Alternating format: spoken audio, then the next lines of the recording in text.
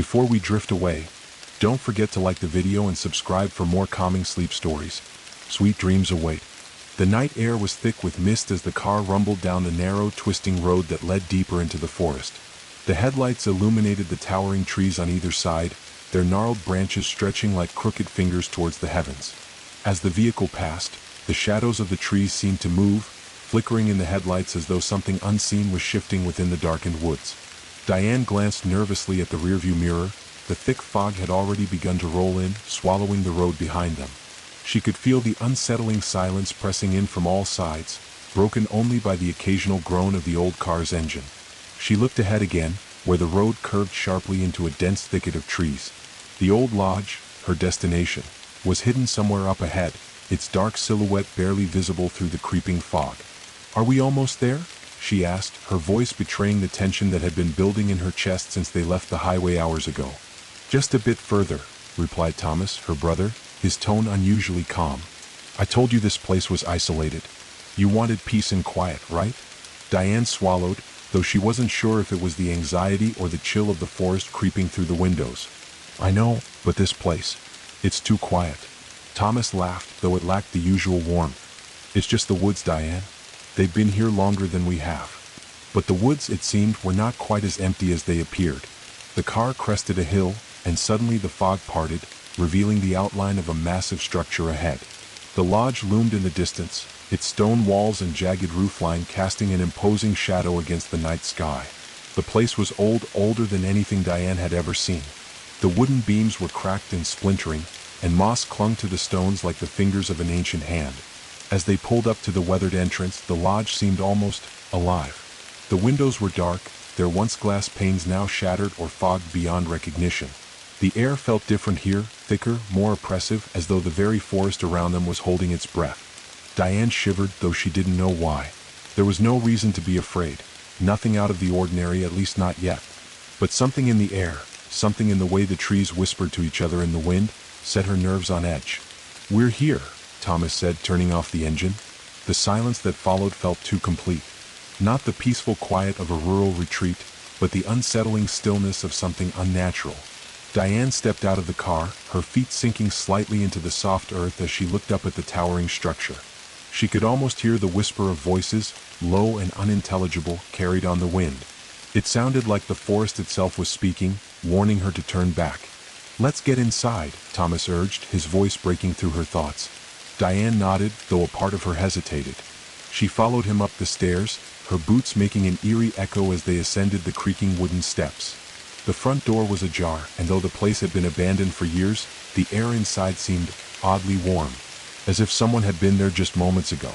A cold draft swept across her skin as they entered, the heavy door swinging closed behind them with a finality that sent a shiver down her spine.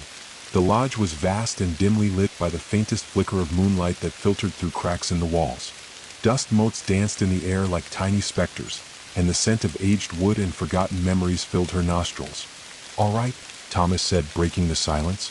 "I'll get the fire going. You can explore a bit, but be careful. The place is falling apart." Diane didn't answer at first. She was too distracted by the strange, almost magnetic pull that the dark hallway seemed to have on her. Every part of her wanted to step deeper into the shadows, to follow the whispers she could just barely make out from the corners of the room. With a reluctant sigh, she wandered down the hall, her footsteps echoing off the stone floors.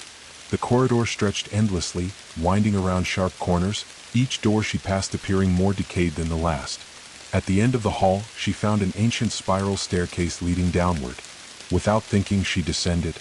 The lower levels of the lodge were colder than she had expected, and the air was thick with the smell of damp stone. There was a strange feeling of being watched, a sensation that made the hairs on her neck rise. It wasn't just the silence, though that was certainly unnerving. It was the sense that something was hidden just beyond her sight, lurking in the shadows, waiting. The deeper she went, the more the walls seemed to pulse, as though the very heart of the lodge was beating beneath her feet. She reached the bottom of the stairs and found herself standing in a large chamber.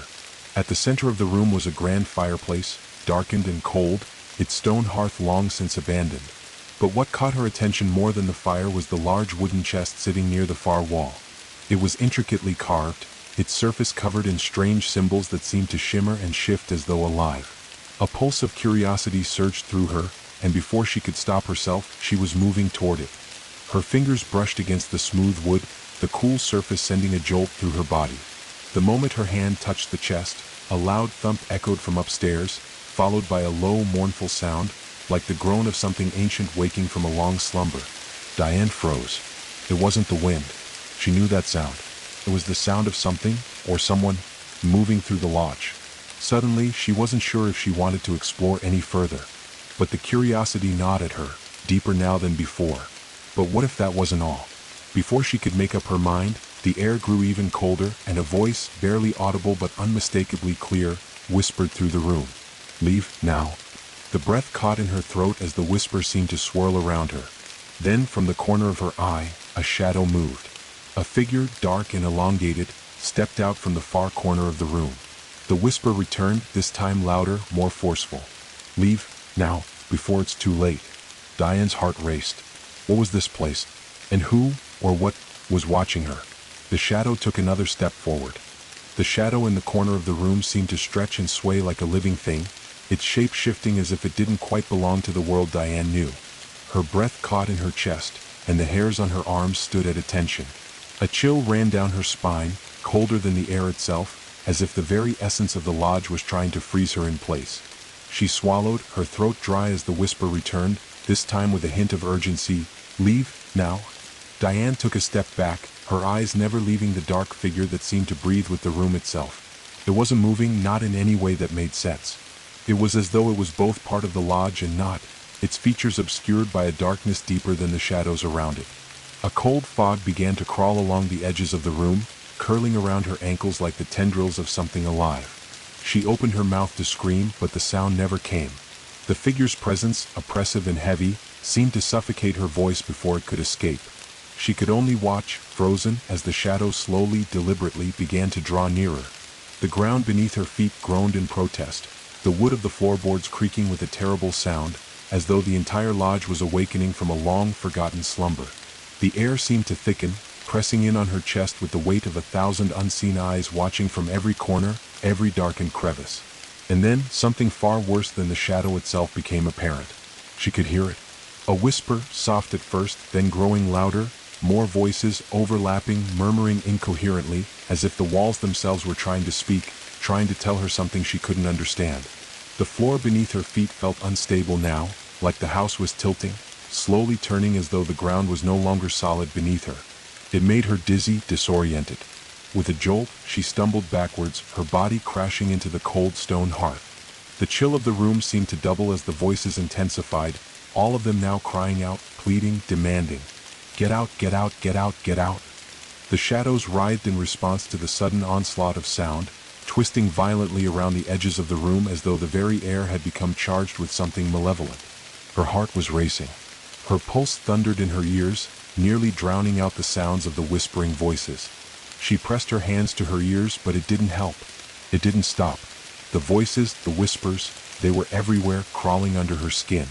And then a scream, a high-pitched, soul-ripping scream, echoed from upstairs.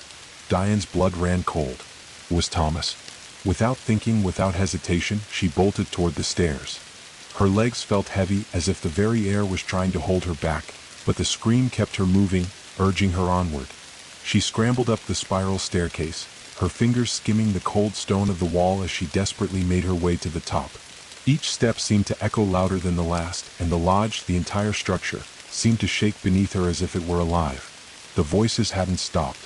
They followed her, swirling in the air, tangling with the very fabric of the house. The further she climbed, the more distorted they became, distorted but also familiar. She reached the top of the stairs and found herself at a long hallway, its dark corners stretched impossibly far.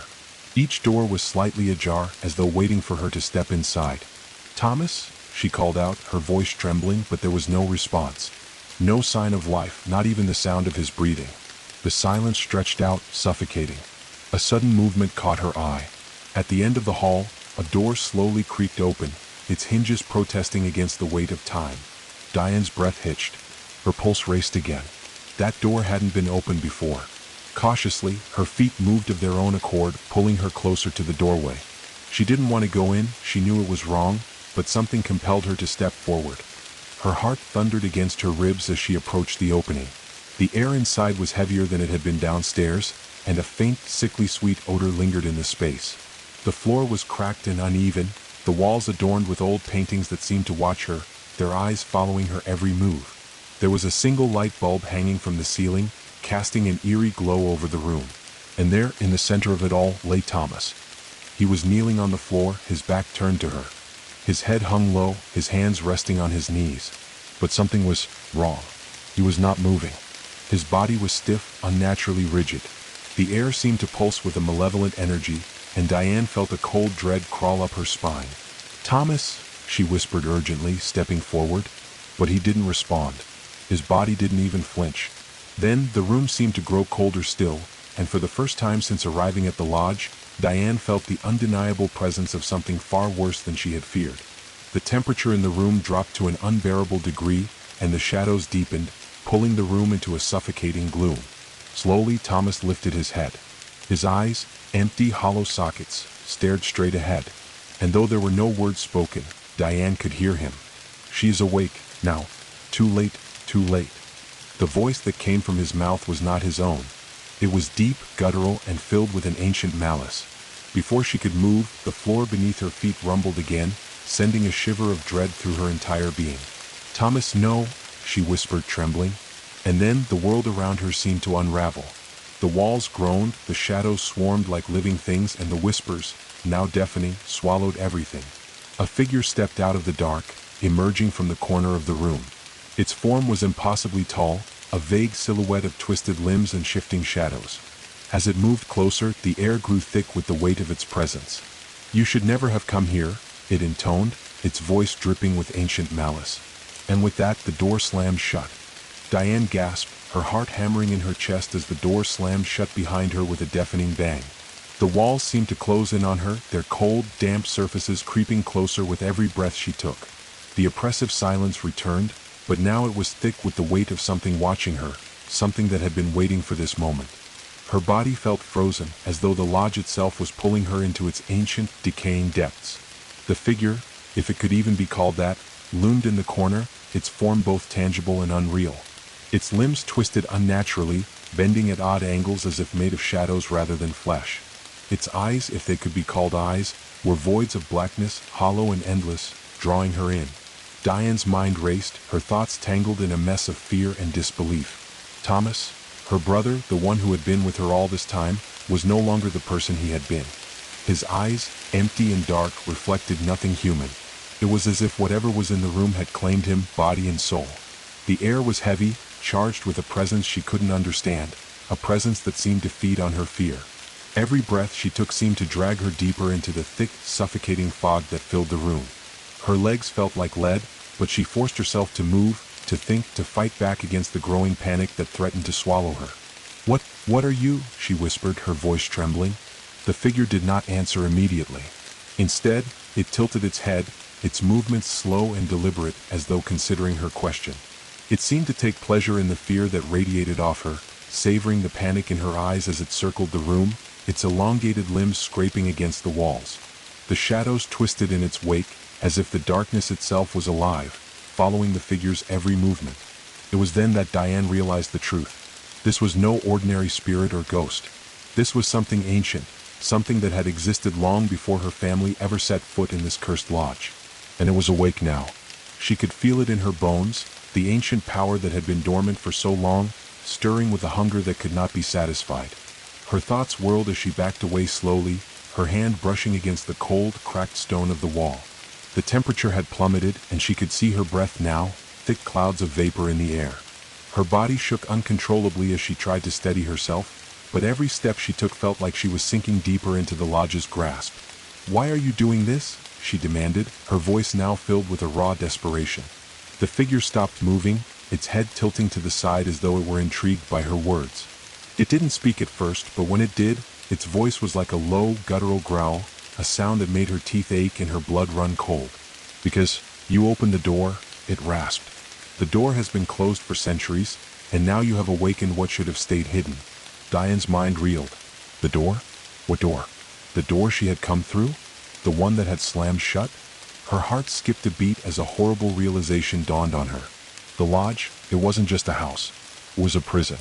A prison that had kept something locked away for centuries, something that was never meant to be freed. And now it was too late. "I didn't mean to," she whispered, her voice barely a breath. "I didn't know." The figure's laughter echoed around her, deep and unsettling. It was a sound that seemed to reverberate through the very bones of the lodge, making the walls groan in protest. The shadows seemed to grow darker, spreading like ink spilled across the floor, creeping up the walls, swallowing the light. "You didn't know," the figure hissed, its voice dripping with mockery.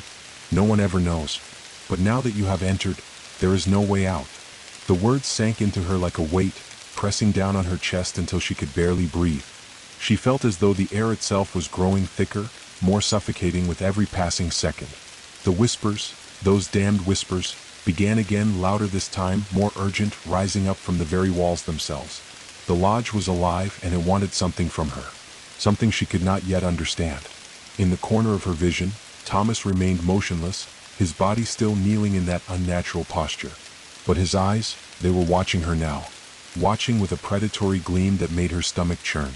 She took another step back, but the figure was moving again, slowly, impossibly slow, like a predator savoring its prey. It did not hurry, did not need to. Diane's heart pounded in her chest as she reached for the door, but it was no use. She could feel the weight of the lodge's grip tightening around her, as though the very air was pressing against her, pushing her back into the room. "Don't bother," the figure crooned. "There is no escape." The shadows swirled faster now, dancing like flames in the corners of her vision. The darkness seemed to grow heavier, pressing in on her from all sides. The room itself was alive, the walls pulsating with energy as though the house was breathing, sighing, groaning under the weight of something ancient and hungry. Diane's pulse raced. She could feel the cold creeping into her bones, the darkness closing in, but she refused to give in. She had to get out. She had to. And then, just as her fingers brushed the cold surface of the door, the figure lunged. In an instant, it was upon her, its twisted form moving faster than anything human. Its hands, clawed and dark as midnight, grabbed her by the shoulders, lifting her off the ground with terrifying ease. Diane let out a strangled scream, but the figure's grip tightened, choking the sound from her throat. "Too late," it whispered in her ear, its breath cold against her skin. "You shouldn't have come. Now you belong to us." Diane struggled, her hands clawing at its grip, but the figure's strength was overwhelming. The shadows around her closed in, pressing against her body, smothering her. She could feel her strength waning, the darkness seeping into her very soul, pulling her under. But then, as though from nowhere, a loud crash reverberated through the room, shattering the oppressive stillness. The figure paused, its head snapping toward the noise. Diane's heart skipped a beat as she recognized the source. It was the sound of the door, her only hope, being forced open. Before she could make sense of what was happening, a second figure appeared in the doorway, this one moving with terrifying speed. The shadows recoiled, retreating from the newcomer as if it were something to fear. "Leave her be," the new figure demanded, its voice low and commanding. The first figure hesitated for only a moment, before releasing Diane and vanishing into the shadows with a growl of frustration. Diane collapsed to the floor, gasping for breath, her body trembling with the aftershocks of terror. She looked up at the new figure, her vision blurred by fear and exhaustion. Who are you?" she managed to croak. The figure stepped forward, revealing itself fully, a tall woman draped in tattered dark robes that seemed to blend with the shadows. Her face was obscured by a hood, but the faint glow of her eyes shone through, burning with an otherworldly fire. "I am the keeper of the lodge," she said, her voice soft but filled with power. "And you have awakened something far worse than you know." Diane's head was spinning, her breath coming in shallow gasps. She tried to push herself up from the cold floor, her muscles stiff and uncooperative, as if the very air in the room had turned leaden. The woman, this stranger who had appeared from nowhere, loomed over her, her silhouette as eerie and commanding as the very shadows that had threatened to devour her moments ago. The woman's eyes, glowing with an unnatural intensity, held Diane's gaze as if she could see into her very soul. The shadows in the room seemed to recede in response to her presence, swirling away like smoke in the breeze. Diane felt a strange mix of awe and fear, unable to move as she stared into those burning eyes. The figure did not speak immediately. She stood there, silent, her presence so powerful that it seemed to bend the very space around her. It was as though the room itself acknowledged her authority, submitting to her will. "You?" Diane's voice was hoarse, barely a whisper, but she couldn't stop herself from speaking. "You saved me?" The woman tilted her head slightly, as if considering the question. Her hooded face remained hidden, but her voice, when it came, was soft and smooth, like a distant echo of the forest itself. "I did not save you, child.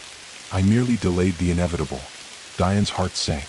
The weight of those words pressed down on her, and she felt a cold shiver crawl down her spine. What did she mean by that? What was inevitable? The terror that had gripped her only moments ago threatened to return in full force, but she tried to steady her breathing, to push back against the overwhelming fear that had already taken root in her chest. "The creature that tried to take you," the woman continued, her voice now carrying a tinge of sorrow, "it is one of many. One of the older ones. The ones that have been here long before the lodge was built." Diane's mind raced as the pieces began to fall into place. The lodge, it's a prison. A prison for whatever that thing was, right? The woman's glowing eyes narrowed ever so slightly. "Yes, but it is more than that. The lodge is a place of binding. The entities trapped here have been bound by the magic of this land for centuries. But you," she paused, the words hanging in the air like a warning, "you and your brother have disturbed something that should have never been disturbed." Diane's pulse quickened. "Thomas?" She looked past the woman, her gaze falling to the spot where her brother had been kneeling moments before. The shadows in the room seemed to shift unnaturally, and her breath caught in her throat when she realized he was gone. The woman's voice dropped to a near whisper. "Your brother is still here, but he is not who he was. The thing that possesses him is only one part of what you've awakened. The shadows in this place are ancient, and they have been waiting." Diane stood up unsteadily, her legs weak beneath her. The air was thick with tension, and the ground beneath her seemed to pulse, as though the lodge itself was alive, watching, waiting. "Waiting for what?" she asked, her voice trembling. "What are they waiting for?" The woman did not immediately answer, but instead turned her gaze toward the far wall, where the faintest shimmer of light flickered at the edge of her vision. Slowly, she raised a hand, the long, delicate fingers outstretched as if she were tracing some invisible line in the air. The shadows in the room seemed to follow her movements, creeping along the walls, shifting and coiling like serpents. "What is this place?" Diane's voice was barely more than a breath, but she couldn't stop herself from asking. "It is a prison and a tomb," the woman replied. "The lodge was built upon ancient grounds where old magic still flows. Magic that was meant to bind, to contain, to keep the darkness at bay. But that magic is dying, and with it, the creatures that were bound here are waking once more." A distant howl echoed through the lodge, far off but unmistakable. It was not the wind. It was a voice, a cry of hunger, deep and primal. Diane's stomach churned. "The creatures, what do they want? Why are they here?" The woman's eyes flickered with a strange sorrow, but there was no pity in them. Only the cold understanding of someone who had witnessed this nightmare unfold before countless times. "They want freedom. The entities that were bound here, they are not of this world. They are creatures from the darkest corners of existence, beings that feed on fear and darkness. They were imprisoned, yes, but not destroyed. And they wait. Wait for the magic that binds them to weaken. Wait for someone like you to open the door." Diane's blood ran cold. The door. She remembered the way it had slammed shut behind her as she entered the room with Thomas. The door to the lower chambers of the lodge, the one she had been drawn to earlier. Could it be that the thing in the shadows had been waiting for her to open it? "Your brother opened it," the woman continued, her voice low and heavy. "Not with his hands, but with his mind. He is weak, he is not strong enough to resist what has taken root inside him." Diane's chest tightened. She could feel the panic rising again, sharp and sudden, clawing at her throat. "How do I save him?" she asked, her voice desperate. The woman's lips parted slightly as though she were about to speak, but she hesitated.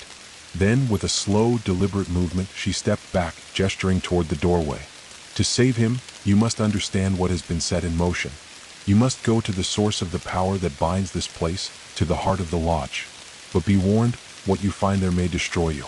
And once the door is open, you cannot close it again. Not without the cost of a soul." The air seemed to thicken as her words settled over Diane like a shroud. She could feel the weight of the woman's gaze on her, the burden of her warning. For a moment, she stood frozen, unable to move or speak. The terror of the unknown, of what lay beyond the walls of the room, in the heart of the lodge, gripped her like a vice. But there was no choice. If there was any hope of saving Thomas, she had to go forward. "Where is it?" Diane finally asked, her voice barely audible. The woman pointed toward the far end of the room, where an ancient archway stood. The stone was worn, its surface covered in symbols that seemed to shift as Diane's eyes passed over them, almost as if they were alive. "Through there," the woman replied. "But be careful. The heart of this place is not what you think. There are things beyond your understanding there, things that were never meant to be known." Diane nodded, though the weight of the woman's warning felt like chains on her limbs. Still, she turned toward the archway, her feet moving with a mind of their own. Before she stepped into the darkness beyond, the woman spoke once more, her voice carrying the weight of countless years of suffering. "Once you open that door," she said, "you will be bound to this place. Whether you return or not, the lodge will always know your name." Diane paused at the archway, the shadows beyond it swirling and writhing like living things, and took a deep, steadying breath. Then she stepped forward. Diane's feet faltered as she crossed the threshold of the archway, her heart pounding in her chest. The moment she passed through, the temperature dropped sharply, her breath coming in visible bursts as the cold seeped into her bones. The air here felt thick, suffocating, a far cry from the relatively stale atmosphere she had left behind in the previous room. The shadows seemed to grow deeper, pressing against her as if the very darkness itself were alive, moving with purpose. The walls, too, were different here, smooth stone, polished like obsidian, though black and glistening with a strange iridescence. They pulsed, just slightly, as though they were breathing, as though the lodge was somehow connected to her own heartbeat. She hesitated for a moment, looking back at the archway she had just passed through. The doorway was gone now, swallowed by the shifting shadows, leaving no trace that it had ever existed. Diane felt a surge of panic. The lodge was closing in on her. This place was not meant for escape. It was meant to trap. But there was no turning back. "Thomas," she whispered, her voice shaking as she pressed on. "I'm coming. Please hold on." The further she walked, the more the air seemed to warp around her, thick with the smell of damp earth and something else, something acrid and faintly decayed. The floor beneath her feet was uneven, and every step she took seemed to echo far too loudly in the silence. It was as if the walls themselves were listening, waiting. The passageway stretched on endlessly, the stone walls curving like the inside of a twisted cavern. Faint flickers of light shone intermittently from cracks in the walls, their glow almost like fireflies, yet not warm in the slightest.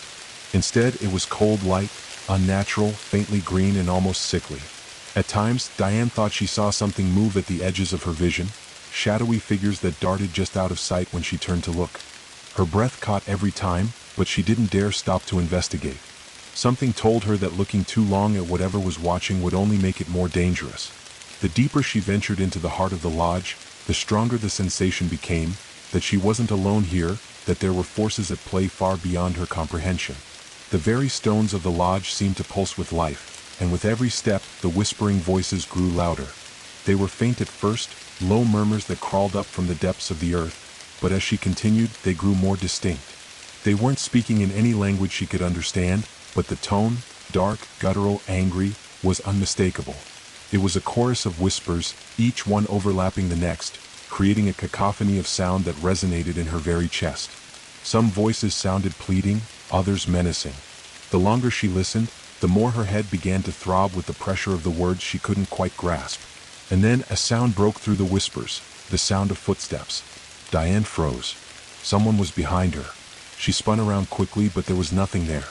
The shadows danced on the walls, swaying like living things in the dark, but no figure materialized. The footsteps stopped as suddenly as they had begun.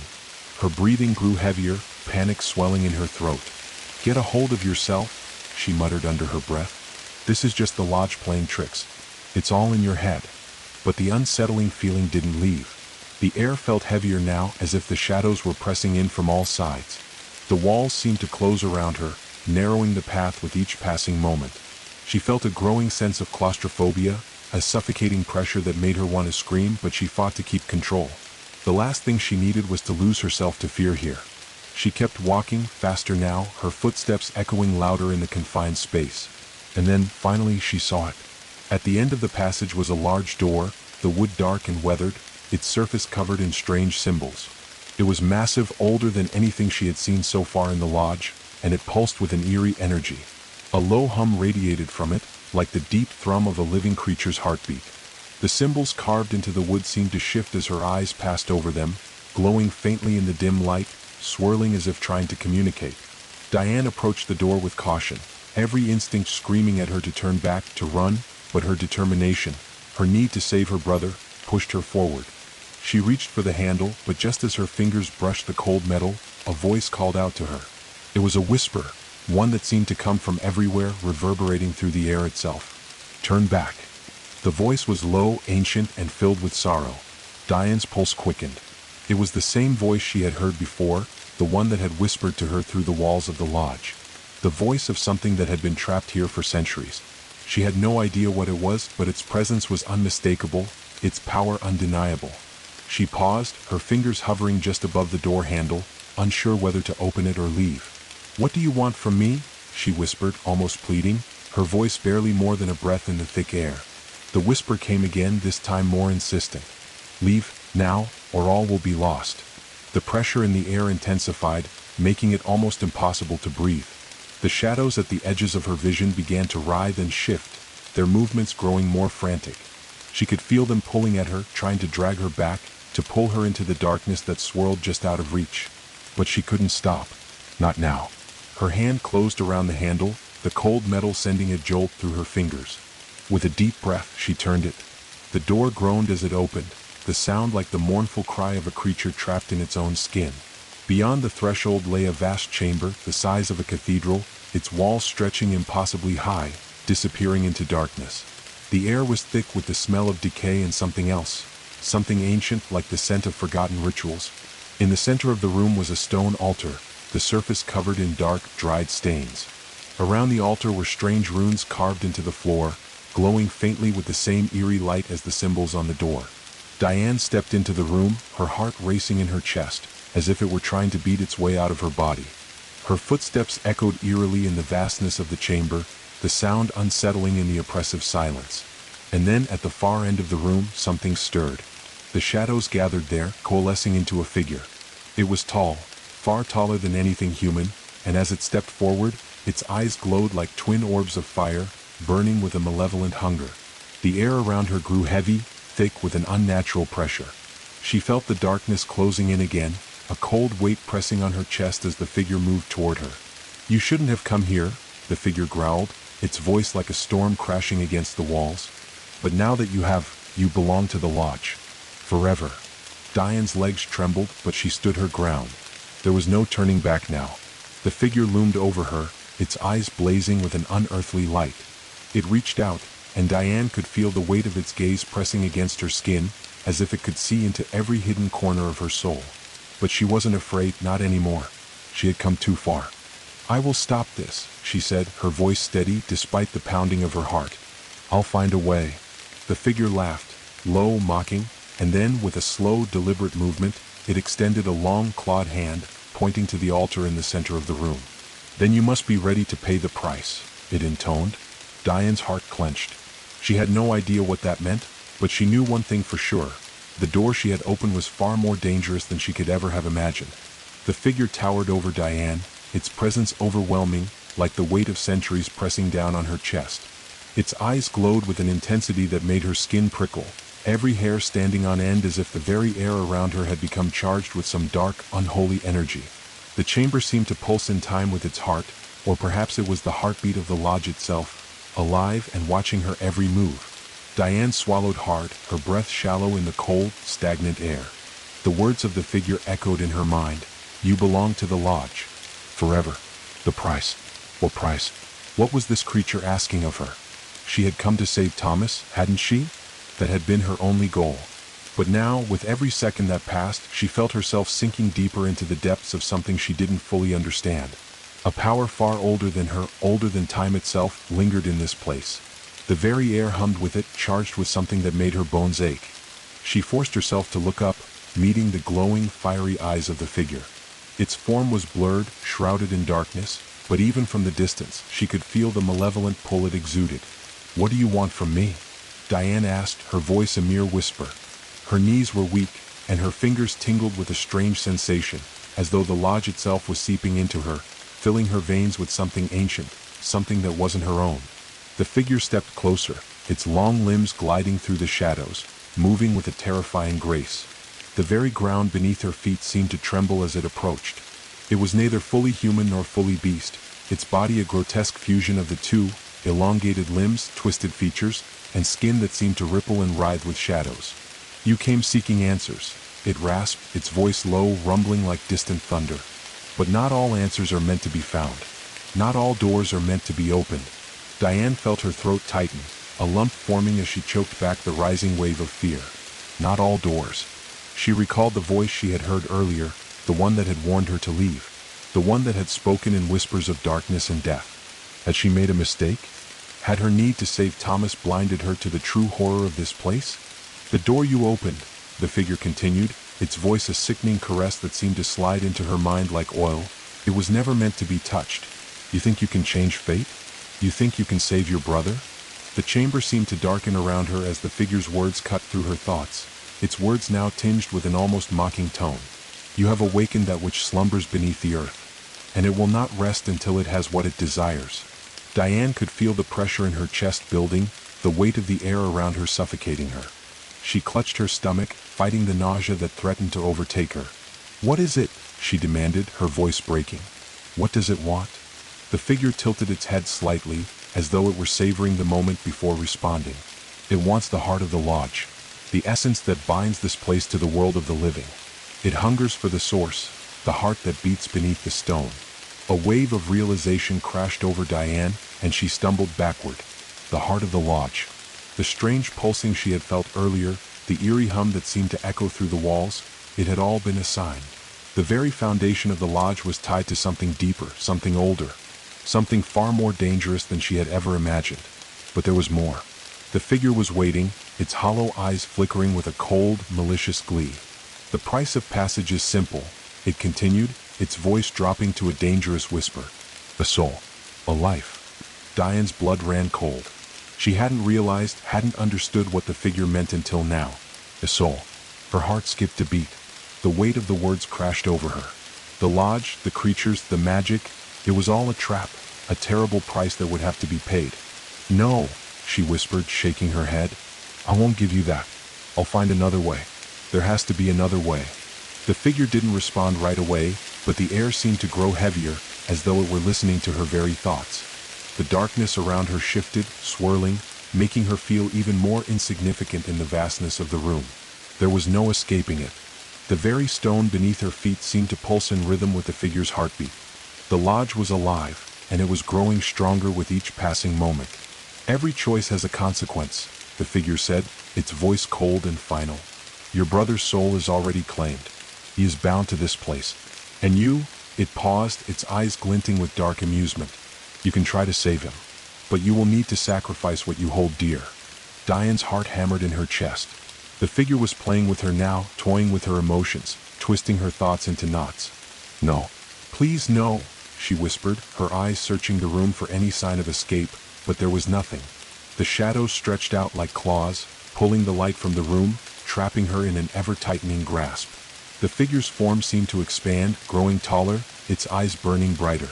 Your brother's fate is sealed. The only way to save him is to offer something greater. A life for a life. Diane staggered back, her mind racing. She had no choice, no real power here.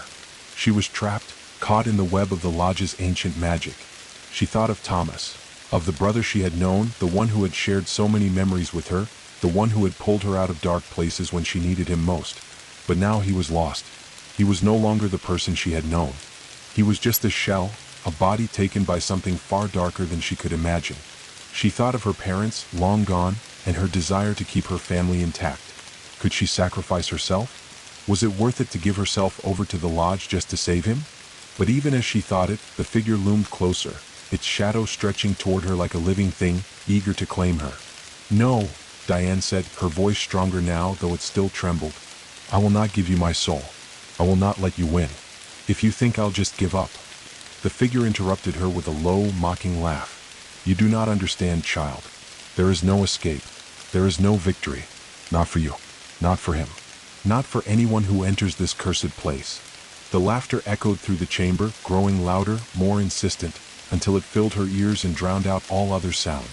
Suddenly, Diane's mind snapped back to the reality of her situation. She was trapped. There was no way out. Her feet were rooted to the ground, her thoughts consumed by the suffocating presence of the lodge and the thing standing before her. Her heart beat faster and faster, the panic threatening to swallow her whole. The figure reached out one elongated hand, its fingers clawed and blackened, and as it moved toward her, Diane felt the shadows surge forward, their tendrils reaching for her very soul. But then, something unexpected happened. A light. A faint, flickering glow appeared from the corner of the room, small at first but growing stronger, brighter. It was not from the figure, but from the far side of the chamber where the altar stood. Diane's eyes snapped toward it, and in that moment she saw it. A shape, a figure, standing in the light. It was a man, draped in ancient robes, his face obscured by a hood, but there was something about him that was different. He was not like the figure that towered over her. He was not made of darkness. The shadows recoiled at his presence, like they were afraid of him. And in that instant Diane knew. This was the key, the answer. But what would it cost to gain it? Would she be strong enough to face the true price of saving Thomas? The figure in front of her snarled, a vicious sound, its eyes flashing with rage as it turned to face the new arrival. Leave, it hissed. This is my domain. You have no place here. The man didn't speak. He simply raised a hand toward Diane, and in that moment, everything changed.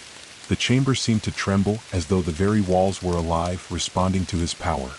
You have no choice now, the figure said to Diane, its voice low and predatory.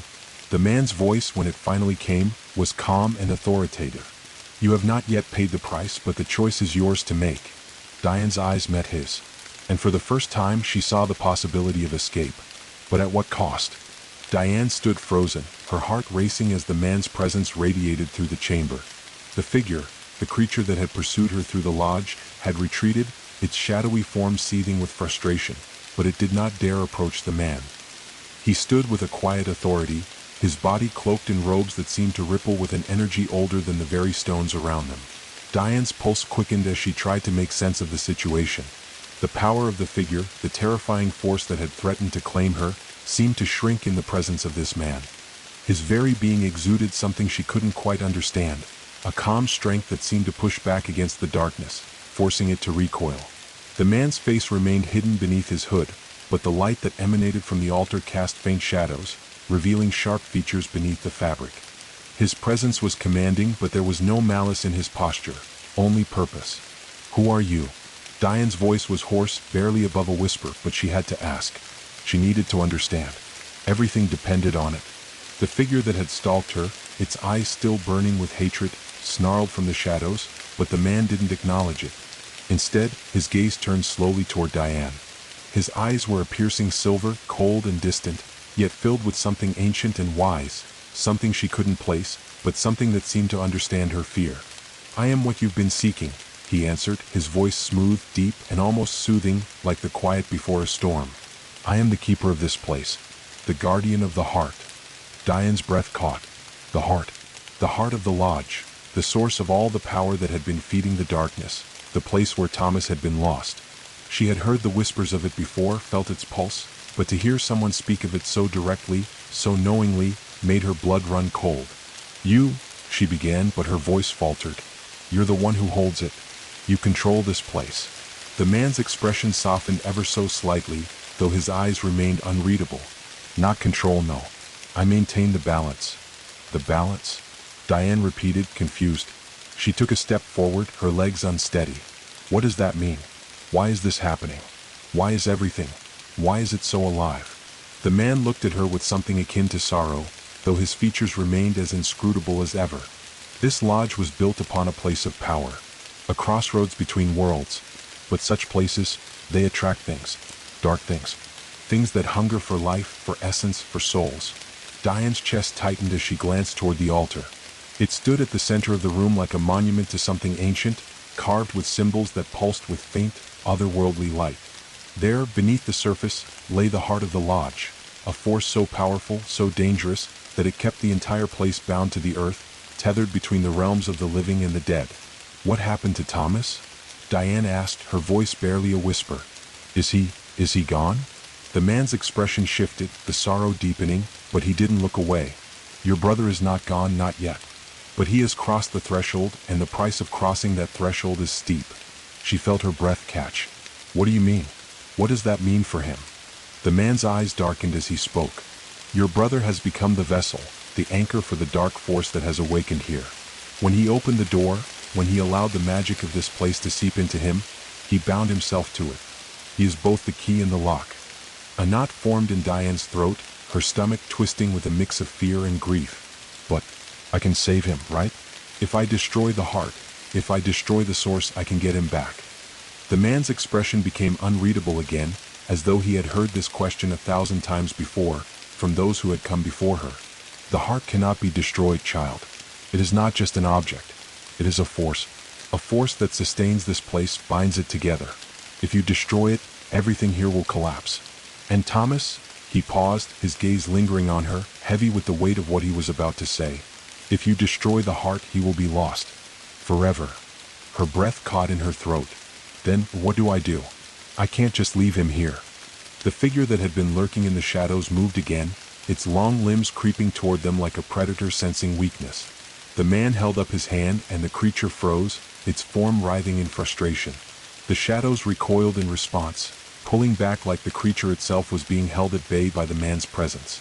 You must make a choice, Diane, the man said, his voice suddenly grave. The heart of the lodge feeds on life, on fear, on darkness. It has lived for centuries, feeding off the souls that wander into its grasp. But Thomas is more than a vessel. He is a key. If you choose to save him, you must take his place. Diane's world spun. She could hardly believe what she was hearing. What do you mean, take his place? You mean? The man nodded slowly. The darkness within your brother cannot be contained without a vessel. If you wish to save him, you must bind yourself to the heart. You must become the anchor. But be warned, once you do, you will be bound to this place, to the lodge, to the dark force that sleeps beneath it. The weight of his words settled over her like a suffocating blanket, and for a moment, Diane couldn't breathe. She staggered back, her hands trembling. This was more than she had ever bargained for. She had thought she was here to save her brother. But what was she really saving him from? Then, what happens to me? She asked, her voice thick with fear and desperation. If I take his place, what happens to me? The man's eyes softened, and for the first time, Diane saw something like pity in them. You will become the vessel, the one who holds the power of the lodge. You will feel it, the pull of the darkness, the constant hunger, the weight of the souls that have passed through here before. You will become the keeper of the heart, bound to this place forever. The creature in the shadows let out a low growl, the sound resonating in the chamber like the call of something ancient and primal. Diane closed her eyes for a moment, the gravity of the decision crashing over her. She thought of Thomas, his laugh, his smile, the way they had played together when they were children. He was still her brother. She couldn't lose him. But the price, the cost of saving him seemed too great, too heavy for one person to bear. I don't know if I can do that, she said, her voice trembling. I don't know if I can choose. The man stepped forward, his presence calming in its own way, yet still filled with an undeniable weight. You don't have to choose yet, he said gently. But know this, every choice has a consequence. Every life here is tied to the heart, to the lodge. And every soul that crosses this threshold leaves something behind. You may not be able to undo the damage that has already been done, but you can still make a choice. Your brother's soul or your own. Diane's mind raced. She wanted to save Thomas. She had to. But the thought of taking his place, of becoming a permanent part of the lodge, of being bound to its dark magic for eternity, it was a horrifying thought. Could she really bear the weight of it all? She closed her eyes again, feeling the pressure of the moment. Time seemed to stretch out, the silence in the chamber growing deafening. And then a soft whisper echoed in her mind. Do what you must. It wasn't her voice, but Thomas's. She could feel it, his presence reaching out to her, even in the midst of this nightmare. Diane's heart tightened in her chest. She knew what she had to do. But the cost would be higher than she had ever imagined. I'll save him, she whispered, her voice steady despite the fear that threatened to engulf her. I'll take his place. The man nodded, his silver eyes gleaming with understanding. Then the path is set. And with those words, the chamber seemed to tremble, the heart of the lodge pulsing with dark, hungry energy. The figure in the shadows howled in fury as the power of the choice took root. Diane stepped forward towards the altar and towards her fate. As Diane stepped forward, the darkness in the chamber seemed to thicken around her, as though it were alive, responding to her decision. The air grew heavier, suffocating, and her breath became shallow as she crossed the threshold toward the altar. The heart of the lodge pulsed at the center, its rhythmic thumping filling the space, reverberating deep within her chest. It felt like a living, breathing thing, something that had been awake for far too long, waiting for this moment. The shadows writhed at the edges of the room, their movements sharp and erratic, as if sensing the shift in power. Diane could feel the pressure in the air, the weight of the decision pressing down on her, squeezing the very breath from her lungs. The creature in the shadows growled low, its voice a soft, guttural sound that seemed to reverberate through the stone walls. The man, the keeper of the lodge, watched her silently, his silver eyes unreadable, yet filled with a strange sense of understanding, as though he had seen this moment unfold countless times before. He made no move to stop her. Instead, he stood in stillness as if waiting for the final act to play out. Diane's legs felt weak beneath her, each step toward the altar like moving through thick tar. She reached the stone slab, its surface cold and slick, streaked with ancient stains, its edges lined with the same runes that had appeared throughout the lodge. The runes glowed faintly, casting an eerie, unnatural light in the dim chamber, their symbols twisting and shifting as if they had a mind of their own. At the center of the altar was the heart, its form shrouded in dark, pulsing energy, its surface slick with something black and viscous. It wasn't a heart in the way that Diane understood it. This was no organ, no biological creation. It was something far darker, something older. It was as if the very essence of the lodge had coalesced into this singular form, a heart of raw, undiluted power that had been feeding on souls for centuries. Diane's heart hammered in her chest, her breath catching in her throat. The choice she had made felt final now, there was no turning back. She had agreed to take her brother's place. She had agreed to become the vessel, to anchor the darkness within her, to bind herself to the very heart of this cursed place. But as she reached out toward it, a voice echoed in her mind. It was soft at first, like a whisper carried on the wind, but it grew louder with each passing moment, until it was all she could hear. "Do not do this." It was Thomas's voice, the voice she had longed to hear. It wasn't like before, distant, like a memory. This time it was full of desperation, full of fear. Diane's heart clenched at the sound of it. "Diane, I don't want you to do this." She hesitated, her fingers inches away from the pulsing heart, her hand trembling as the weight of the decision pressed down on her once more. Could she truly do this? Could she become the thing she feared most, one with the lodge, bound to its hunger forever? "Thomas," she whispered, her voice cracking. She wanted to reach out, to call to him, to bring him back, but the words were caught in her throat, trapped by the power of the lodge, by the shadows that surrounded them both. The voice in her mind persisted, growing more frantic. "Please, Diane, I don't want you to become part of this. I don't want to lose you." But Diane knew deep down that she had no choice. Thomas had already been lost to the lodge. She had come this far to save him, and if taking his place was the only way to free him, then she would do it. For him. For the brother she had known. Her fingers brushed against the heart, and a shockwave of energy ran through her entire body. The air crackled with power, the runes on the altar flaring with light as the heart pulsed violently, as if it recognized her touch.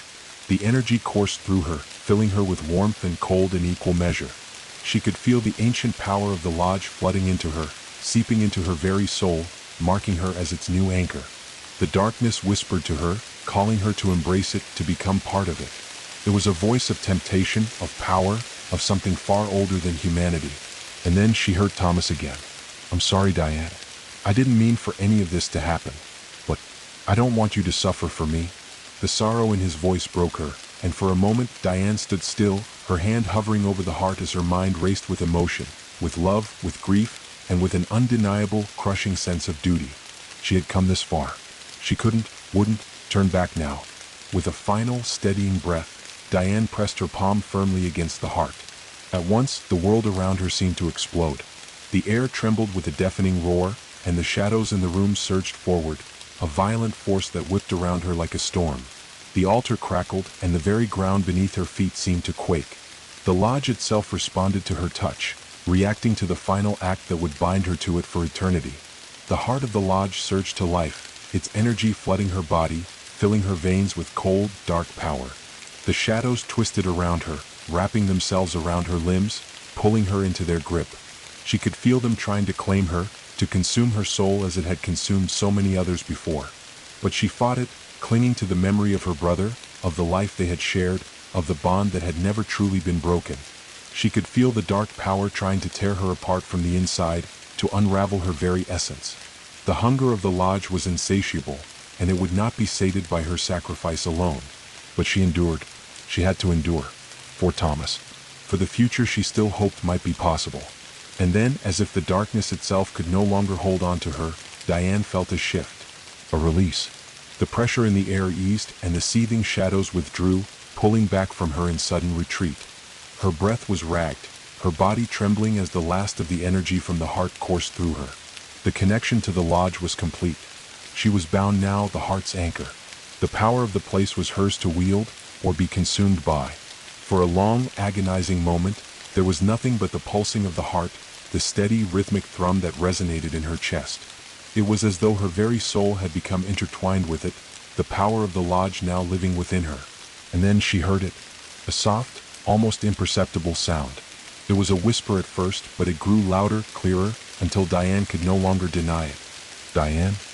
Her heart skipped a beat. It was Thomas's voice, so clear now, so full of warmth. Diane, you've done it.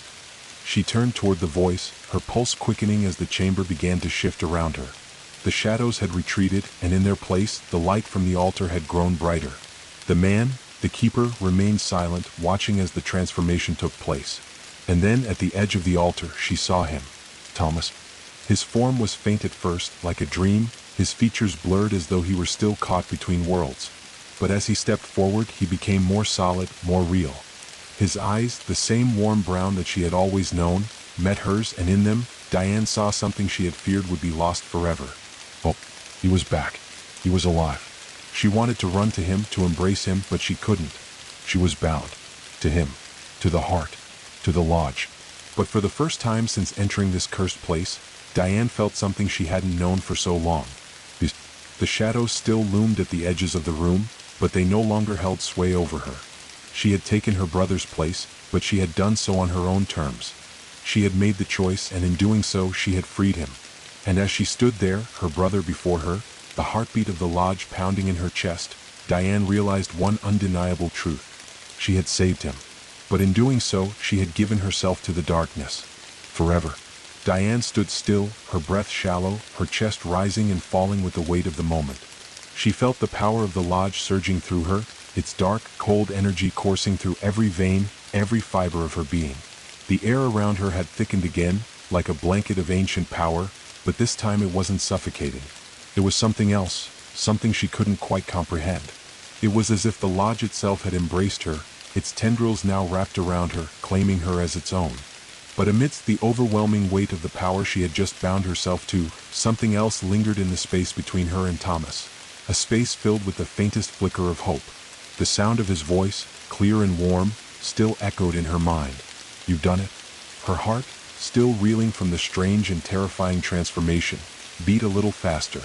She wanted to reach out to him, to pull him close and hold him, to feel the warmth of his living body against her own. But as she moved toward him, something pulled her back, a wave of force rippling through her, as if the lodge itself was keeping her from crossing the distance. It was subtle but undeniable. Thomas's form flickered, like a candle flame caught in a breeze, wavering between the physical world and something else. He was there, she could see him, feel his presence, but his essence was still tethered to the lodge, still bound by the power that she had chosen to embrace. And now they were both tethered to it. Thomas, her voice cracked, strained with the raw emotion that surged within her. She reached out, her hand trembling as she extended it toward him. He smiled at her, but it wasn't the smile of the brother she had known. This smile was gentle, filled with something bittersweet, and it caused a knot to form in her throat. I'm here, he said softly, his voice just above a whisper, carrying a faint echo of something ancient, as though it came from the depths of the lodge itself. I'm here because of you. Diane's heart ached with the weight of his words.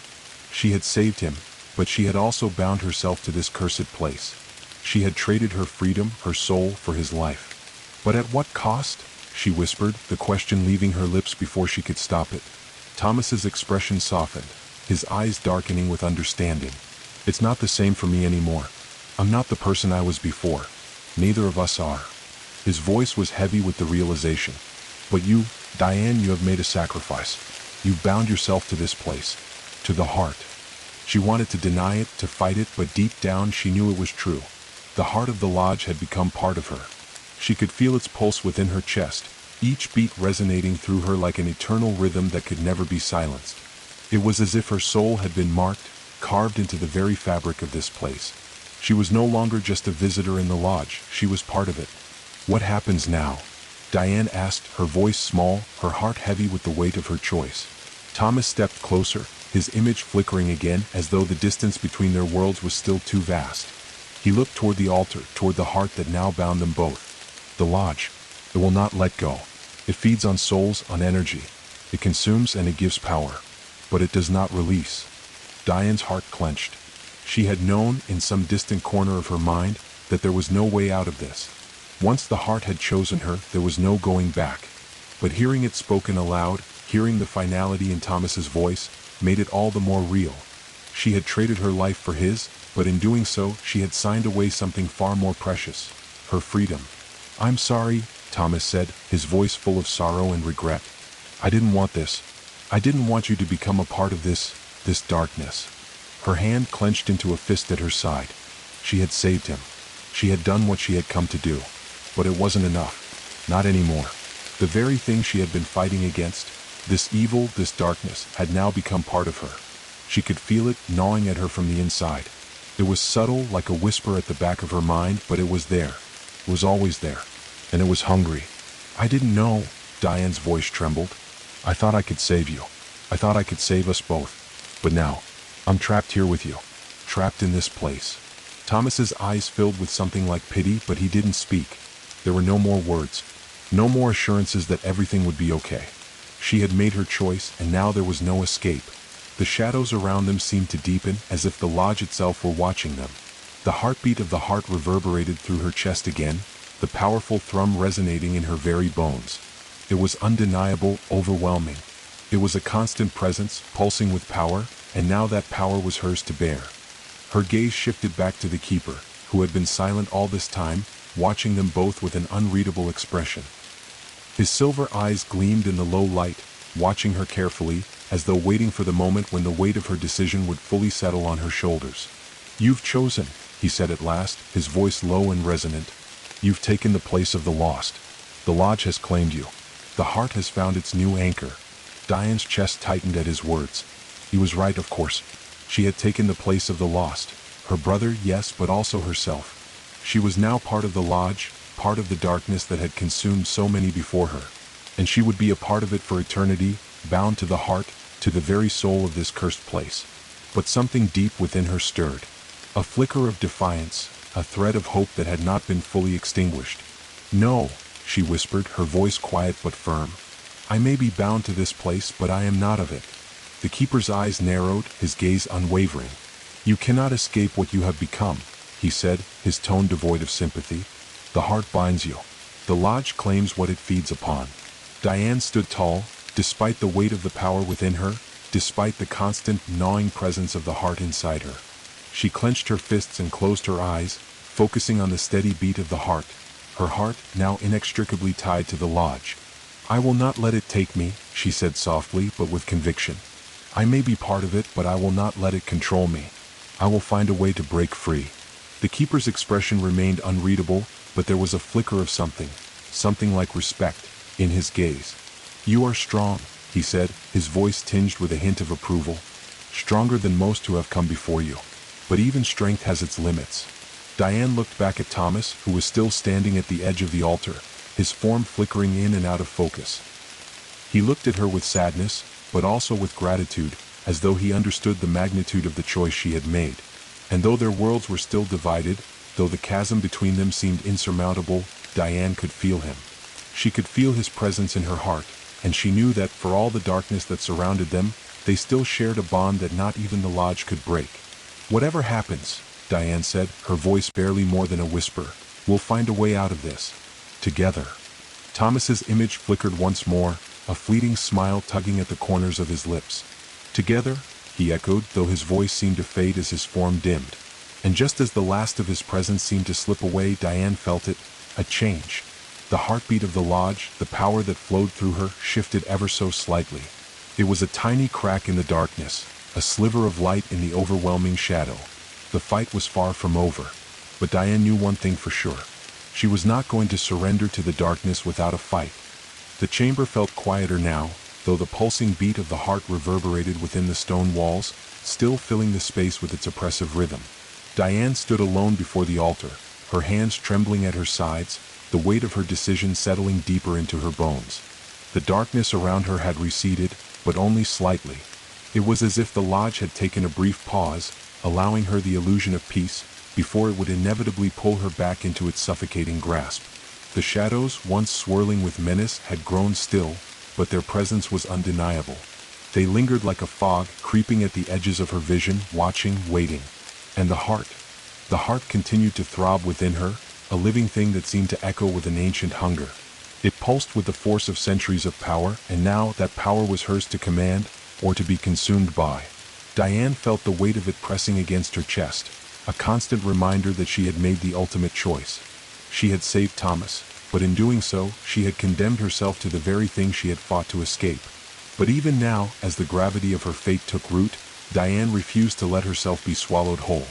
She wasn't just a vessel for the lodge, for its hunger. She wasn't just a prisoner of its power. She was still herself, and she would fight to keep it that way no matter what. Her eyes flicked toward the keeper, whose silver eyes still watched her with a calculating, yet almost appreciative gaze. He had not moved since she had made her choice. His silence was heavy, filled with a quiet understanding, and yet there was something about him that made her uneasy. He had seen all this before. He had watched others choose, and he knew what happened afterward. But Diane was not like the others. She was different. She would make sure of it. "What happens now?" she asked, her voice steady despite the storm of emotions raging inside her. The keeper regarded her for a long moment before speaking, his voice deep, filled with the weight of centuries. "Now you learn what it means to be bound to the heart. You learn what it means to carry its burden." Diane's heart skipped a beat at his words. Burden. She had always known that there would be a cost, but she hadn't truly understood what it meant to bear that cost. "You are not simply its anchor, Diane," the keeper continued, his eyes narrowing as if he were seeing straight into her soul. "You are its keeper. The heart feeds on fear, on life, on essence, but it also demands control. It demands submission. And unless you learn to control it, unless you learn to wield the power you've taken into yourself, it will break you." His words hung in the air, heavy with threat and truth. Diane clenched her fists, the energy from the heart thrumming through her, making her skin tingle. The pulse was constant, a living rhythm that matched the beat of her own heart. It was now part of her, but she was not part of it, yet. She had not yielded to it, not fully. "I won't let it break me," Diane said firmly, her voice carrying the weight of her resolve. "I won't let it control me." The keeper's lips curled into a faint, almost imperceptible smile. "You believe you have the strength to resist its pull. But the lodge has claimed you. And once it has claimed you, it does not let go." He turned away from her then, his long, shadowy form moving toward the far end of the chamber, where the walls seemed to shift and grow darker. His words hung in the air like the echo of a warning, but Diane didn't flinch. She had made her choice. She had accepted her fate. Now it was time to take control of it. Her eyes fell once more to the altar, to the heart that pulsed before her. It seemed to call to her, its dark energy swirling around her, beckoning her to sink deeper into its power. She could feel it in the depths of her chest, its presence as constant as her own heartbeat. It was like a fire inside her, both consuming and empowering, as if the fire would either burn her alive or ignite a strength she hadn't yet discovered within herself. She stepped closer to the altar, her fingers brushing the stone once more, and the pulse of the heart seemed to quicken in response. The power surged through her, but she held her ground. Her breath quickened, but her resolve remained steady. This was her test. This was the moment she would either break or rise. The keeper's voice broke through her thoughts. "You think you can control it? Think you can fight the hunger of the heart?" He turned slowly, his eyes gleaming with quiet amusement. "Every soul that has come before you has believed that they could master the heart. All have failed. You are no different." Diane swallowed hard, but she did not back away. She had already lost too much to turn back now. "I'm not like them," she said, her voice fierce, stronger than she had ever heard it before. "I will not be consumed. I will learn to control it. I will find a way to break free." The keeper's eyes darkened, and the shadows in the room seemed to stretch and pulse in time with the heart's thrum. For a moment, the air grew thick with tension, and Diane could feel the darkness pressing in on her from all sides. The walls seemed to close in, the shadows swirling like a storm on the edge of a cliff. Then, in a whisper that felt like the very essence of the lodge itself, the keeper spoke again. Then prove it. With that single command, the air around Diane seemed to shift. The darkness that had once been a passive force now surged forward with ferocity, an all-encompassing living presence. It lashed out like a whip, coiling around her, testing her strength, her resolve. Diane gasped as the shadows wrapped around her, their cold tendrils curling around her limbs, squeezing tighter and tighter, their pressure building with every passing second. Her vision blurred, and the pulse of the heart in her chest felt like it was drowning her, its beat growing louder, faster. The energy within her surged, trying to break free, to assert itself, but Diane fought against it, struggling to maintain control. She could feel it now, the hunger. It was like a terrible void, an emptiness that reached deep inside her, clawing at her soul, demanding more. The shadows beckoned her, pulling her deeper into the lodge, into the heart. They promised power, but they also promised destruction. "Do you feel it?" the keeper asked, his voice low, taunting. "Do you feel the hunger? The power that will consume you if you do not bow to it?" Diane clenched her jaw, forcing herself to stand tall. She could feel the shadows pressing in on her, could feel the darkness creeping into every corner of her mind. But she didn't give in. She wouldn't. "I won't bow," she whispered through gritted teeth, her body trembling but unyielding. "I won't become what you want me to be." And as if the very walls of the lodge had heard her words, the shadows recoiled, pulling back for just a moment. The pressure in her chest eased, and the pulsing of the heart slowed, its rhythm steady but no longer overwhelming. The keeper's smile faded, and for the first time, Diane saw a flicker of something like respect, in his eyes. He stepped forward, his long, shadowed form gliding toward her with an almost predatory grace. "You have strength," he said quietly, as if assessing her. "But the heart is not easily controlled. It does not bend to willpower alone. It takes more. It demands sacrifice." Diane met his gaze, her chest rising and falling with the effort to breathe. "I will give whatever it takes," she said, her voice unwavering, "but I will never be its servant." For the briefest moment, silence settled over the room. The keeper studied her, his eyes cold and unreadable. And then, finally, he nodded, slowly, almost imperceptibly. "Then you have taken the first step," he said, his voice low and resigned. "But the journey ahead is not one you can walk alone." Diane's heart beat faster. She had made her choice, but she had only just begun to understand the true weight of it. And now the real test was about to begin. The heart of the lodge had claimed her, and she would fight to the end to reclaim herself. Diane stood at the edge of something ancient, something powerful, a precipice beyond which there was no returning. The keeper's words echoed in her mind. The journey ahead is not one you can walk alone. She had made her choice. She had sealed her fate. The darkness of the lodge had seeped into her very soul, and now, it pulsed inside her with each beat of her heart. It was an undeniable presence, heavy and cold, constantly pressing against her. The power she had claimed was both a gift and a curse, a force that could either break her or make her stronger than she had ever imagined. The keeper stood before her, his presence as calm and impenetrable as the shadows that clung to the walls. He had been watching her, studying her every movement, as though waiting for her to reveal her true self. And yet, Diane knew that despite everything he had said, despite the challenge in his eyes, she was not finished. This was only the beginning. The darkness still whispered to her, its voice like the rustling of dry leaves in the wind. It promised strength, but at a price. It beckoned her, urging her to give in, to embrace its hunger, to become one with the power that now coursed through her veins. But she resisted. She had to resist. "I will not bend," she whispered to herself, the words a vow, a mantra that anchored her in the storm of energy and shadows. She could feel the pulse of the heart within her, thumping loudly in her chest, an unrelenting force that seemed to push against her resolve. But she would not let it consume her. The keeper's eyes shifted, narrowing slightly. "You are strong, Diane," he said, his voice deep, almost reverent. "But strength alone will not protect you. The heart takes what it wants, and it will not be easily appeased." Diane clenched her fists, her nails digging into the palms of her hands as she stood tall before him. "I'm not afraid of it," she said, her voice steady, even though her heart was pounding in her chest, fighting to control the raging tide of darkness within her. "I can control it. I will control it." The keeper studied her silently for a moment, his expression unreadable, his gaze almost unervingly calm. "We shall see," he murmured, his voice like the whisper of the wind before a storm. "But remember, control is an illusion. The heart will find your weakness, and when it does, it will break you."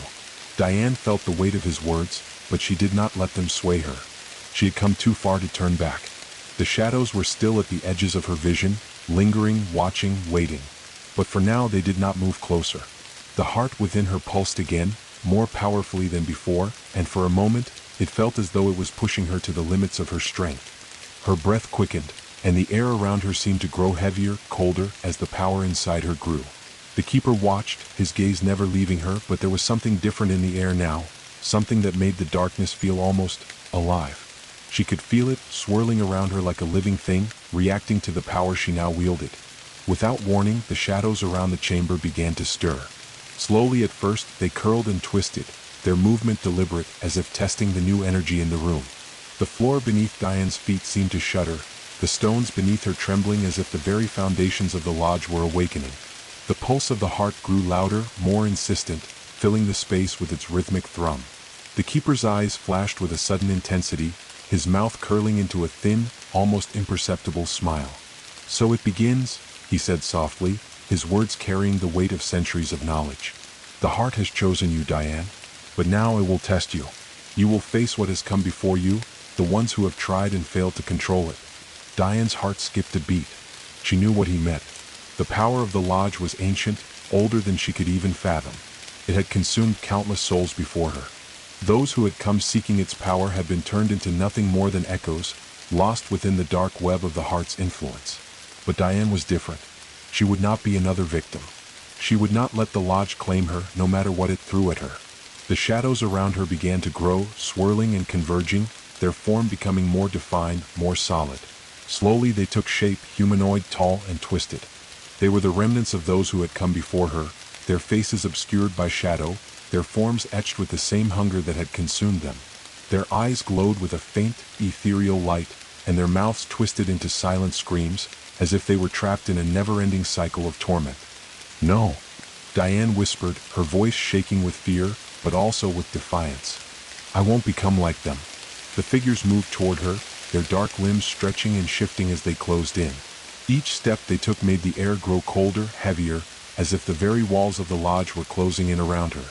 The pulse of the heart in her chest grew louder, more insistent, as if it was urging her to fight, to resist, to take control of the power within her. The keeper's voice came again, cold and distant. "Fight them, Diane. Prove that you can control the heart. Prove that you are worthy of its power." The figures lunged toward her, their movements unnatural and jerky, their shadows rippling with the malevolent energy of the heart. Diane felt the darkness push against her, but she drew on the power within her, feeling it surge in response. She wasn't ready to let it consume her, not yet. She raised her hands, focusing on the pulse inside her, focusing on the heart's rhythm, and she called on the energy that flowed through her. It was raw, untamed, and filled with an overwhelming hunger, but she forced it into a shape, a shield, a barrier that would protect her. The shadows recoiled as the barrier she created flared to life, a sphere of dark energy that pulsed with the same beat as the heart within her chest. The figures paused, their glowing eyes narrowing, as if they had never encountered this kind of resistance before. Diane's breath came in ragged gasps as she concentrated, pushing against the power of the lodge. The shadows around her hissed, their forms twisting in agitation as they tried to break through her defenses. But Diane held her ground. She was not like the others who had come before her. She would not fall. For a moment, the room was silent, save for the pounding of her heart and the faint, resonating hum of the pulse that filled the chamber. The figures moved again, this time faster, more aggressive, slashing at her shield with dark, clawed hands. Diane's mind raced. She couldn't hold this barrier forever. She needed to do more, to learn, to control. She focused deeper, reaching into the pulse of the heart, searching for the connection that would give her mastery over the energy inside her. It was there, just beneath the surface, a flicker of something ancient, something that was as much a part of the lodge as it was a part of her. The energy surged again, this time in her control. The shadows writhed, trying to push through her defenses, but the power inside her surged forward, consuming them with a cold, biting fire. The figures shrieked in agony, their forms dissipating like smoke in a strong wind, their screams fading into silence as the pulse of the heart became deafening in her ears. The chamber fell quiet once more. Diane stood in the center of the room, breathing heavily, her body trembling with exhaustion. The shadows were gone. The figures that had once surrounded her had vanished, as if they had never been. But she knew better. They would return again and again, each time testing her strength, testing her resolve. The keeper was watching her closely, his expression unchanged, though there was a faint glimmer of something in his eyes, something like approval, but it was fleeting, gone as soon as it had appeared. "You have passed the first test," he said quietly, "but the heart will not let go so easily. You have much to learn before you can truly control it." Diane looked at him, her body still pulsing with the energy of the heart, but now there was a glimmer of hope in her chest. She had fought the darkness, and for the first time she had won. The battle had only just begun. Diane's breath came in sharp, ragged gasps as the weight of the moment began to settle around her. Her body ached, her limbs trembling with the exhaustion of the battle she had just fought, against the shadows, against the hunger of the heart, against the very darkness that had bound her. She could feel the remnants of the power within her, like a storm still swirling just beneath her skin, a raw, untamed energy that buzzed with life, with potential, with danger. The chamber was silent now, save for the occasional drip of water echoing from the farthest corners of the room. The altar was still, the runes carved into the stone glowing faintly, as if the pulse of the heart had momentarily quieted, but Diane knew it was only a lull. The heart was still alive within her, still alive, beating with the same insistent rhythm, its hunger still gnawing at her, just beneath the surface. The keeper had not moved. He was watching her closely, his expression unreadable as always, his eyes the color of polished silver. But there was something different now, something subtle in the air, like the stillness before a storm. She had passed the first test, but she knew, deep in her gut, that this was only the beginning. "You are strong, Diane," the keeper said after a long silence, his voice carrying the weight of 1,000 years. "But strength alone will not be enough. You are bound to the heart now. It is a part of you and you are a part of it. The power it grants you is both a blessing and a curse." Diane glanced at the keeper, her chest tight, her mind still reeling from the battle. "I know," she whispered. "I felt it. The darkness. It's always there. It's always watching." The keeper's eyes gleamed, and for the first time, his lips parted in a thin smile. "The heart does not watch, Diane. It waits. It is patient. It has existed for longer than you can comprehend, and it has consumed more than you can fathom. And now you are a part of that cycle." Diane shuddered at his words. The hunger. It had been waiting. She could feel it in every beat of her heart, the insatiable need for more. It was a force that pulled at her, constantly urging her to give in, to surrender to its will. It was a void that would never be filled, a darkness that would never be satisfied. But she refused. She had to. "I'm not like them," she said, her voice trembling but resolute.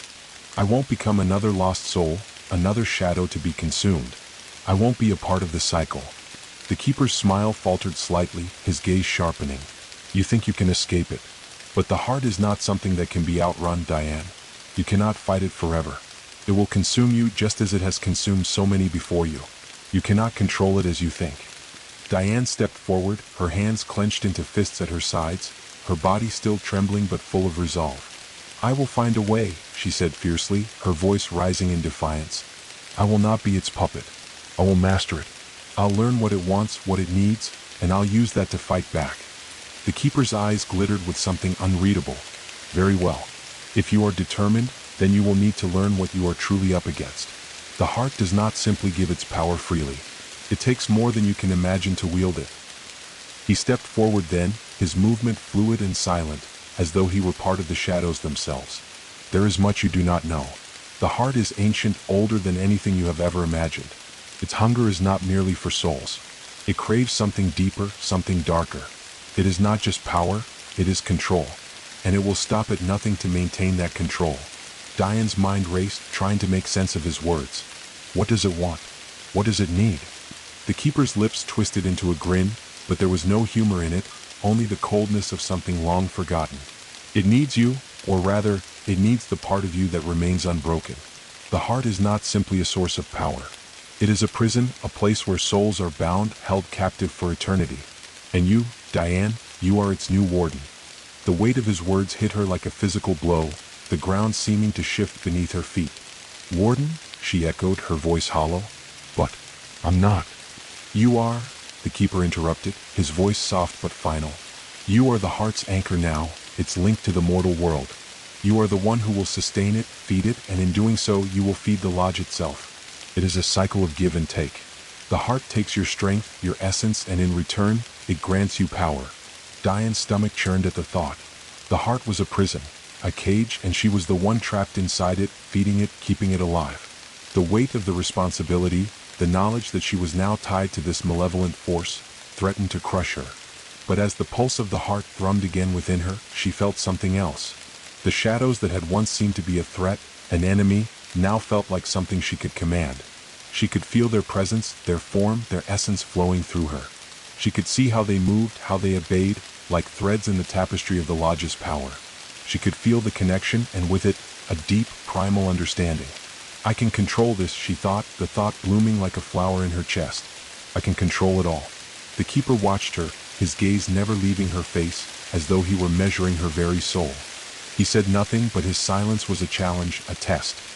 He was waiting to see if she would crumble under the weight of the truth, if the knowledge of her bond to the heart would break her.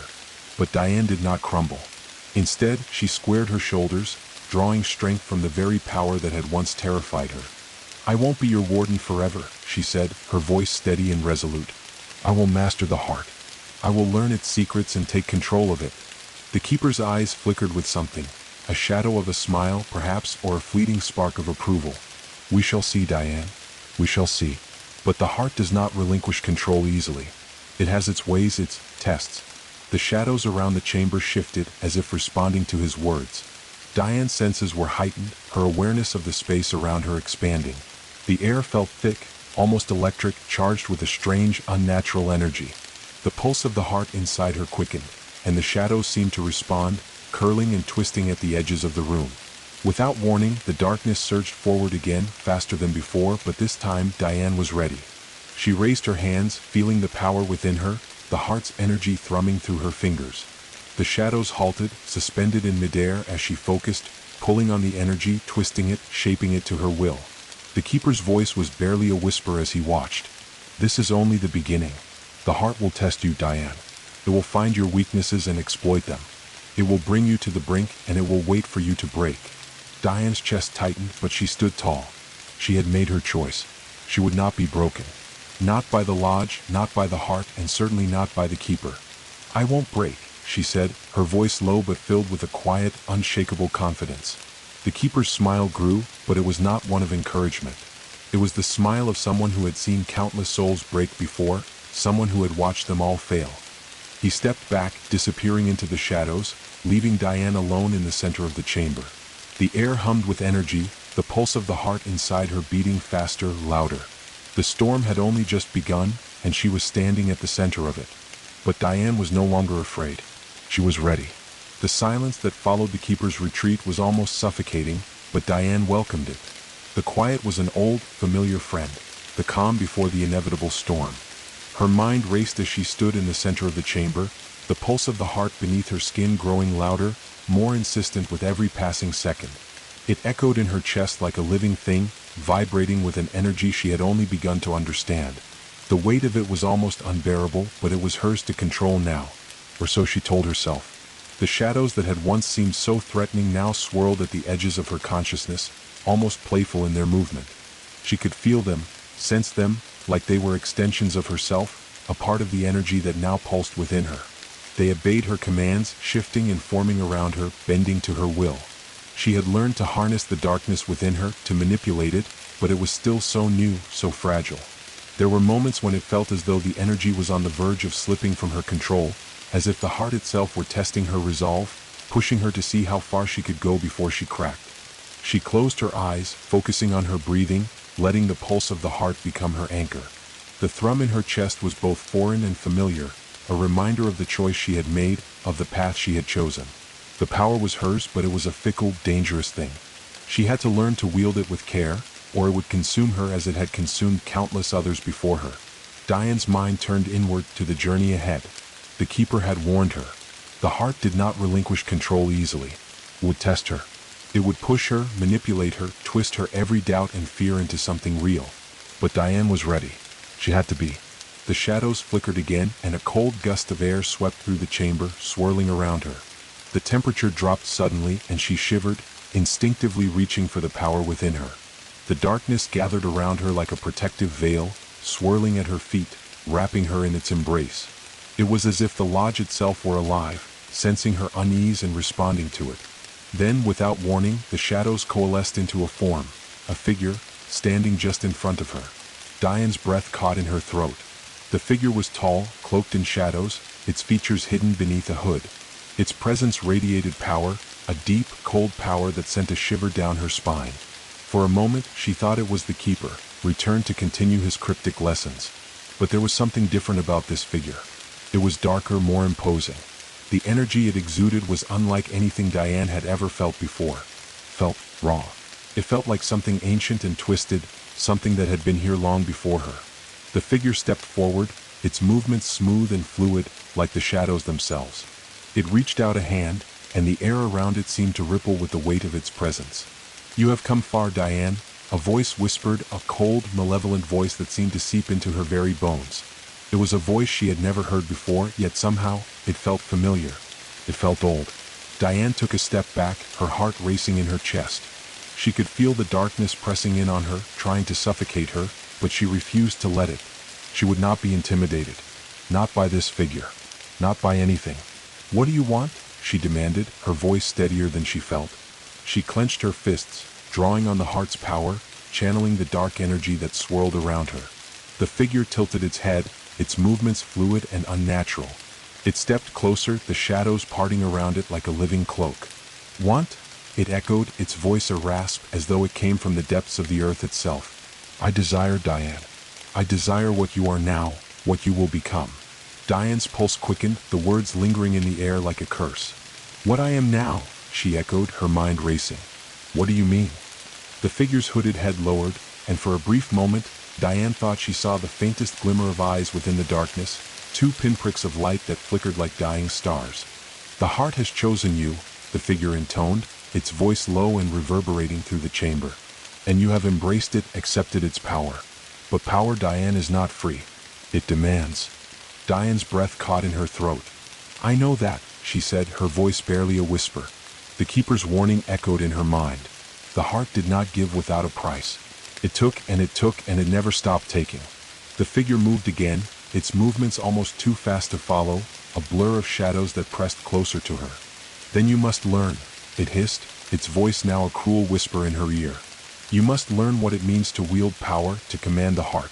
And to command it, you must be willing to give up what you are. You must be willing to surrender your very self to its hunger." Diane recoiled, her heart pounding in her chest. This wasn't what she had imagined. She had thought she could control it, learn its secrets, harness its power without losing herself. But this was different. This was the true cost of the heart. And the figure, whatever it was here to make sure she understood. "I'm not giving up anything," Diane said, her voice shaking but firm. She could feel the power within her, a tide of energy that threatened to crash over her, but she held it at bay, controlling it, shaping it to her will. The heart was hers to command. She would not let it take her. The figure laughed, the sound echoing through the chamber like the wind howling through a desolate forest. It was a sound that sent a chill down her spine. "You will, Diane. You must." The shadows around her shifted, and for a moment, Diane thought she saw something. A flash of movement, something that had once been a person, a face. The faces of those who had come before her. Those who had failed. They all thought the same thing, the figure continued, its voice dripping with cold amusement. They all thought they could control it. They all thought they could resist. But the heart takes, and it takes until there is nothing left. Diane clenched her fists, drawing on the power within her. She could feel the dark energy swirling, shifting, testing her, but she refused to let it overwhelm her. She had made her choice. She was not going to let the heart consume her. Not like the others. The figure stepped back, its form flickering like a shadow in the wind. "We shall see, Diane. We shall see how long you can resist. But remember this, when you walk the path of power, there is always a price. And the heart always collects." With that, the figure dissolved into the shadows, leaving Diane alone once more. The air grew still again, the pulse of the heart fading into a steady, rhythmic thrum. But Diane could feel it now, the weight of its hunger, the pull of its desire. The figure's words echoed in her mind, and a seed of doubt began to take root. Could she really control it? Could she resist its pull? Or would she, like so many before her, become another lost soul, another shadow in the dark? She had no answers. But she knew one thing, she would not give up. Not yet.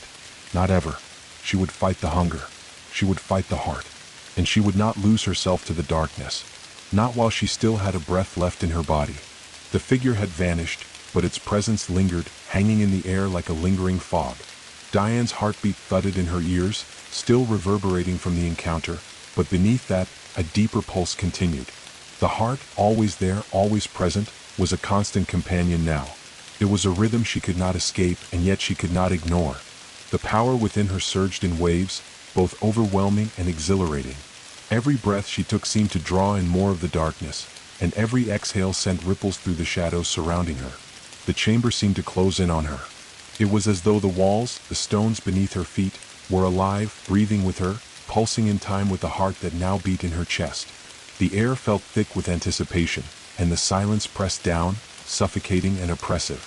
She could feel the weight of the lodge, its ancient presence, all around her, as though it were watching her every move, waiting for her to slip, to falter. There was no escape, no safety. There was only the heart, the darkness, and the power that pulsed within her.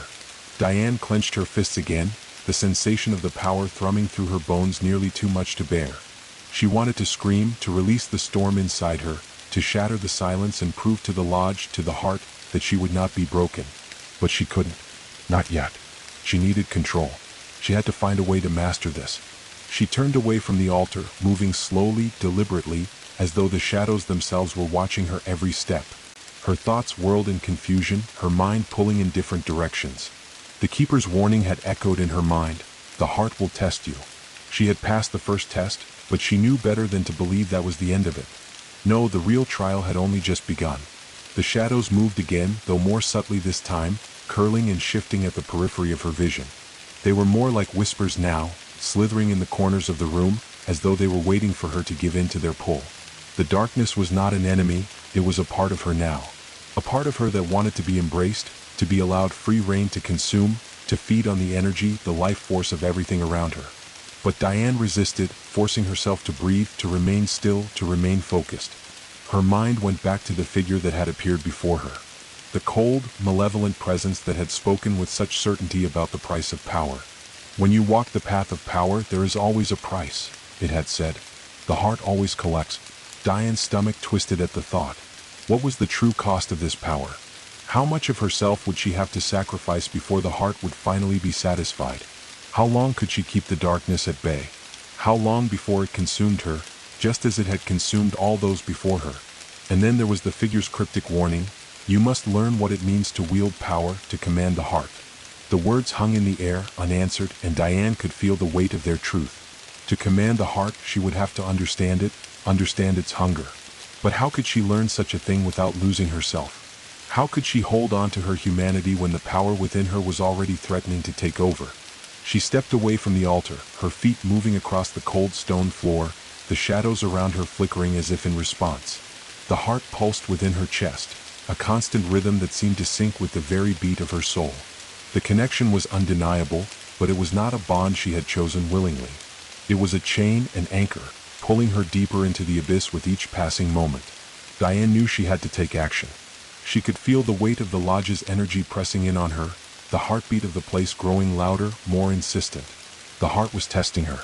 She could feel it in every movement of the shadows, in every whisper of wind that swept through the chamber. It was waiting, watching for her to make her move. Her fingers curled into tight fists, the darkness swirling around her, responding to the anger and fear that churned within her. She could feel the power within her shifting, growing, becoming more volatile. The lodge was not just a place. It was a living thing, a consciousness that fed on her emotions, on her fear, on her struggles. It wanted her to fight, to resist, because in that resistance it found strength. It was an endless cycle. And Diane was caught in the middle of it. A flicker of movement caught her eye. For a moment, she thought it was just another trick of the shadows, but then she saw it again. Something moving within the darkened corners of the chamber. It was subtle but unmistakable. Someone, or something, was watching her. The pulse of the heart quickened, and Diane spun around, her senses sharpening. She could feel the energy of the lodge flowing through the shadows, weaving around her, enveloping her. But now she felt something different, an unfamiliar presence, something that wasn't the heart, but something equally dangerous. A new player had entered the game. Her eyes narrowed as she searched the room, but the shadows seemed to dance, shifting in ways that made it difficult to focus. Whatever it was close. Diane could feel the weight of its gaze, the pressure building around her. And then, without warning, the shadows surged forward, coiling around her like a serpent. The energy was overwhelming, more intense than anything she had experienced before. It was not the heart this time. It was something else, something that sought to consume her from the inside out. Her chest tightened as the darkness rushed toward her, swirling with a force that made it feel like the very air was being sucked out of the room. Diane staggered backward, her breath shallow and frantic. She reached out, instinctively calling on the power within her, but it felt different. The pulse of the heart was there, yes, but it was faint. The power was slipping away, becoming distant, unreachable. The shadows pressed harder, suffocating her, clawing at her mind. For a moment, Diane could hear nothing but the beating of her own heart, the pulse inside her growing faster, louder, as if it were echoing through the chamber, vibrating against her ribs. And then, in the midst of the overwhelming pressure, she heard it, a voice, faint but clear, cutting through the darkness. "You cannot escape it, Diane." The voice was cold, impossibly cold, and it seemed to come from all directions. It was not the keeper. It was not the figure. It was something else entirely. She fought against the shadows, struggling to break free, but the darkness had already taken root. It was pulling her down, deeper into the lodge, deeper into its heart. Diane's breath caught in her throat as the pressure mounted, the weight of it pressing on her from all sides. She felt the edges of her vision blur, the world spinning, until all she could focus on was the pulse, the thrum that seemed to fill every inch of the room. And then the shadows parted. Before her stood a figure. Not the keeper, not the phantom that had spoken to her before, but something different, something darker. It was cloaked in shadow, its features obscured by the same veil of darkness that had swallowed her before. But the eyes were what stood out. They glowed with an unnatural, otherworldly light, two orbs that pulsed like twin stars, alive with an ancient hunger.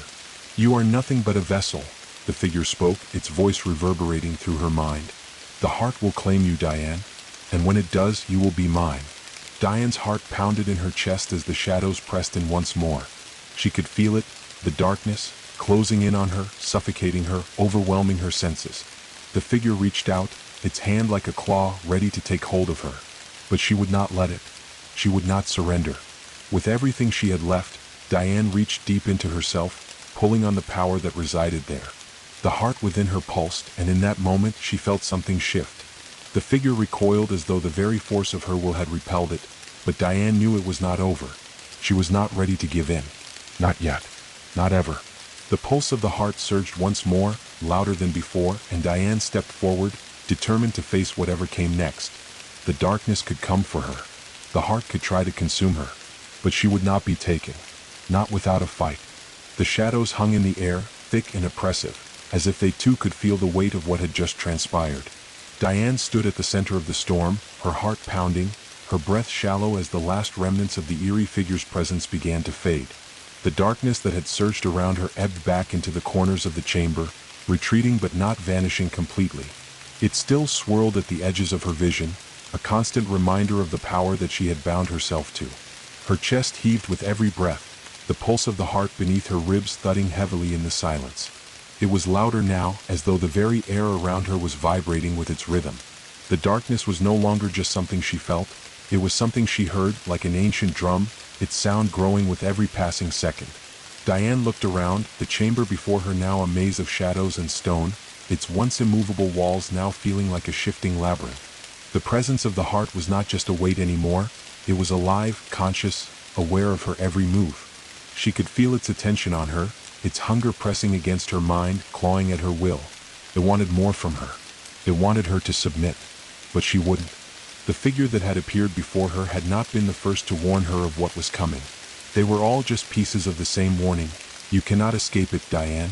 The heart, the power, the lodge, it would consume her unless she found a way to escape, to break free from its grip. But how? How could she even begin to fight something as ancient and powerful as the heart? The pulse within her chest fluttered again, rising in pitch. It was louder now, quicker, as though it was feeding off the desperation she felt, amplifying it. The heart was waiting, was watching. And as much as she told herself she was strong, Diane knew that every moment she spent within this lodge only made her more vulnerable. The shadows in the corners of her mind were relentless, twisting, pulling her thoughts toward their inevitable conclusion. She closed her eyes, blocking out the visions of the room and the darkness that pressed so tightly against her skin.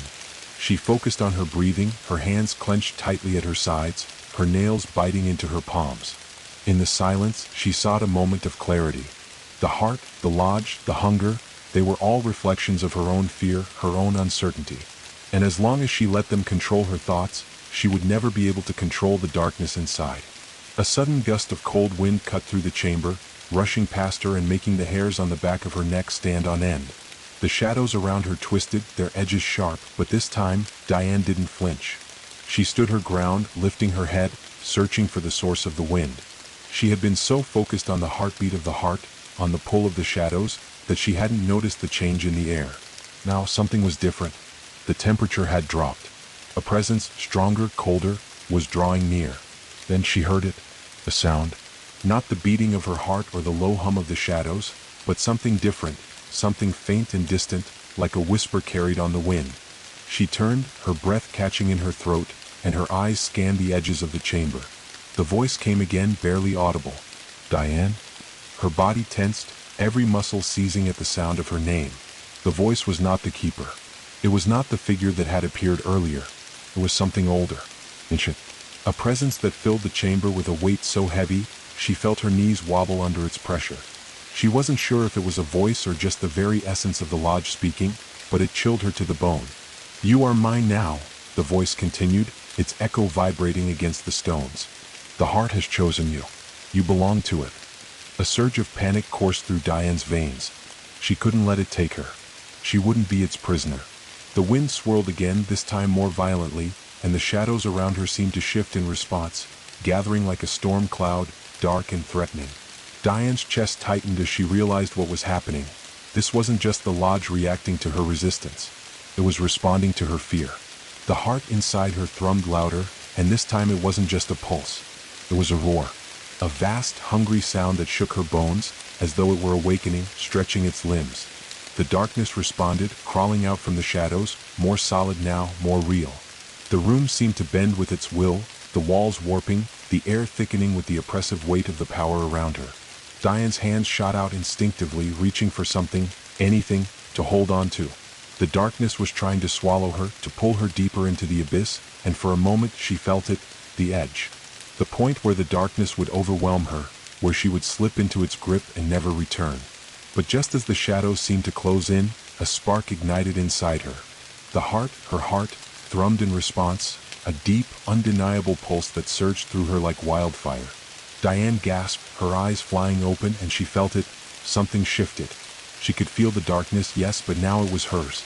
Not just the shadow surrounding her, but a power that had grown alongside her, one that she could now wield. The whispering voice returned, this time louder, more insistent, a fury behind its words. You cannot control it. You cannot fight it forever. It is your prison. It is your master. Diane clenched her fists, her body shaking with the raw energy that was now filling her veins. She could feel the heart's pulse like a living thing inside her, and for the first time, it felt like more than just an anchor. It felt like a part of her. The shadows around her writhed and screamed, but they weren't going to consume her. She wasn't going to let them. I am not yours, she whispered through gritted teeth. I will never be yours. Her eyes snapped open, and the power surged once again, pouring through her body, searing the very air around her. The shadows recoiled at the intensity, as if the sheer force of her will was too much for them to withstand. Diane's heart pounded in her chest, but now, it was in tune with the darkness. The heart, the power, it was not her master. It was a tool, an extension of her own desire, and she would use it. A crackling noise filled the air as the walls trembled. The pulse of the heart began to fade, not with the suddenness of death, but like the slow ebbing of a storm. The shadows around her began to dissolve, retreating back into the corners of the chamber, as though they had never been. The cold wind that had filled the room dissipated, leaving only the quiet pulse of the heart. Diane stood tall, her breath coming in shallow gasps as the last remnants of the power receded, leaving her standing alone in the chamber, still filled with the energy of the heart but now fully in control. The weight in her chest, though heavy, felt more like a strength than a burden now. And in that stillness she understood. The heart would always be a part of her. The shadows would always try to claim her. The lodge would always demand its price. But now she would decide the terms. She would not let fear rule her. She would not let the heart control her. She would be its master. And this time she was ready. The silence in the chamber hung like a veil, thick and suffocating. Diane stood motionless, her body still trembling with the aftershocks of the battle she had just fought, both against the heart's overwhelming presence and the oppressive weight of her own fear. The shadows had receded, but their whisper still echoed in her mind, an incessant murmur reminding her of what she had narrowly escaped. The darkness, the hunger, the pulse of the heart, it was all still there, coiling beneath her skin, waiting.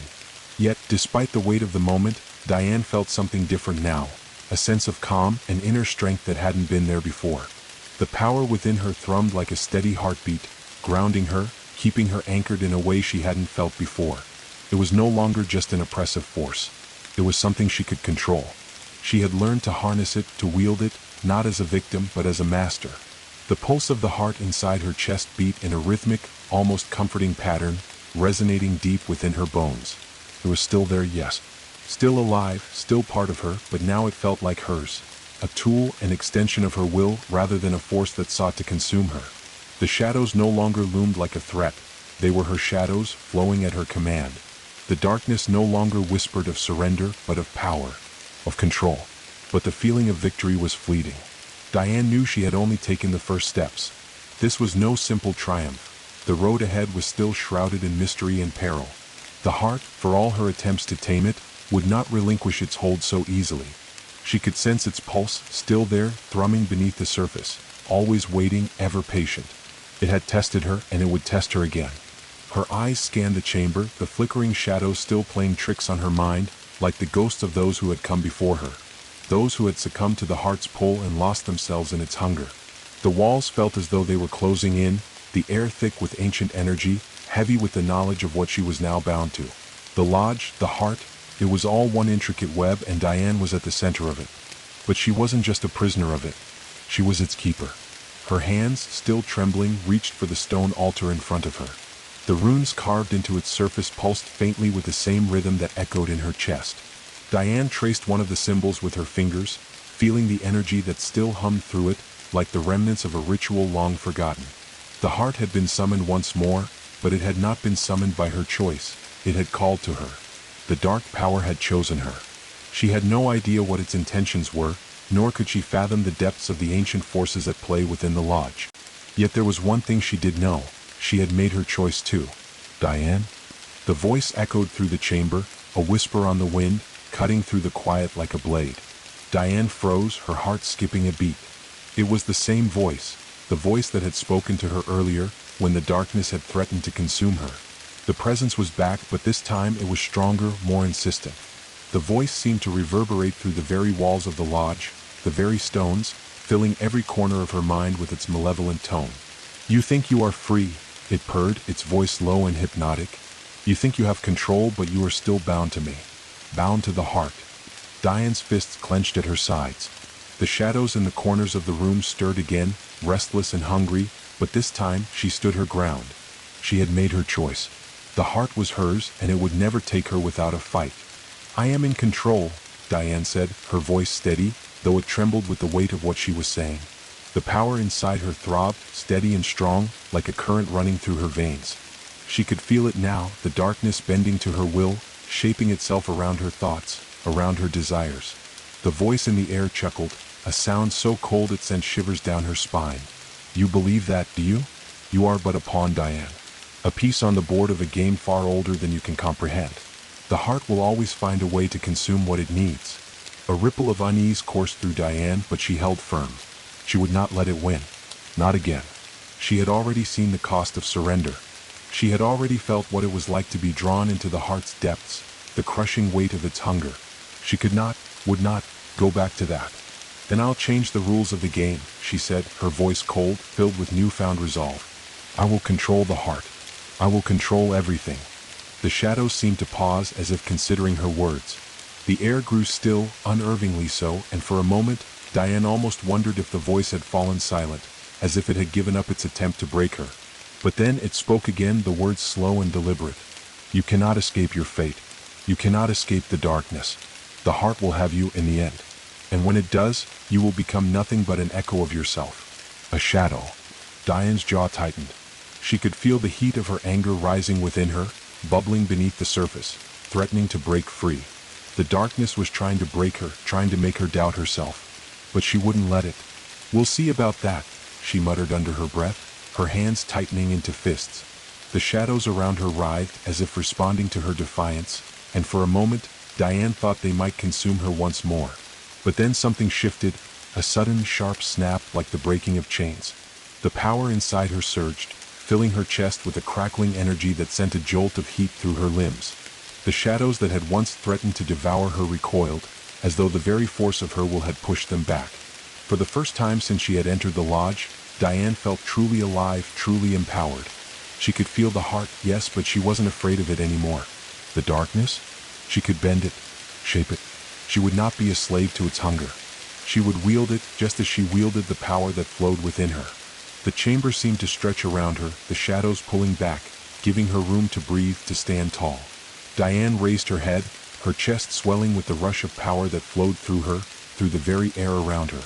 The heart inside her thrummed in time with her heartbeat, its pulse now a steady rhythm, a symphony, a force that she controlled. The whispers faded. The shadows stilled. The voice was gone, swallowed by the strength of her will. And for the first time since stepping into this cursed lodge, Diane felt a moment of peace. She was not bound. She was not broken. She was the master of the heart. And she would make sure it never took her again. The darkness in the chamber shifted once more, but now it bowed to her. Diane's breath was steady now, her pulse no longer erratic but controlled, like a metronome ticking in perfect sync with the rhythm of the heart that beat within her chest. The chamber, once oppressive and alien, had changed in subtle ways. The walls no longer felt as though they were closing in on her, and the shadows that had once seemed to lurk in every corner, waiting to swallow her, now receded as if they recognized her new authority. For the first time she felt as though she truly belonged here. The lodge, the heart, the darkness, it was all part of her now. She had come to understand this place, to feel its energy, and in that understanding she had gained control. The heart would no longer consume her. She would not be its victim.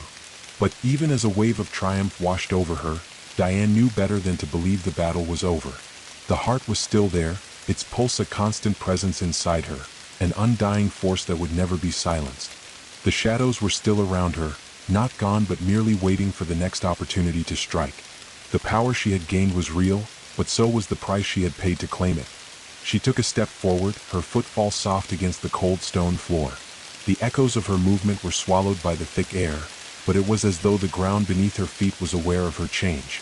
The runes shifted, responding to her command. The runes etched into the altar, once faint and barely visible, now glowed with a vibrant, pulsing light. The symbols seemed to shimmer, to ripple, as if alive, as if they too recognized her as the true master of this place. The pulse of the heart quickened inside her chest, the thrum rising like a tide. Diane pressed her palm to her chest, feeling its intensity. It was a part of her now, not just an echo of darkness but a conduit, a well of untapped power that surged beneath her skin, just waiting for her command. And she knew deep in her bones that with this power came a choice, an eternal choice. The heart would never leave her. It would always call to her, always tempt her to give in, to become the darkness. But Diane could feel the balance within herself now. She had the strength to command it, to use it to her will without losing herself. She was no longer the helpless girl who had stumbled into the lodge all those days ago. She was a force unto herself. But she also knew that power came at a price. There was a whisper, a sound like wind rustling through dry leaves, drifting through the chamber as though the very walls were speaking. Diane raised her head, listening intently. It was not the same voice that had taunted her before, not the malicious presence that had tried to break her. This was something different, a familiar whisper, a presence she had felt before but could not place. "Who's there?"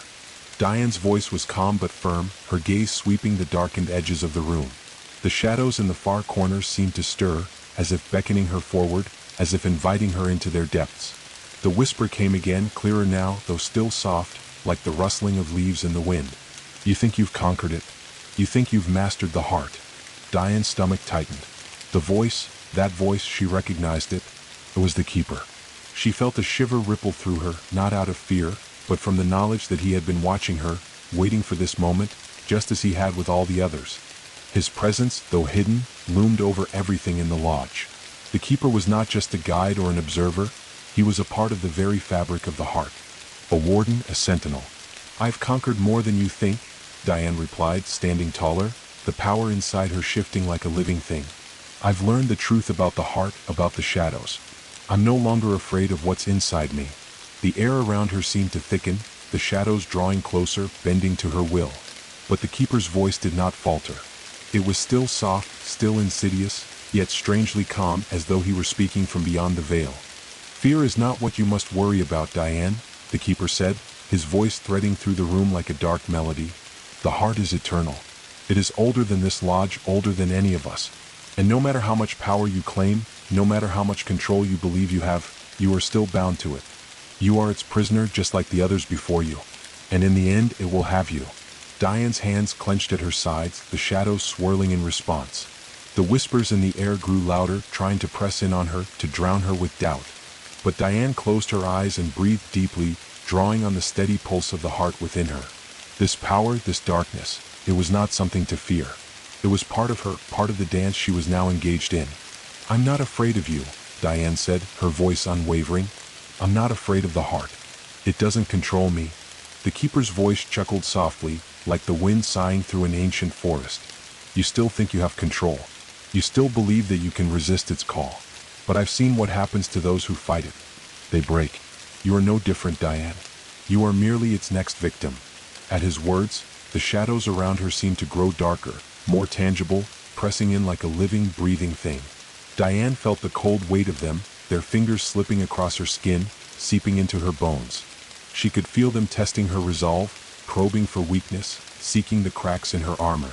But Diane stood her ground. She would not be swayed. Maybe you are its prisoner, Diane said, her voice steady. But I'm not. I'm not like them. I won't break. I'll bend the darkness to my will. There was a long pause. For a moment, everything in the chamber stilled, the air heavy with the tension of unspoken challenges.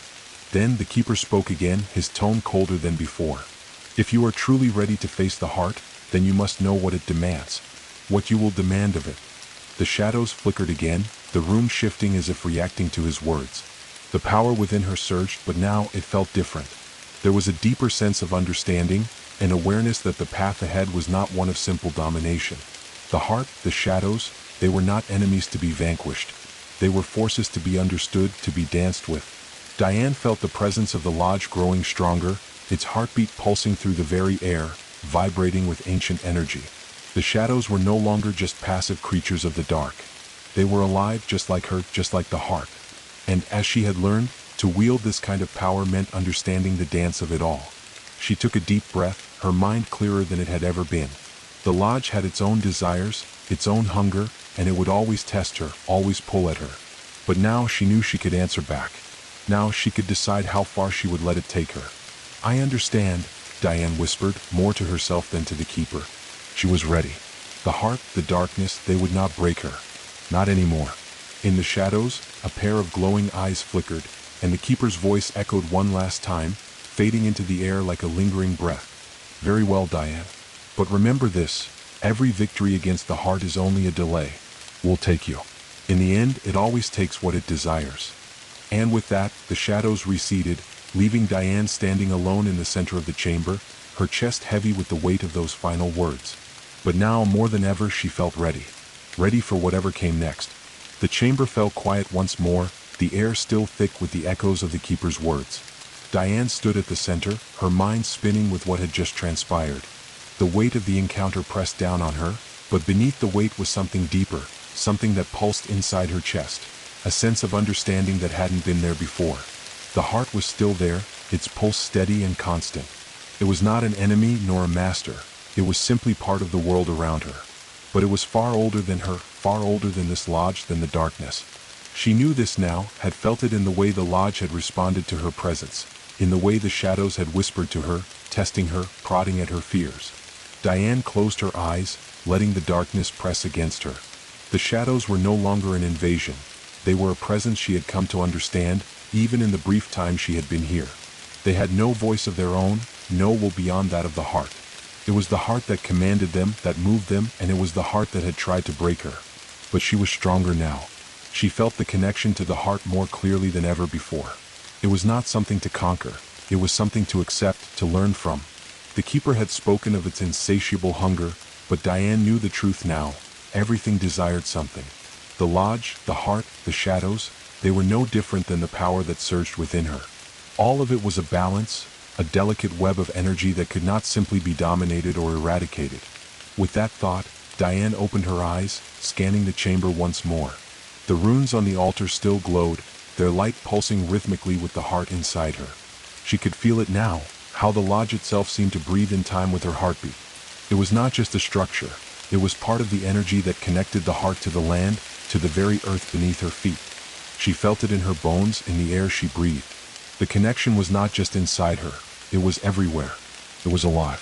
The shadows stirred, flickering at the edges of her vision. The whispers seemed to return, only this time they weren't the taunts of the keeper. These whispers were softer, gentler, almost comforting. Diane could feel their pull, like an invitation to walk deeper into the lodge, deeper into its secrets. She took a step forward, her feet moving in sync with the pulse that flowed through the chamber. Her hand reached out, tracing the glowing symbols on the altar, and as her fingers brushed against the stone, she felt a surge of energy flood through her. It wasn't like before, there was no panic, no fear. This time it was a recognition, a union of sorts. She was part of this place, part of the pulse that lived within its walls. The shadows began to shift in front of her, swirling in patterns that felt deliberate, almost purposeful. They weren't just mindless forms of darkness anymore. They were responding to her, guiding her. The lodge wasn't trying to consume her, it was showing her a path. The path she had chosen. The path that would lead her deeper into the heart of the forest, deeper into the web of shadows that connected the lodge to the world outside. Diane's breath quickened, but not in fear, in anticipation. There was a sense of urgency now, a need to move forward, to understand more. The heart inside her seemed to echo that need, pulsing faster, stronger. She wasn't just standing in the chamber anymore, she was becoming part of it. The energy, the darkness, the power of the heart, it was all flowing through her veins, through every inch of her body. Without thinking, her legs moved forward, the shadows parting as if making way for her. She passed the altar, her hands brushing against the cold stone as she walked. The air around her seemed to thrum with the same energy she had felt when she first arrived at the lodge, but now it was different. Now it felt like a conversation, like the lodge itself was speaking to her, telling her something. She walked deeper into the chamber, the shadows curling around her, following her every step. The pulse of the heart was growing louder in her ears, faster, more insistent. She could feel it in the very stones beneath her feet, vibrating with the energy that surged through the air. The walls of the chamber seemed to shift, as if they were alive, breathing with her every movement. They weren't just stone, they were part of the heartbeat of this place. The same pulse that echoed inside her chest was the one that coursed through the walls, the floor, the very air. Diane felt it now more clearly than ever before. This lodge was not just a building. It was a living thing, bound to the heart, bound to the darkness. And now she was part of it. She reached the far end of the chamber, where a large archway stood. Beyond it, the shadows grew darker still, the air cooler. It was as if the archway marked a boundary, a threshold she had not yet crossed. But something inside her, something deep within her, pulled her forward, urged her to step through. The pulse of the heart surged again, louder this time, as if it were calling her. Diane hesitated for a moment, her heart racing in her chest, but then she stepped forward, crossing the threshold. As she did, the world around her shifted. The air grew colder, the shadows deeper. But the pulse of the heart, the rhythm inside her, remained steady. It was like a beacon, guiding her, telling her that this was where she was meant to be. The path ahead was unclear, hidden in the darkness, but Diane knew one thing. She was no longer afraid. The lodge, the heart, the shadows, they were all part of her now. She could feel the weight of the power inside her, but it was not a burden. It was a gift. And as she took another step into the unknown, she realized that this was just the beginning. The path ahead would be treacherous, no doubt. There were more secrets to uncover, more dangers to face. The heart would continue to test her, to challenge her resolve. But Diane was ready. She had claimed this power, and she would wield it, not as a slave, but as its master. The shadows parted before her, revealing a path bathed in faint, ghostly light. Diane took a step forward, the lodge's heartbeat thumping in time with her own, guiding her deeper into the unknown. And this time she was not afraid. This time she was ready. The air was thick, colder now, as Diane ventured deeper into the heart of the lodge. Every step she took seemed to stir the shadows, sending ripples through the darkness that surrounded her. The faint, ethereal glow that lit the path ahead was not from any source she could see, yet it bathed everything around her in a pale, otherworldly light. It was as if the very lodge had come alive, its heartbeat thrumming more intensely with each breath she took. The further she walked, the more the atmosphere seemed to shift, warping around her, bending to the rhythm of her presence. The pulse of the heart inside her was louder now, a steady drumbeat that filled her entire being. It was as though the very walls of the lodge resonated with the power inside her, amplifying it, guiding her deeper into the heart of the labyrinth. And with every pulse, Diane felt herself drawn further, her steps more certain, more purposeful. But there was something else too. A lingering whisper just beyond her hearing, like a voice calling to her from the depths. It wasn't the keeper's voice, nor the faint murmur of the shadows. It was different, familiar almost, and it tugged at the edges of her thoughts, like a memory she couldn't quite place, but that she knew she should. The path ahead seemed to stretch endlessly, the stone floor smooth and polished under her feet. But the air had changed, there was something alive here beneath the surface, something she could feel but not see. The shadows seemed thicker now, more tangible, curling in on themselves like tendrils of smoke, and yet they didn't retreat from her presence. They moved around her as if they recognized her, bending to her will. As she walked, her hand brushing the cold stone walls, she felt an odd vibration, as though the entire lodge was humming in resonance with her own energy. She could feel the lodge's heartbeat, a deep, rhythmic pulse that had become intertwined with her own. It was almost comforting, the way it seemed to guide her forward, urging her to keep moving, to keep uncovering the truth buried deep within. The whispers grew louder, no longer indistinct murmurs but words, faint, almost imperceptible, but there. Diane stopped in her tracks, her breath catching in her throat. She turned slowly, scanning the shadows around her, but saw nothing. The path ahead remained shrouded in mystery, the light casting eerie reflections on the walls, creating shapes that flickered and shifted in the corners of her vision. Diane? The voice. That familiar voice. It was the same voice that had spoken to her earlier, but now it was clearer, more defined. It was not a whisper, but a call. A beckoning. Her heart pounded in her chest, its rhythm quickening in sync with the growing intensity of the voice. It was as if the very lodge itself had come alive, the darkness no longer an empty void but a presence that watched, listened, and waited. Diane could feel the weight of its gaze on her, the pressure of its anticipation pressing against her. "Who's there?" she asked, her voice steady, though a chill ran through her spine. She could feel the power within her, the heart's pulse, the shadows at her command, but something about this voice, this presence, unsettled her. It felt like it was calling from the deepest part of the lodge, from a place that even the shadows feared to tread. "You have come far, Diane," the voice replied, its tone distant but not unfriendly. "But you still do not understand what you have become, what you are meant to be." The voice seemed to reverberate through the stone walls, echoing around her as though it was everywhere and nowhere at once. Diane clenched her fists, the shadows around her responding to the tension in the air, swirling and dancing in anticipation. "I understand more than you think," Diane said, her voice growing stronger, more confident. She could feel the power that surged through her, the energy that pulsed through the lodge, through the very air she breathed. "I've learned what the heart is. I know what it wants." The voice chuckled softly, though there was no warmth in the sound. "Do you?" The shadows around her seemed to twitch, rippling in response, and Diane stepped forward, the pulse of the heart growing louder in her ears. She could feel it now, the raw power that connected everything, to this place. She was no longer a visitor. She was no longer a stranger. She was bound to this place, tied to its very heartbeat. But it was more than just the power of the heart that resonated with her. It was the lodge itself, its ancient presence, its sentience that she had begun to understand. She pressed on, her hand outstretched toward the walls as if seeking some kind of guidance, some kind of answer from the living stones around her. She could feel their pulse now, their vibrations in sync with her own. The lodge was not just an entity that fed on the heart's power. It was alive, a being of its own, ancient and timeless, and it had been waiting for her, waiting for someone like her. "Tell me what you want," Diane said, her voice steady but tinged with something deeper now. Defiance, perhaps? Or was it acceptance? The voice spoke again, the words soft, almost reverent. "What I want is not what you think. You have come to claim the heart, to control it. But do you understand the cost?" Diane's heart skipped a beat. She had heard these words before, from the keeper, from the shadows, from the whispers in the dark. The cost. What was the true price of this power? What would she have to give up to maintain control over the heart, to wield it as her own? The shadows twisted around her, no longer a threat but an extension of herself. She felt the pull of the darkness, the temptation to let go, to allow it to consume her, to surrender to the heart's hunger. It was tempting, so tempting, but she resisted. She had already made her choice. "I'm not afraid of the cost," Diane said, her voice steady. "I've already paid the price. I've already given everything. Now I take what is mine." For a moment, the shadows around her seemed to still, as if the lodge itself were considering her words.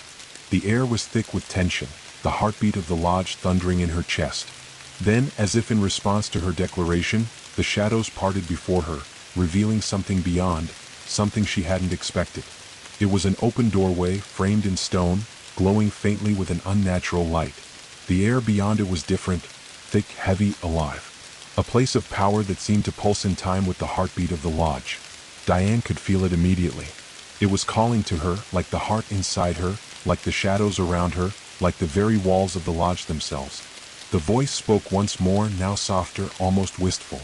"You are closer than you realize. But remember, Diane, the heart will always demand more. And once you step through this doorway, there is no turning back." Diane stepped forward, her heart steady, her will unshaken. She had come this far, and she would not turn back now.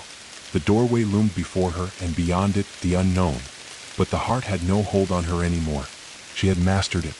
She had bent the shadows to her will. And now she would face whatever lay beyond. With a final breath, Diane crossed the threshold. The doorway closed behind Diane with a soft, almost inaudible whisper. The air beyond it felt like a different world altogether, a place where time and space seemed to stretch and bend in ways she couldn't fully comprehend. The shadows, which had once been merely a part of the lodge's shifting atmosphere, now seemed to have a deeper, more tangible presence. They moved here, flowing like liquid, twisting and turning, as if alive in a way they had never been before. Diane stepped forward, her footsteps barely making a sound on the soft, almost velvety ground beneath her. It was a stark contrast to the hard, cold stone of the lodge's outer chambers. Here the earth was soft, spongy like the floor of an ancient forest, but it was not soil. No, it was something else. Something alive. It pulsed beneath her feet, in sync with the rhythm of the heart inside her chest.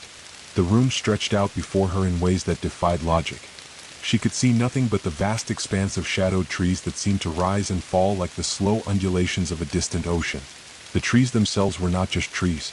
They were like living spires, their trunks thick with ancient bark, but their leaves, if they could be called leaves, were like veins flowing with a strange, dark energy. The very air seemed to vibrate with power, with a hum that resonated deep inside her, like a chord played on an otherworldly instrument. She could feel the pulse of the heart in the air around her now, thick and overwhelming. It wasn't just inside her anymore. It was everywhere, seeping into every corner of this strange, eerie space. The trees, the shadows, the ground beneath her, all of it was part of the pulse. The lodge was no longer simply a structure. It was a living entity, one that existed both in the world of the waking and the world of the heart. She inhaled deeply, her breath steady as she took another step forward. The power of the lodge was here, but it wasn't a force of malice. It was something else entirely, something ancient, timeless, and, in a way, benevolent. It wasn't trying to consume her. It was trying to integrate her. Diane felt the weight of that realization settle heavily on her chest. She had thought she was simply learning to control the heart, to wield its power for herself. But here, in the very heart of the lodge, she understood the true nature of the darkness. It was not something to be fought or resisted. It was something to be joined. She had become part of it, part of the pulse that flowed through every vein in the lodge's body. And yet, that understanding came with a strange sense of peace. She wasn't a prisoner. She wasn't a victim. She was chosen. Ahead of her, the trees parted, revealing a massive clearing. The shadows were deepest here, and within them, something glimmered. A faint, glowing light, just visible through the dense, oppressive darkness. It beckoned to her, drawing her forward. As she moved closer, she saw what it was. In the center of the clearing stood a massive stone structure, an altar, ancient and covered in creeping vines. But this was no ordinary altar. This one was pulsing with the same energy that flowed through the air, through the trees, through her very body. The stones themselves seemed to hum, vibrating with the heartbeat of the lodge, as though they were alive, responding to her presence. The altar was made of dark, polished stone, its surface etched with the same intricate symbols that had adorned the altar in the chamber she had just left. But these symbols were different now, more complex, more alive. They shifted and moved in the dim light, swirling like the patterns of a storm, changing in ways that defied comprehension. It was as if the very stone was breathing, shifting, evolving in response to something deeper, something she couldn't yet understand. As Diane approached the altar, she could feel the heartbeat of the lodge pulsing more intensely, as if it were drawing her closer. The shadows seemed to dance around her, moving with her as though they were guiding her to the stone. She could hear them now too, the whispers in the dark, not menacing but soothing, like a lullaby sung in an ancient tongue. She placed her hands on the altar, feeling its cold surface beneath her palms. The symbols seemed to pulse beneath her touch, and as she made contact, a rush of energy surged through her, sending a shock of warmth through her entire body. It wasn't painful, it was powerful, a force so deep that it felt like it was unraveling something inside her, pulling her closer to the very core of the lodge's essence. The shadows grew darker, but now they felt familiar, comforting. They seemed to embrace her, wrapping around her like a second skin, blending with the energy that surged within her. The pulse of the heart inside her chest resonated with the pulse of the lodge. The connection was complete. She had become one with it. And then, as if in response to her touch, the stone altar began to change. The symbols on its surface began to glow with an ethereal light, pulsing in time with her heartbeat. The air around her seemed to hum, thick with energy, and the shadows that had gathered around her began to move, swirling like a storm. The ground beneath her feet shifted, and the air grew thick with the scent of earth and decay, like the deep, hidden corners of the forest. And then there was the truth. The heart, the very core of the lodge, was not a thing to be controlled or conquered. It was not something that could be dominated. It was a force of nature, like the forest itself, alive, untamable, necessary. It wasn't just a power to be wielded. It was a force that kept the world in balance, that breathed life into the lodge, into the land, into the very air she breathed. She wasn't just part of the lodge now. She was its keeper. The shadows, the pulse, the energy, they all came together, merging into a single cohesive force. Diane could feel herself becoming part of it, becoming part of the cycle of life and death, of darkness and light, of balance and chaos. The lodge's heartbeat and hers were now one, connected, eternal. The voice came again, this time softer, as if whispering directly into her mind. "You have learned, Diane." She didn't need to ask who it was. She knew. It was the lodge itself, the consciousness that had been waiting for her. The heart had chosen her, not to rule but to understand, to balance, to become its guardian. "You are the keeper now." Diane closed her eyes, taking in the words. She had feared this power, feared the darkness that had seemed to consume everything. But now she realized it was not darkness at all. It was the absence of light, a place of rest, of growth, of transformation. She was no longer afraid of it. She had become part of it. She had become its heartbeat. Her hands pressed deeper into the stone altar, and as she did, the symbols on its surface brightened, glowing with an inner fire. The shadows around her coiled and swirled, drawing together, forming a veil of darkness that surrounded her completely. And in that darkness, she found clarity. She was no longer a girl lost in the forest. She was the keeper of the lodge, the heart of its power, the one who balanced the shadows with the light. For the first time in her life, Diane knew who she was meant to be. She had become one with the lodge. And as the darkness closed around her, it no longer felt like an end. Felt like a new beginning. Diane stood alone, her hands still resting upon the altar, feeling the pulse of the lodge radiating through her fingertips. The power of the heart coursed through her, a rhythm that had once been alien, now familiar. The shadows, which had once seemed so oppressive, now felt like an extension of herself, alive, dancing to her will, as though she had become the very heartbeat of the lodge. The air hummed with the energy of this new understanding, and in that hum, Diane felt the weight of her role settle upon her like an ancient mantle. The shadows whispered, soft and urgent, filling the silence with their presence. The vast chamber, with its towering trees and swirling darkness, seemed to close in around her, becoming smaller, more intimate, as if the very lodge was bending to her will. And for the first time, Diane understood that the power she now held was not a weapon to wield, it was a responsibility. She pulled her hands away from the altar, stepping back, and the shadows around her retreated, falling into line with the rhythm of her thoughts. The stone altar, once cold and indifferent, now felt like a living, breathing thing. Its surface warm beneath her fingers, the intricate symbols etched into it glowing softly in the dim light. Diane could feel the weight of the ancient forces around her, the ancient knowledge that the lodge had guarded for centuries, stretching back into the forgotten past. She had passed through the threshold into something deeper than she had ever imagined. a realm of existence where the balance between life and death, light and dark, was maintained. And she was now part of that balance, its keeper, its guardian. The path ahead was unclear, but Diane knew one thing. She could no longer walk it as the frightened girl who had stumbled into this place. She was something more now. She had accepted her role, not because she was chosen, but because she had chosen it herself. She had taken the heart, had made it a part of her, and now it was her task to ensure its power did not tip the balance in favor of darkness or light. As she stepped away from the altar, the darkness around her shifted, coiling and swirling in the air. The trees too seemed to move, their limbs bending toward her, their branches creaking like old bones. The pulse of the heart grew stronger, resonating through the very soil beneath her feet, through the air, through the ground. It was as though the entire lodge, the forest itself, was alive, watching, waiting, responding to her every movement. She walked forward, feeling the presence of the shadows at her back, the weight of their gaze pressing down on her like 1,000 unseen eyes. They were not hostile. No, the shadows were not her enemies. They were her companions, her allies in this new path she had taken. But their presence was a constant reminder of the responsibility she now carried. The air grew colder as she continued to move through the clearing, the strange, pulsating light of the trees casting eerie shadows on the ground. She could feel the tension building in the atmosphere, as if the very lodge was holding its breath, waiting for her next step.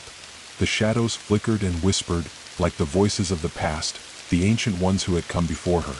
"You are the keeper," the voice whispered again, this time softer, almost intimate. "The heart has chosen you, but do you truly understand the burden you carry?" Diane stopped, her heart pounding in her chest. She had been expecting this questioning, this reminder of the cost. The keeper, the ancient presence that had once tried to sway her, was not done with her yet. The lodge too was not finished. The shadows were not finished with her. "I understand," Diane said, her voice steady, though the words felt heavy on her tongue.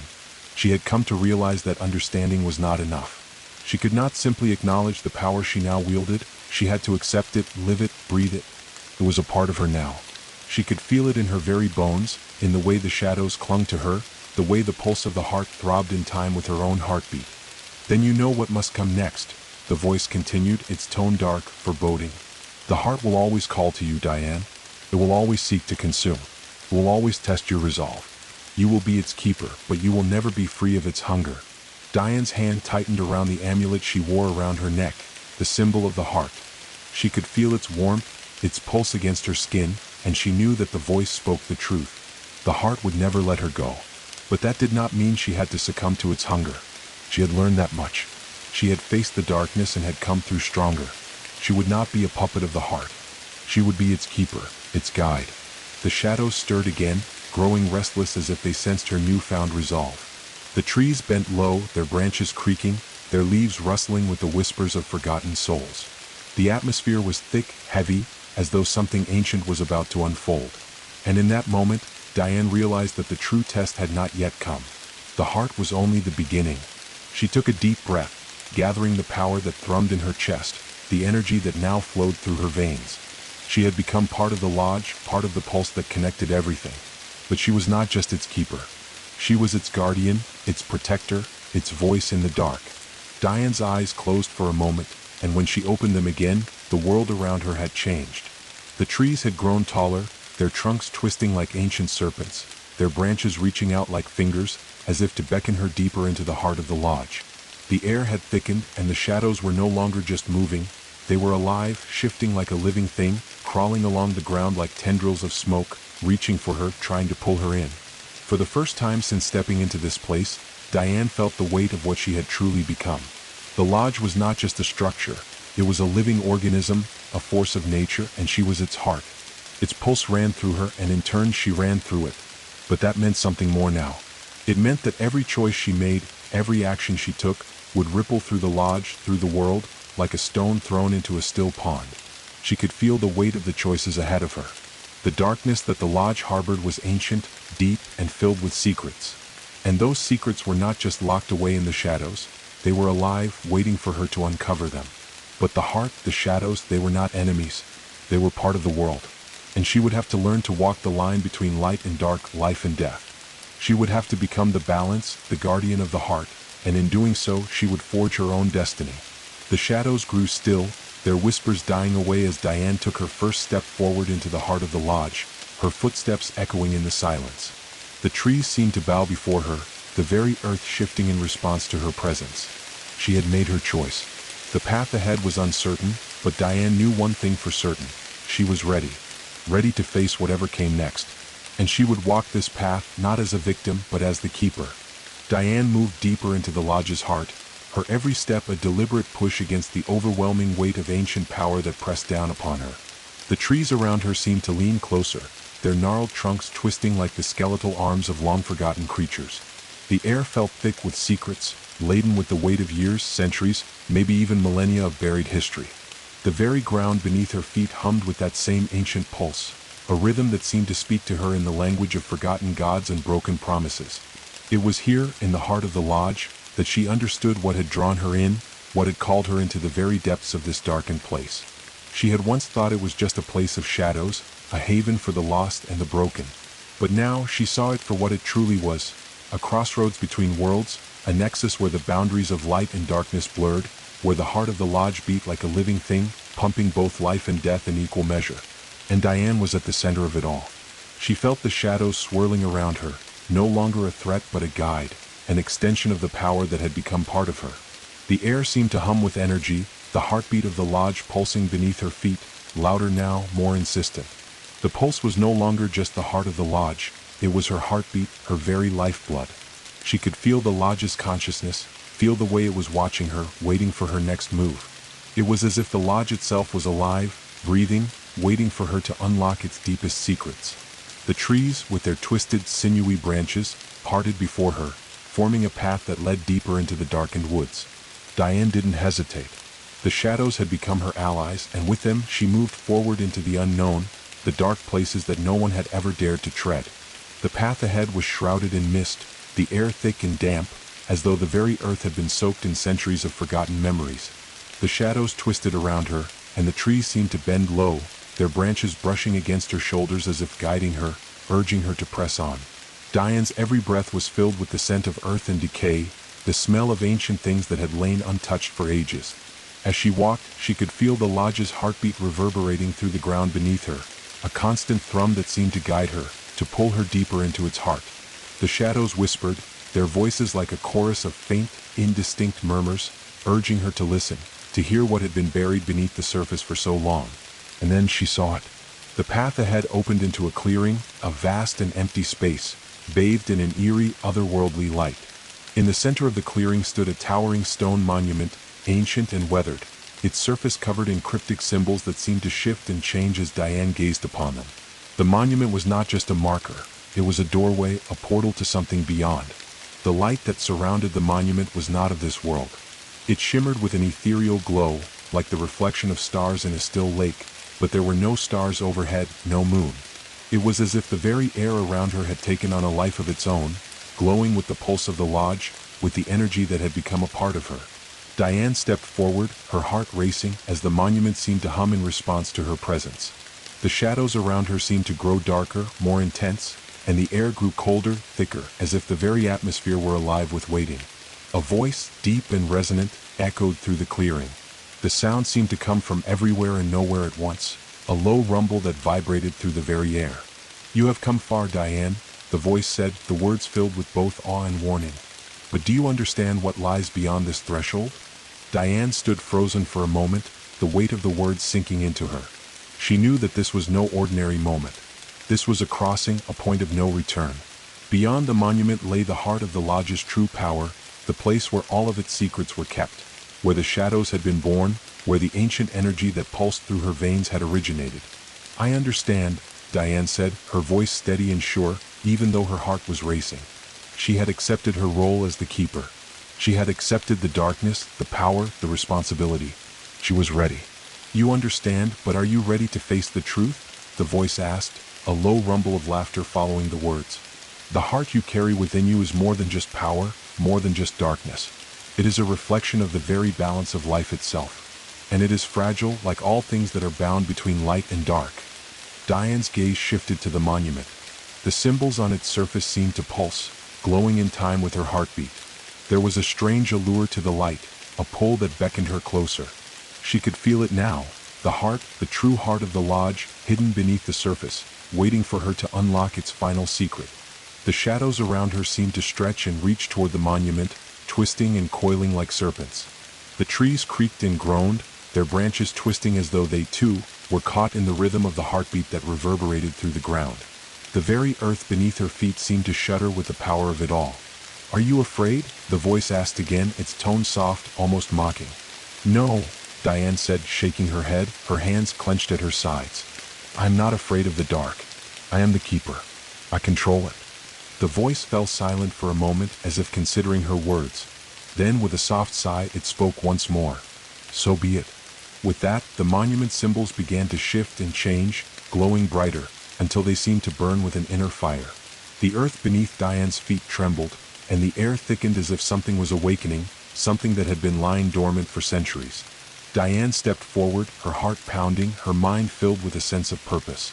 She placed her hand on the monument, and as she did, the pulse of the lodge, of the heart, rushed through her, flooding her senses.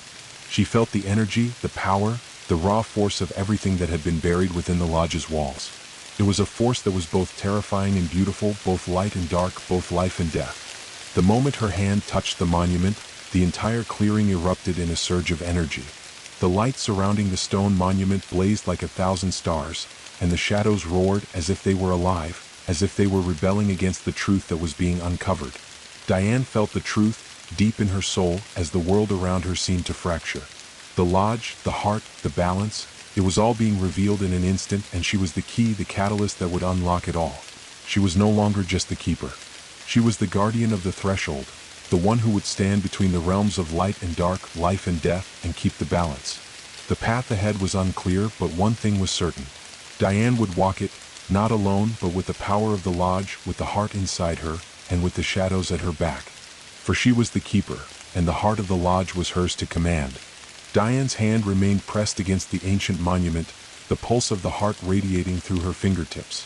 The light that surrounded the stone blazed brighter, hotter, as if it were a living thing responding to her touch.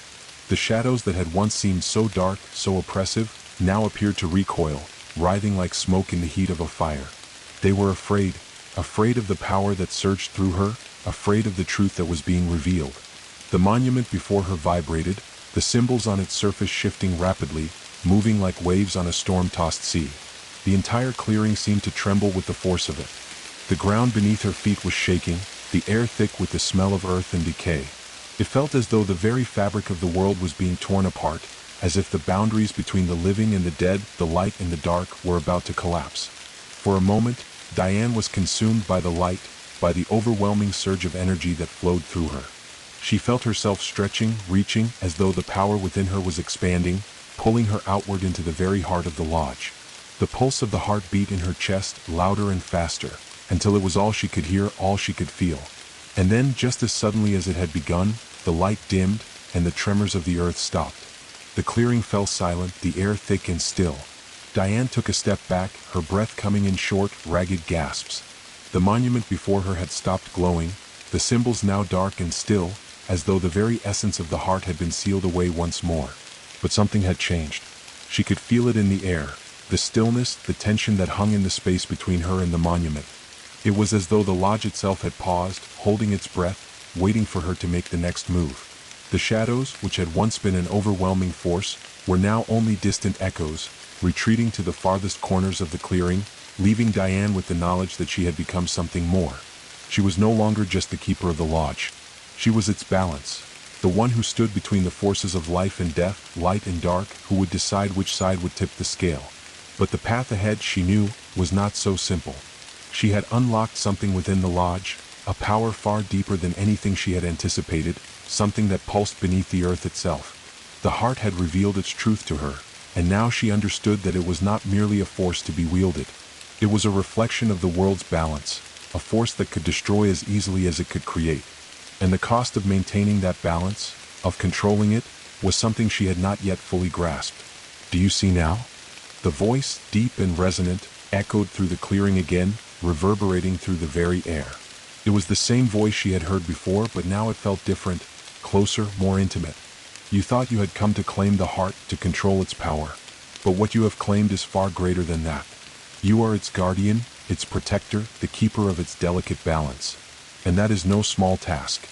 Diane stood silently, the weight of the voice pressing down on her, yet she felt no fear. She was no longer just a girl caught in the web of the lodge's mysteries. She was its center now, its anchor, the one who would hold its fragile equilibrium. I understand, she said quietly, her voice steady, though her heart raced with the realization of what she had become. But the balance is not just about maintaining control. It's about choosing.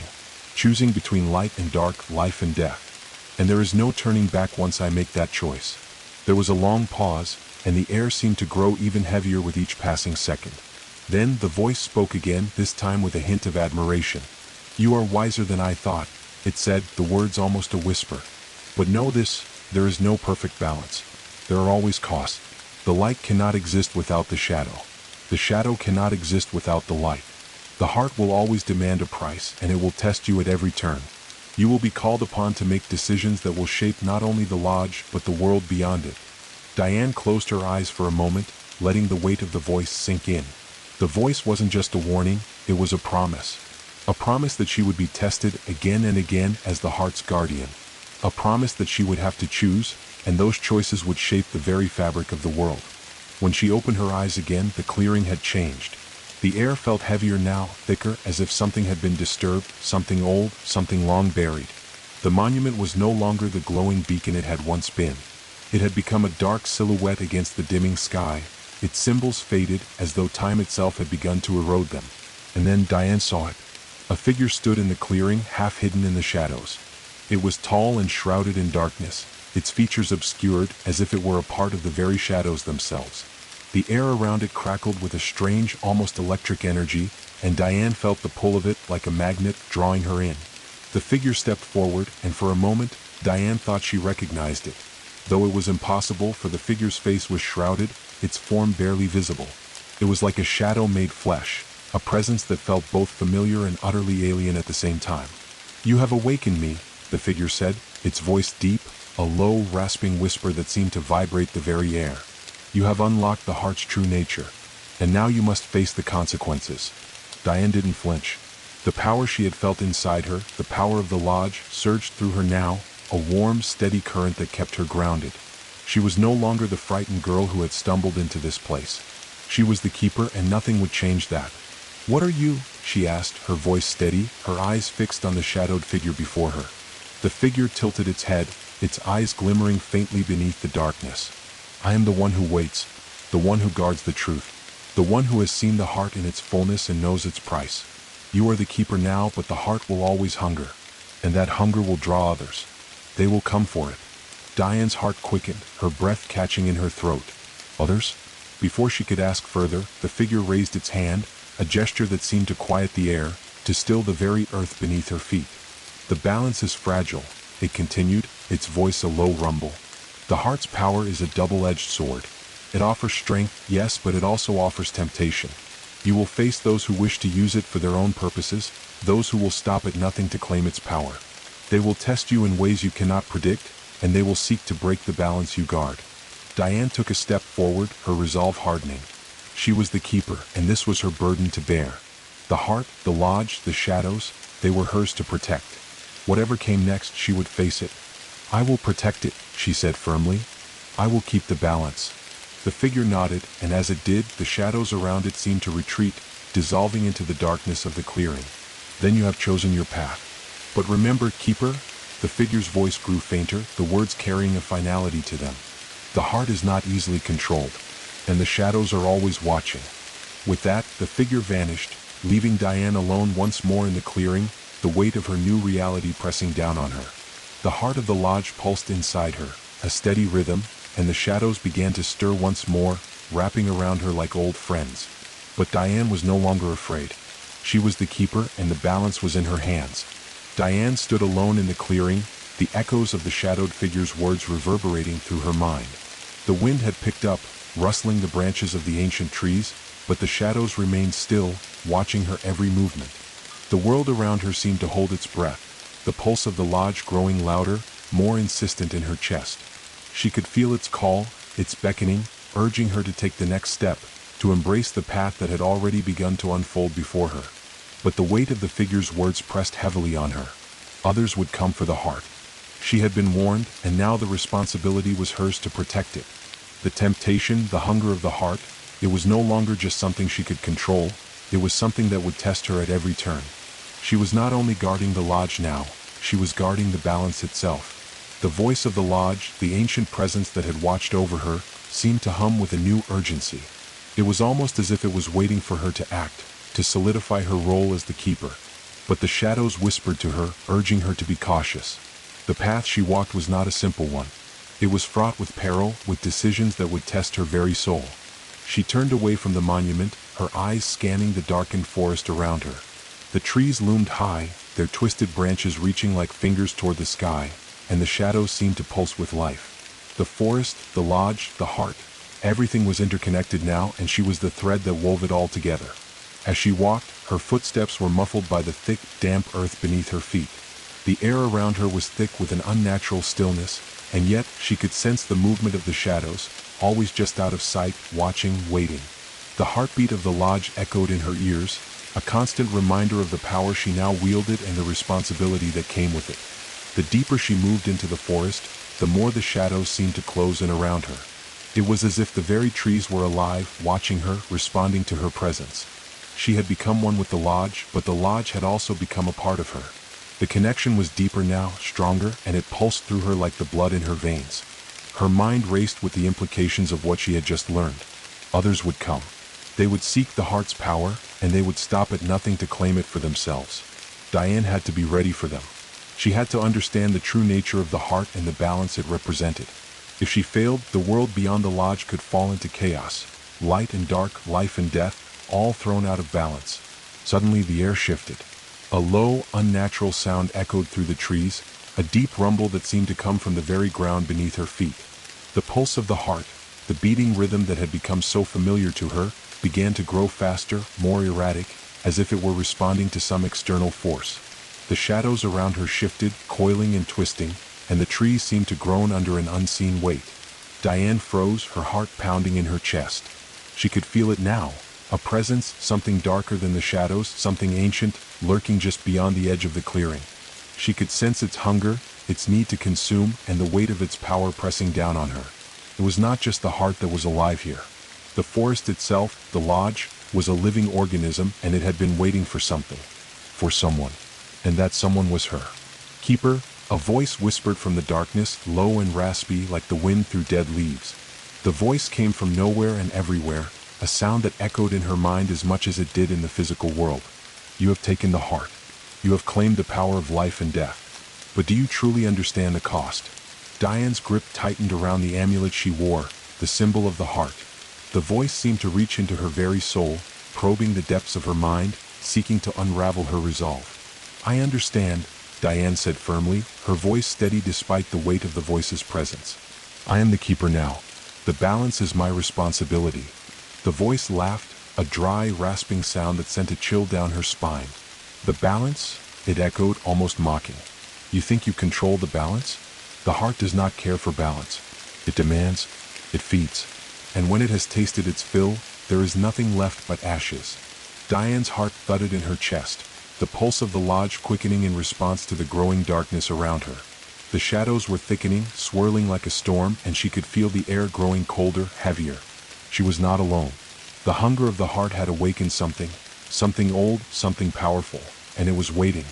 "You are wrong," Diane said, her voice firm as she stepped forward, her resolve hardening. "The heart is not just hunger. It is life. It is balance. And I will keep it." The voice fell silent for a moment, the air still as the trees around her seemed to hold their breath.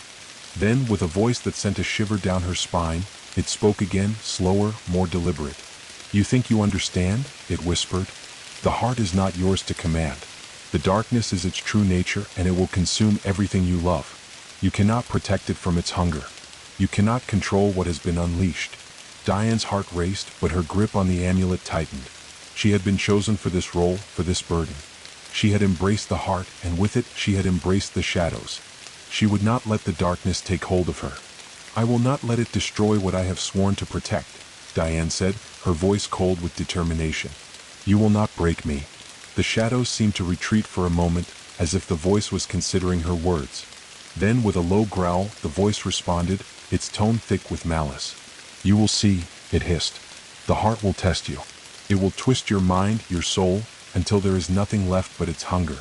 The shadows are not your friends, keeper. They are your enemies, and they will devour you from within." The ground beneath her feet trembled, and the shadows recoiled like a living thing, pulsing with energy. Diane could feel it. The heart was calling to her, its rhythm now like a drumbeat in the air. But the darkness that surrounded her was no longer just a whisper. It was a storm, closing in, pressing against her with the weight of everything it had taken, everything it had consumed.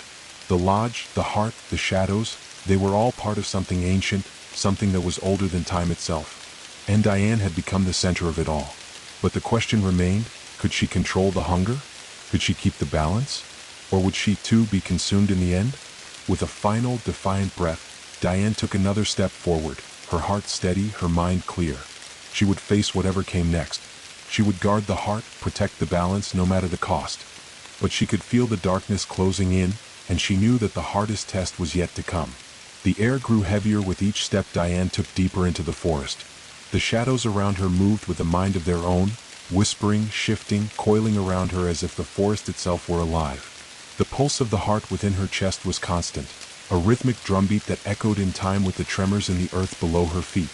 The darkness was no longer something to fear, it was something to be managed, something to be understood. But even as she grasped this, Diane couldn't shake the feeling that something else, something older, was watching her. The figure in the shadows, the one that had spoken with that rasping voice, was not the only presence here. No, the forest itself was filled with ancient energy, like an invisible current flowing just beneath the surface, a network of veins that connected everything. It was as though the lodge had always been a living, breathing entity, its heart a center point of power that pulsed not only through its physical walls, but through the very land surrounding it. The trees, the earth, the very sky above her, it all held a piece of the puzzle she was now part of. And she had just begun to understand it. The voice had warned her that the darkness would consume her, that the shadows were her enemies, but Diane knew better now. The shadows were not her enemy, they were simply a part of the world she had inherited. To reject them was to reject her own nature, to fight against the balance she had sworn to protect. But the path she walked was not one without dangers. The forest was alive and it was changing. The air around her had grown thick, heavy with the scent of earth and decay. She could almost taste it, the ancient presence that seemed to hang over the land, waiting for her to make her next move. Her footsteps slowed as she came upon a large clearing, the trees parting in front of her like a curtain pulled aside to reveal something more. The clearing was bathed in an eerie, dim light that seemed to come from nowhere, casting long, stretching shadows across the ground. It was a place of unnatural quiet, where the pulse of the lodge seemed to still, as if holding its breath. The darkness here was not oppressive, it was inviting, beckoning her forward. And there, in the center of the clearing, stood another monument. This one was unlike the others. It was not stone, but of something softer, something that seemed to shift and shimmer in the dim light, like living flesh. It was as if the monument itself were made from the same energy that pulsed through her, a conduit of the heart's true power.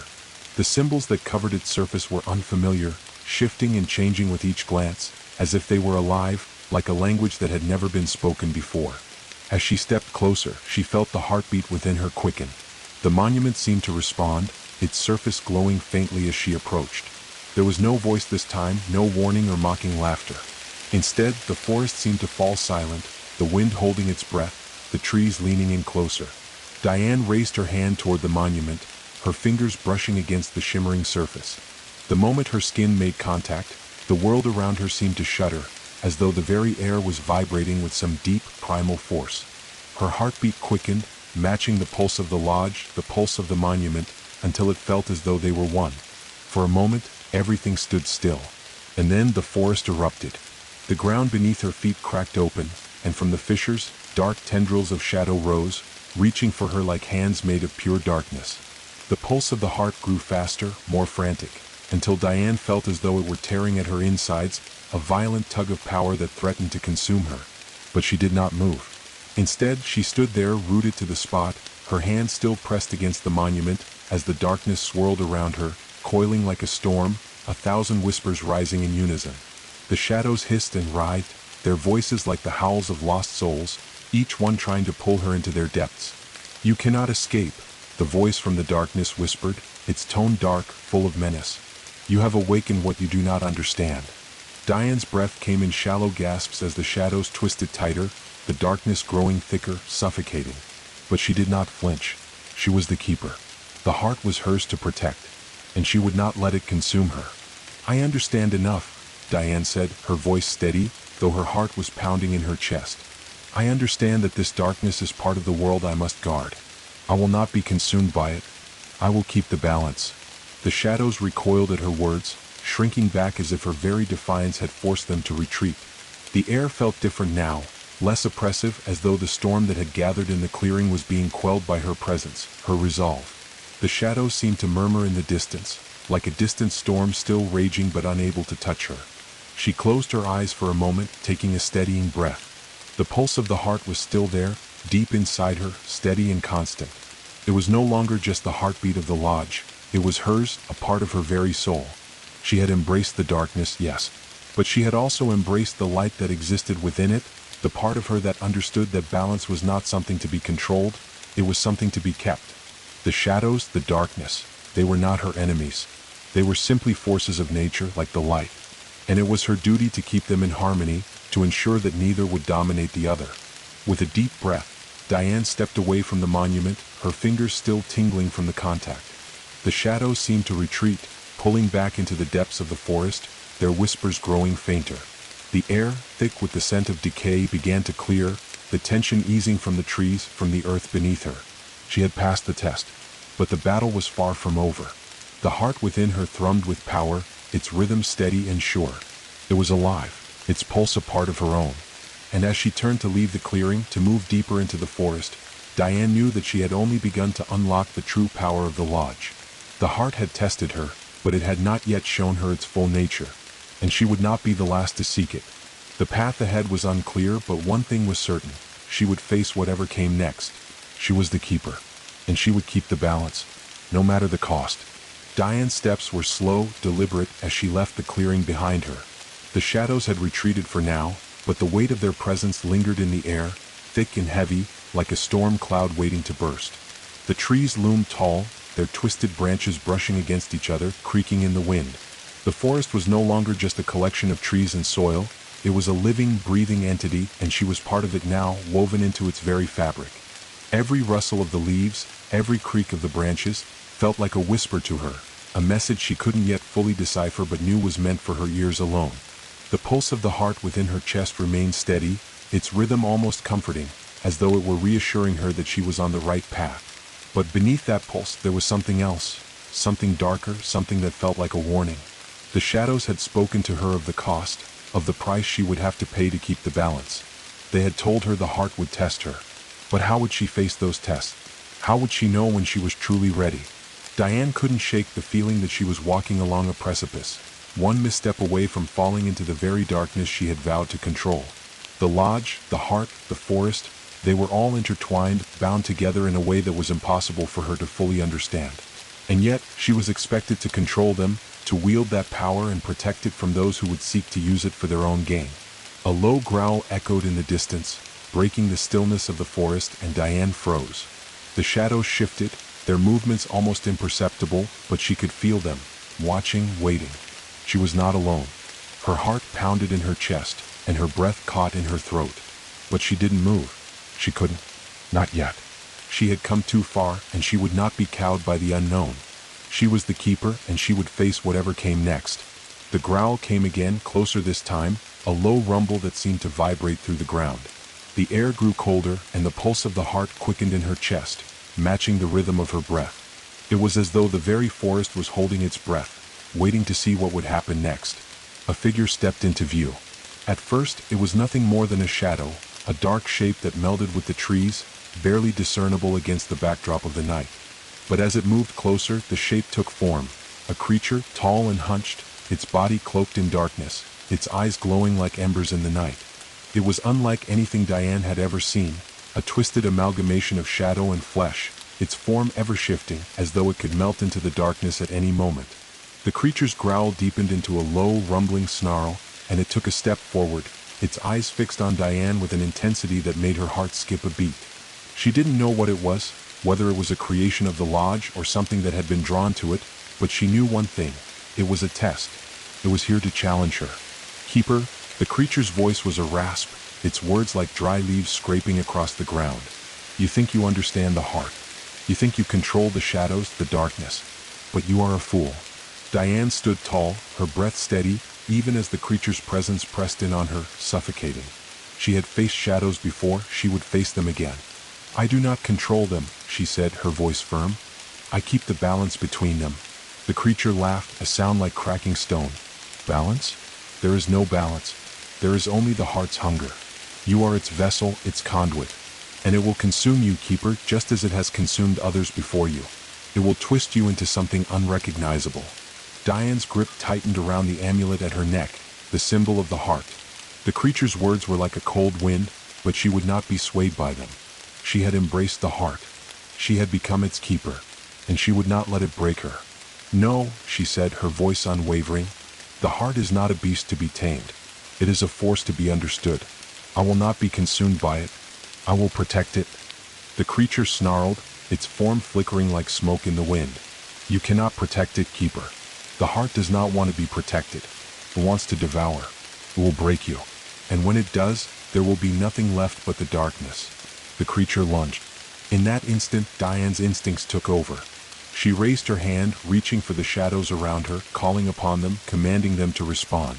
The shadows leapt to her side, swirling around her, forming a barrier of darkness, a wall that pushed against the creature's advance. The force of its charge sent ripples through the air, but the shadows held firm, their tendrils twisting and writhing like serpents, pushing the creature back. The creature hissed, its eyes glowing brighter with anger. It thrashed against the shadows, but they held strong, feeding off the power within Diane. The pulse of the heart within her chest surged, filling her with a strange strength, a sense of purpose that was almost overwhelming. You are nothing but a servant of the heart, the creature spat, its voice dripping with venom. You are no more than a pawn in its game. And when the game ends, you will be discarded like all the others. Diane's breath was steady now, her focus absolute. She could feel the power of the shadows flowing through her, their strength blending with the pulse of the heart, the two forces becoming one. The creature's words echoed in her mind, but they no longer had any power over her. She was not a pawn. She was the keeper. And this was her responsibility.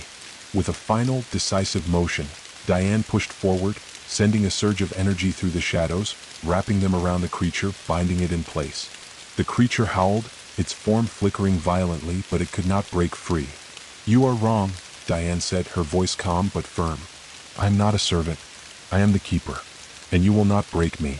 The creature writhed in the shadows, its struggles growing weaker as the tendrils of darkness tightened around it. With a final, desperate roar, it vanished, dissolving into the shadows from which it had come. The air around Diane grew still once more, and the pulse of the heart slowed, becoming a steady rhythm once again. The forest was silent. Diane stood alone in the clearing, the shadows still swirling around her like a protective cloak. Her heart pounded in her chest, but she was unshaken. The creature had been a test, a trial sent by the heart or perhaps by the forest itself, to challenge her, to see if she was truly worthy of the power she had claimed. And she had passed. But Diane knew this was only the beginning. The heart, the lodge, the shadows, they were not finished with her yet. And as she turned to continue down the path, her steps echoing in the quiet forest, she knew that the greatest tests were still ahead. For she was the keeper, and the heart would always call to her. And she would always answer. Diane's heart thudded in her chest as she walked through the now quiet forest, the lingering echoes of the creature's growl still vibrating in her bones. The shadows that had once seemed so distant, so foreign, now felt like an extension of her own will, responding to her commands as if they were woven into the very fabric of her being. The pulse of the heart within her was steady once more, a constant rhythm that reassured her like a heartbeat of her own, but beneath it something stirred, something deeper, more primal. She had passed the test. The creature that had appeared before her, born of shadow and hunger, had been a trial of her resolve. But as she moved forward, her thoughts began to churn with the weight of what had just transpired.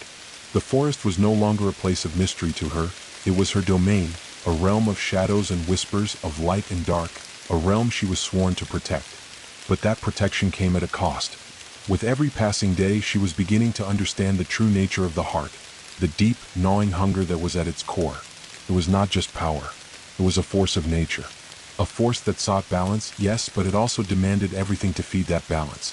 And Diane was its keeper, bound to the heart, bound to the shadows. She was both the guardian and the conduit, the link between worlds. But how long would she be able to hold that line before the hunger consumed her?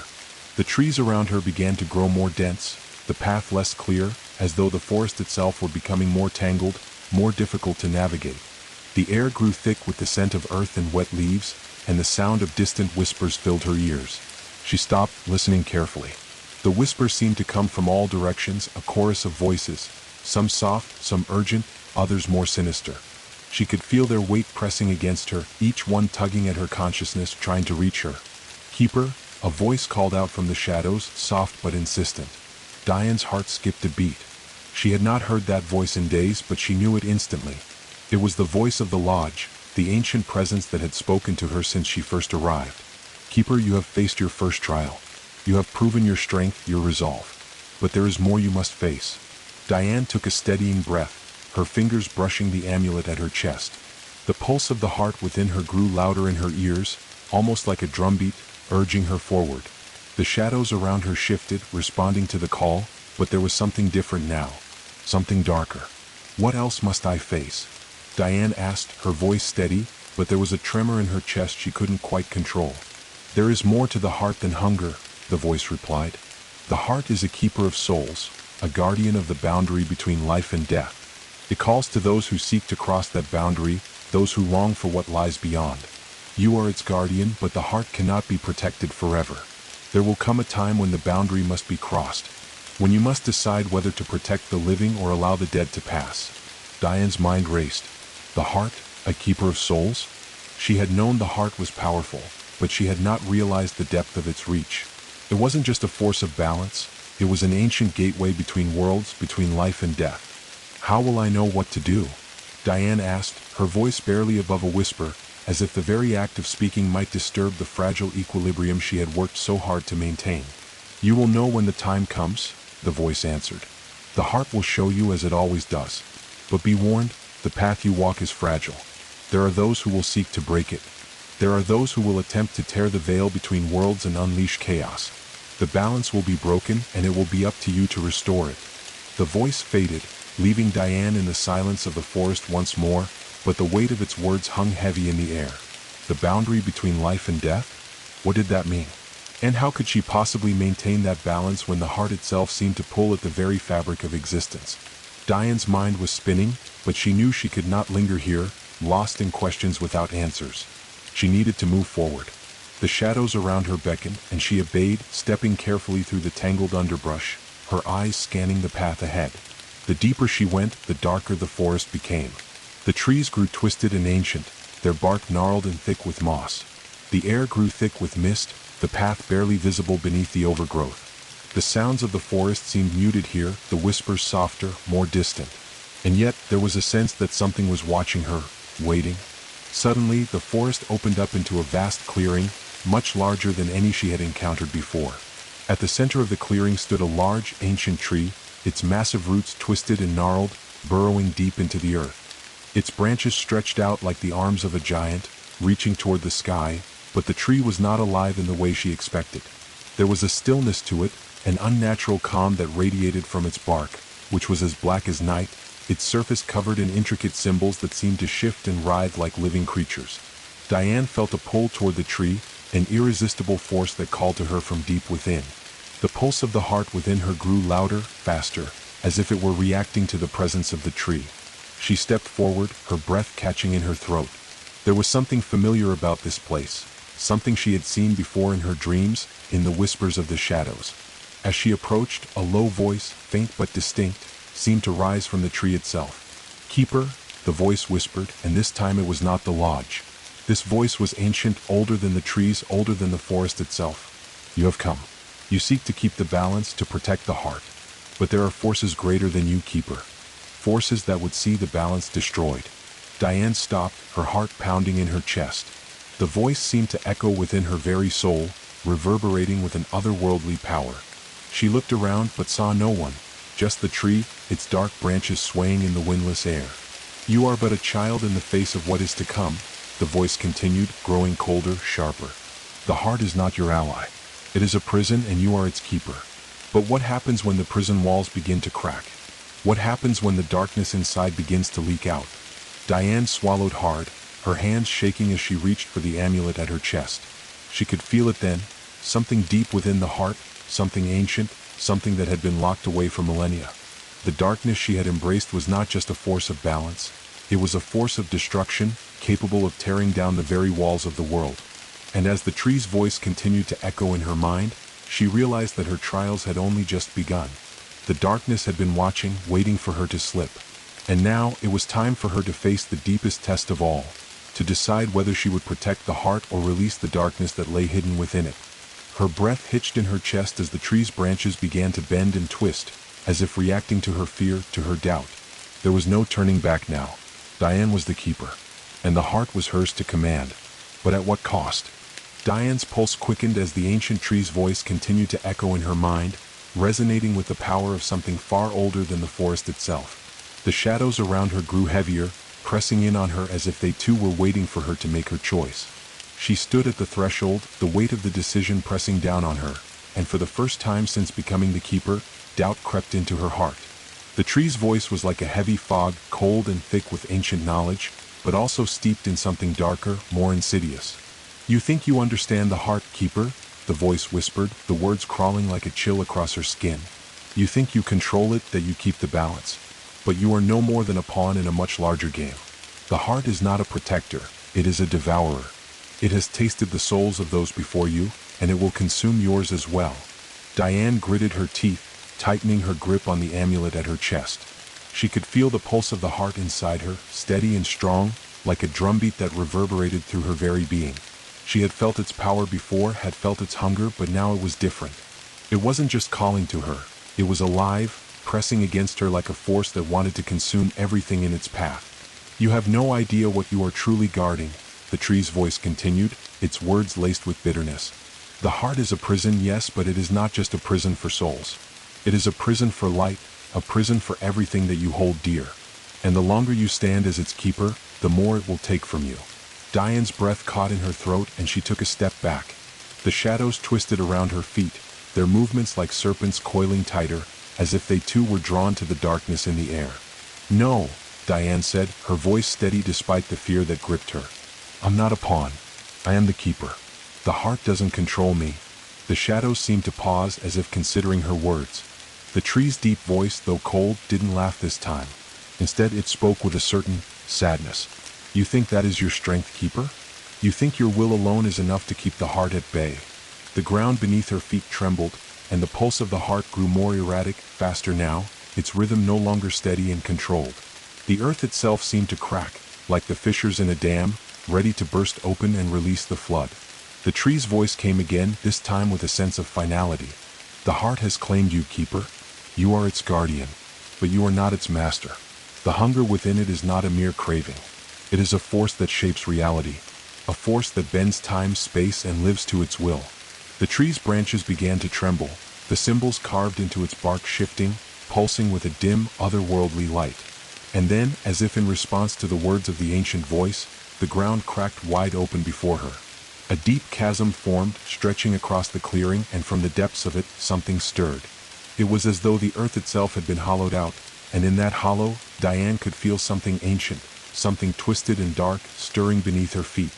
The very air around her seemed to vibrate with power, an electric charge that crackled and hummed like the beginning of a storm.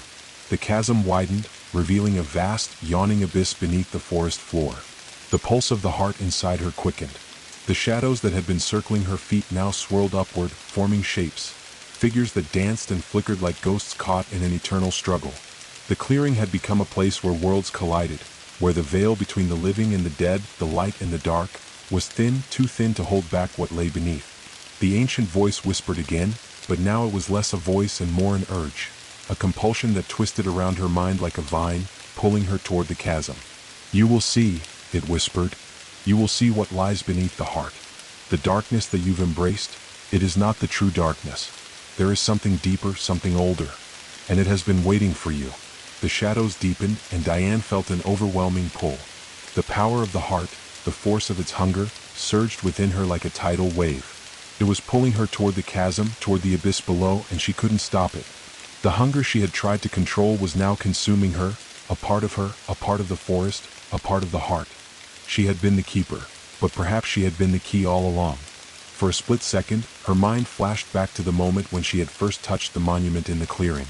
The light had enveloped her, and the world had seemed to shift, as though the very earth beneath her feet had trembled with the pulse of the heart. Now that pulse was louder than ever before. It was all she could hear, all she could feel. With a force she couldn't explain, Diane was pulled forward, her feet no longer touching the ground as the shadows lifted her toward the gaping hole. She wanted to scream, to fight, but the hunger inside her, the call of the heart, was too powerful. It was a part of her now, an indelible part of her soul. The lodge, the forest, the heart, they were all one, and she was the keeper. The chasm widened further, and from the depths something rose. Something alive, but not alive in the way she understood life. It was a dark, formless mass of energy, of shadow and flame, its presence exuding an unnatural cold that chilled her to the very core. The darkness gathered like a storm, swirling and writhing in the air, its tendrils reaching out toward her, toward the heart within her. "This is the true hunger," the voice whispered. "This is the heart's true power." As the darkness coiled around her, Diane understood. The heart wasn't just a force of balance. It was a force of destruction, a living thing that existed to consume. It was a keeper of souls, yes, but it was also a devourer of worlds, a thing that fed on light and dark alike. And it had chosen her as its keeper. But the question remained, would she be consumed by it, or would she be strong enough to contain its hunger? The shadows closed in, and the pulse of the heart reached its crescendo. Diane's breath quickened, her heartbeat matching the rhythm of the dark energy that surrounded her. The forces of light and shadow, life and death, they collided in that moment, and she felt herself at the center of it all. The keeper had been chosen. But now Diane realized the real trial had only just begun. The hunger was awakening, and it was time to see who would survive. Diane's vision blurred as the darkness pressed in, her breath shallow, the air thick with a suffocating power that seemed to stretch the very fabric of reality. The chasm before her continued to expand, its edges jagged and sharp, as if the earth itself were being torn apart. The swirling mass of shadow and flame grew, its form formless yet potent, a violent whirlpool of energy pulling her ever closer to its grasp. The heartbeat of the heart inside her grew louder, faster, pounding against her chest like the hammering of a war drum. The shadows writhed around her, tightening their grip like a vice, and she could feel them inside her, beneath her skin, crawling through her veins. Every breath she took filled her lungs with the weight of the forest, with the ancient presence of the lodge, with the overwhelming need of the heart. The pulse within her chest seemed to grow in time with the storm, its rhythm no longer a steady, reassuring thrum, but a chaotic, unrelenting call to the dark forces swirling in the chasm before her. Her fingers trembled as she reached for the amulet at her neck, its cold surface burning against her skin. The heart. It was her heart now, as much a part of her as her own pulse. She could feel it, feel its hunger, feel it stretching, reaching, trying to break free. She could hear the whispers of the shadows, not just from around her, but from within her own mind, clawing at the edges of her thoughts, telling her to let go, to embrace the darkness. But Diane knew the truth now. The heart, the hunger, it was not just a force of balance, it was a force that demanded to be fed. She had thought she could control it, that she could be its keeper, but the truth was far more dangerous. The heart had been waiting for her to reach this point, waiting for her to open the door to the very hunger that it had kept locked away. And now that door was wide open. Her knees buckled beneath her as the pulse of the heart grew overwhelming, a frantic, wild rhythm that thudded through her entire body, shaking her to her core. She could feel the darkness closing in, feel it reaching inside her, clawing at her very soul, trying to tear her apart. She was no longer just a keeper. She was a prisoner of the heart's hunger. She gasped for air, but the pressure was suffocating. Her thoughts were muddled, clouded by the weight of the darkness around her. The whispers grew louder, their voices rising into a cacophony of rage and hunger, the very fabric of the forest trembling with the force of it. She could hear the voices of those who had come before her, those who had tried to hold the heart and failed, their souls lost to the void, consumed by the very force they had sought to protect. "Keeper," one voice rasped, distant and haunting. "You cannot escape the hunger. It will claim you as it claimed us all." The voice was familiar, too familiar. Diane's blood ran cold as she realized the truth. The voices she heard, the ones whispering to her, were not just the remnants of the heart's power, they were the voices of other keepers, those who had come before her, those who had failed. They were the echoes of the very souls the heart had devoured, trapped in an eternal struggle between life and death, light and dark. Diane clenched her fists, her nails digging into her palms as she fought against the pull of the darkness, against the growing hunger that threatened to swallow her whole. She had been chosen to be the keeper, but she could no longer deny the truth. The heart wanted her. It needed her. And if she let it, it would consume everything she was, until nothing was left but the endless cycle of hunger and darkness. "No," she whispered to herself, her voice shaking but defiant. "I will not let it control me. I will not be like them." With every ounce of strength she had left, Diane pushed back against the overwhelming tide of darkness. She could feel the shadows recoiling as if testing her resolve, but she held firm. She had to hold firm. The heart was not just a source of power, it was a force of nature, a living entity that was as much a part of her as the blood in her veins. It had chosen her, yes, but she had also chosen it. And now she was faced with the hardest decision of all. Would she be its prisoner or would she be its master? The chasm before her pulsed with dark energy, its edges writhing like the limbs of some great beast, eager to escape its confines. The heart, buried deep inside her, surged with power, and the shadows around her grew more frantic, more desperate, as though the very earth beneath her feet was trying to tear itself apart to make room for the hunger that was trying to break free. And then, amidst the chaos, she felt it. A flicker of something bright, something pure. It was faint at first, like a spark in the darkness, but it grew stronger with every passing moment. The light, the balance. Diane could feel it, deep within her, as though a part of her had awakened that she had not even known existed. The light was not gone, not completely. It had been buried beneath the hunger, beneath the shadows, but it was there, and it was fighting. Diane's breath hitched as she focused on that flicker of light, drawing it into herself, pulling it from the depths of her soul, letting it fill her. She could feel the warmth of it, the strength of it, pushing back against the cold, suffocating grasp of the darkness. The light was the balance. It was the force that would hold the hunger at bay. And now it was time to let it rise. Her body trembled with the effort, but she kept pushing, kept pulling the light from within, until it was no longer just a flicker.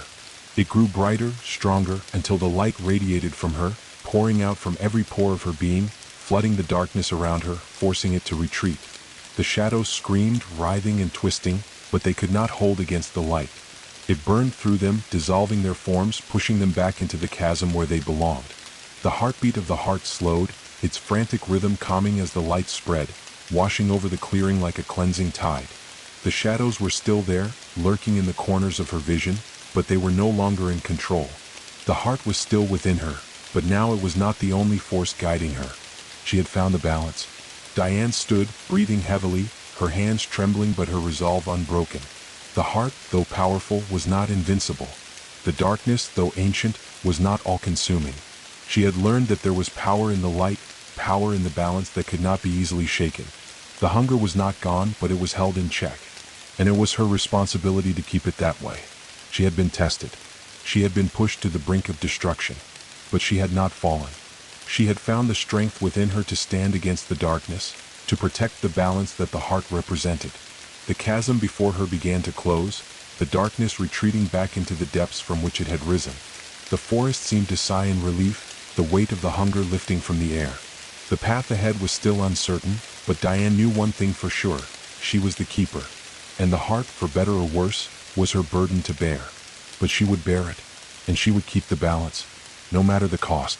The pulse of the heart, still present but no longer overwhelming, thrummed steadily within Diane, a constant reminder of the responsibility she had assumed. The forest around her, though quiet for now, seemed to breathe with her, the trees swaying gently in an unseen wind. The whispers of the shadows had faded, retreating to the far corners of her consciousness, but their presence remained, a subtle, ever-present hum in the back of her mind. Diane's breath steadied as the last remnants of darkness dissipated, leaving behind an eerie calm that felt almost unnatural. She could feel the weight of the heart in her chest, the hunger ever present, but it was contained, for now. The balance had been restored, but the question that lingered in the air was not one of how she had restored it, but how long she could hold it. The chasm had closed, the rift in the earth mending itself with a low, grinding sound, as though the forest were stitching itself back together. The ancient tree that had spoken to her now stood silent, its twisted branches reaching toward the sky like hands grasping for something just beyond their reach. It was as though the very world had held its breath during the struggle, waiting to see if Diane would falter. But she had not. The burden of the heart, of the hunger that pulsed beneath the surface, had not crushed her. She had faced the darkness head-on and refused to let it consume her. But even as the shadows retreated, she felt the weight of what she had done. The balance was fragile, and she was the keeper of it, a task that would never be as simple as standing guard. It was a delicate act of restraint, of constant vigilance. She could not afford to let the hunger take root again, and she could not afford to fail. The forest around her seemed to respond to her thoughts, the trees shifting, their leaves rustling with a quiet murmur that felt like a warning. Diane turned, instinctively reaching out to the shadows, calling them to her. They responded, swirling around her, quiet now but filled with the same silent potential they always carried. But it wasn't just the shadows that had changed. It was her. She was not the same woman who had first walked into the forest, drawn by the heart's call. She had faced its hunger and survived, but it had left its mark on her. The power within her had grown, but so had the risk. With each passing day, the heart would pull harder, the darkness would claw closer, and the line between light and dark would become harder to walk. Diane closed her eyes for a moment, letting the cool night air wash over her, the stillness of the forest filling her senses. She had learned much, but there was still so much to uncover. The heart was not just a source of power, it was a living, breathing force, its hunger tied to the very fabric of reality itself. The balance between life and death, light and dark, was not a simple equation. It was a web of endless complexity, with threads stretching beyond her understanding. And then, as if answering her unspoken question, the forest began to shift again, the ground beneath her feet quivering with a low hum. The pulse of the heart quickened, the rhythm now matching her own heartbeat as if they were one. The air grew heavy once more, thick with the scent of earth and decay. The shadows swelled around her, reaching upward like hands trying to pull her into the depths once again. This was not the same darkness that she had faced before. This was something different, something that had been waiting. "Keeper," a voice called, soft but unmistakable. The voice of the lodge. "The time has come." Diane's heart skipped a beat as the words reverberated through the air. The pulse of the heart quickened again, more frantic now, as though it recognized the change. The shadows that had once seemed like mere whispers were now something more, something alive, something waiting to break free. "The time for what?" Diane asked, her voice steady but filled with unease. The shadows swirled around her, and the darkness in the air seemed to deepen, like the approach of a storm. She reached for the amulet at her neck, her fingers brushing the cold surface. The pulse of the heart inside her was fast and erratic now, as though it could no longer contain the hunger that swelled within it. "The veil is thinning," the voice of the lodge whispered, its tone grave.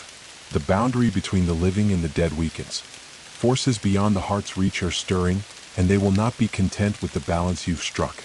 There are those who seek to break it entirely, to unmake the world you've worked so hard to protect." The words hit Diane like a blow, and for a moment, her knees buckled, the weight of the responsibility pressing down on her. The veil between the living and the dead? Forces beyond the heart's reach?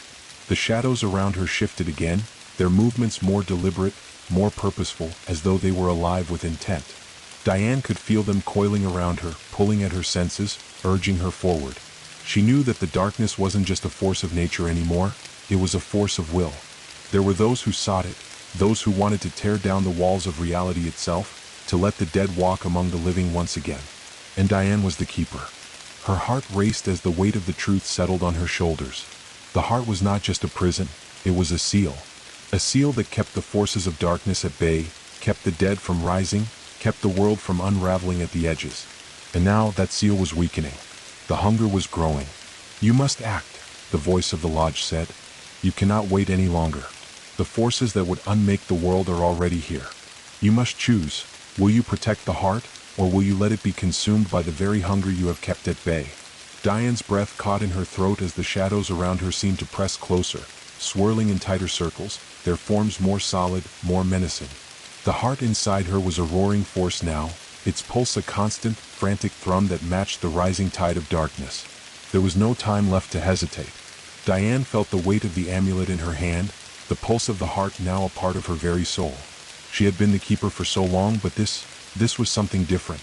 The darkness had always been a part of the forest, a part of the balance. But now it was something else. It had become a force unto itself, a will that sought to escape its prison, to claim the world as its own. The time had come. Diane stood tall, her breath steady, her hands raised to the sky as she called upon the shadows, upon the heart, upon the very forces that had shaped her life since she first entered the lodge. The power surged through her like a wave, filling her, pushing her, but she did not let it consume her. She would not let it consume her. She would protect the heart, and she would protect the world, no matter the cost. The world held its breath. Diane's fingers curled around the amulet at her chest as the heartbeat of the heart within her surged once again, slowly, deliberately, almost as if it were testing her resolve. The pulse was no longer just a rhythm. It was a command urging her to surrender, to embrace the hunger, to let the storm consume the world. She could feel its power deep within her, an insatiable presence that threatened to overwhelm every part of her being. The air around her crackled with energy, the forest itself seeming to tremble in response to the storm that was about to unfold. The trees groaned, their gnarled branches twisting and contorting like the hands of ancient gods reaching for something long out of reach. The ground beneath her feet shifted, cracks spreading across the earth, as though the very fabric of reality was unraveling. And the whispers, those eternal, haunting voices, grew louder, more insistent. The souls trapped in the heart's prison were calling to her, their cries echoing in the vastness of the forest, a symphony of despair and longing. Diane could feel the storm now, not just in the world around her but within herself. The hunger, the heart, it was alive and it was starving.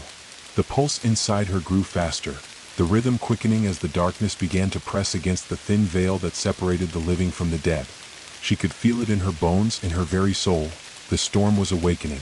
It was no longer a distant force. It was here, at the edge of her mind, at the edge of the world. The choice had been made, and the storm was beginning to stir.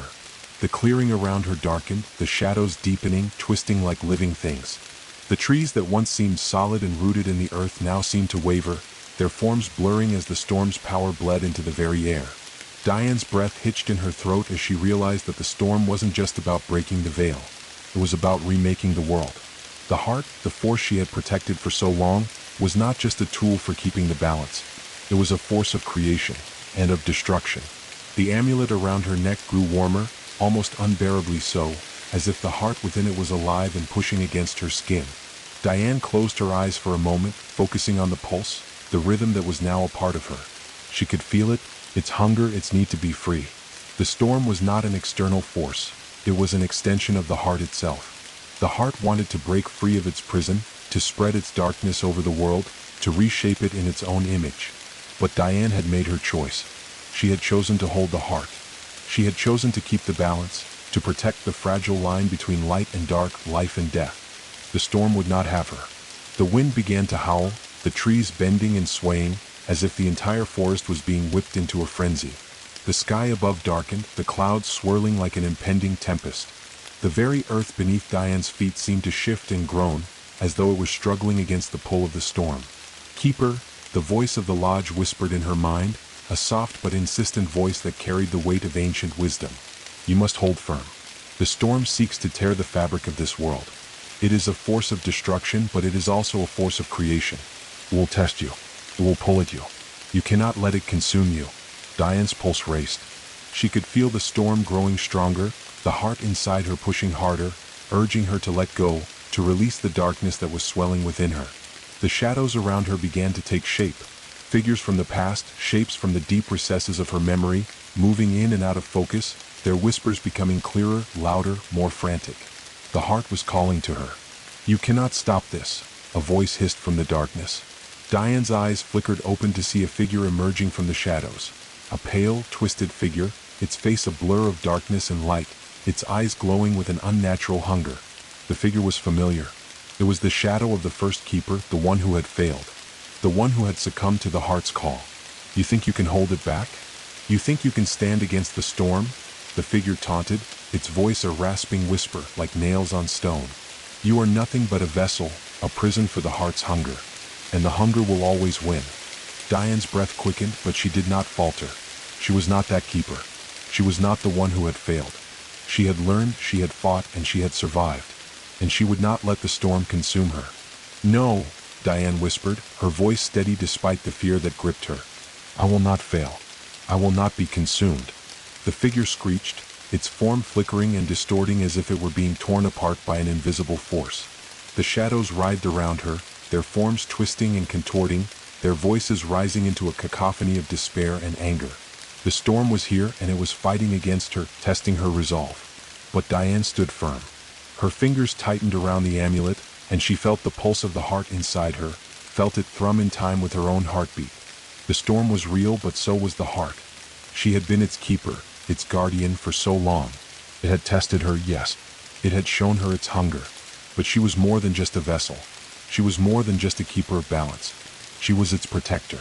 "I will not let you go," Diane said, her voice growing louder, stronger. The storm responded, the shadows pressing closer, their forms flickering in and out of existence like fleeting dreams. "I will not let you consume this world." The darkness shrieked, a high, unearthly sound that shook the very ground beneath her feet. The air grew thick, charged with the raw energy of the storm. The pulse of the heart inside her was a wild thing now, a frantic beat that reverberated through every fiber of her being. But Diane did not waver. She held firm, her hands raised as if to push the storm back, to force it to bow to her will. She was the keeper, and the heart was hers to command. But the storm was not so easily silenced. It pressed harder, the shadows gathering like a swirling vortex around her. The forest trembled as the energy surged, the earth cracking beneath the pressure of the storm. The very sky above darkened, the wind howling like a living thing. Diane could feel it, the hunger, the need of the storm to break free, to consume everything in its path. The heart pulsed faster, its rhythm no longer a steady beat, but a rapid, frantic pounding that matched the chaos around her. The shadows flickered in time with the pulse, their whispers growing more frantic, more desperate. And then, in that moment, Diane felt something shift. The storm was not just pulling at the fabric of the world.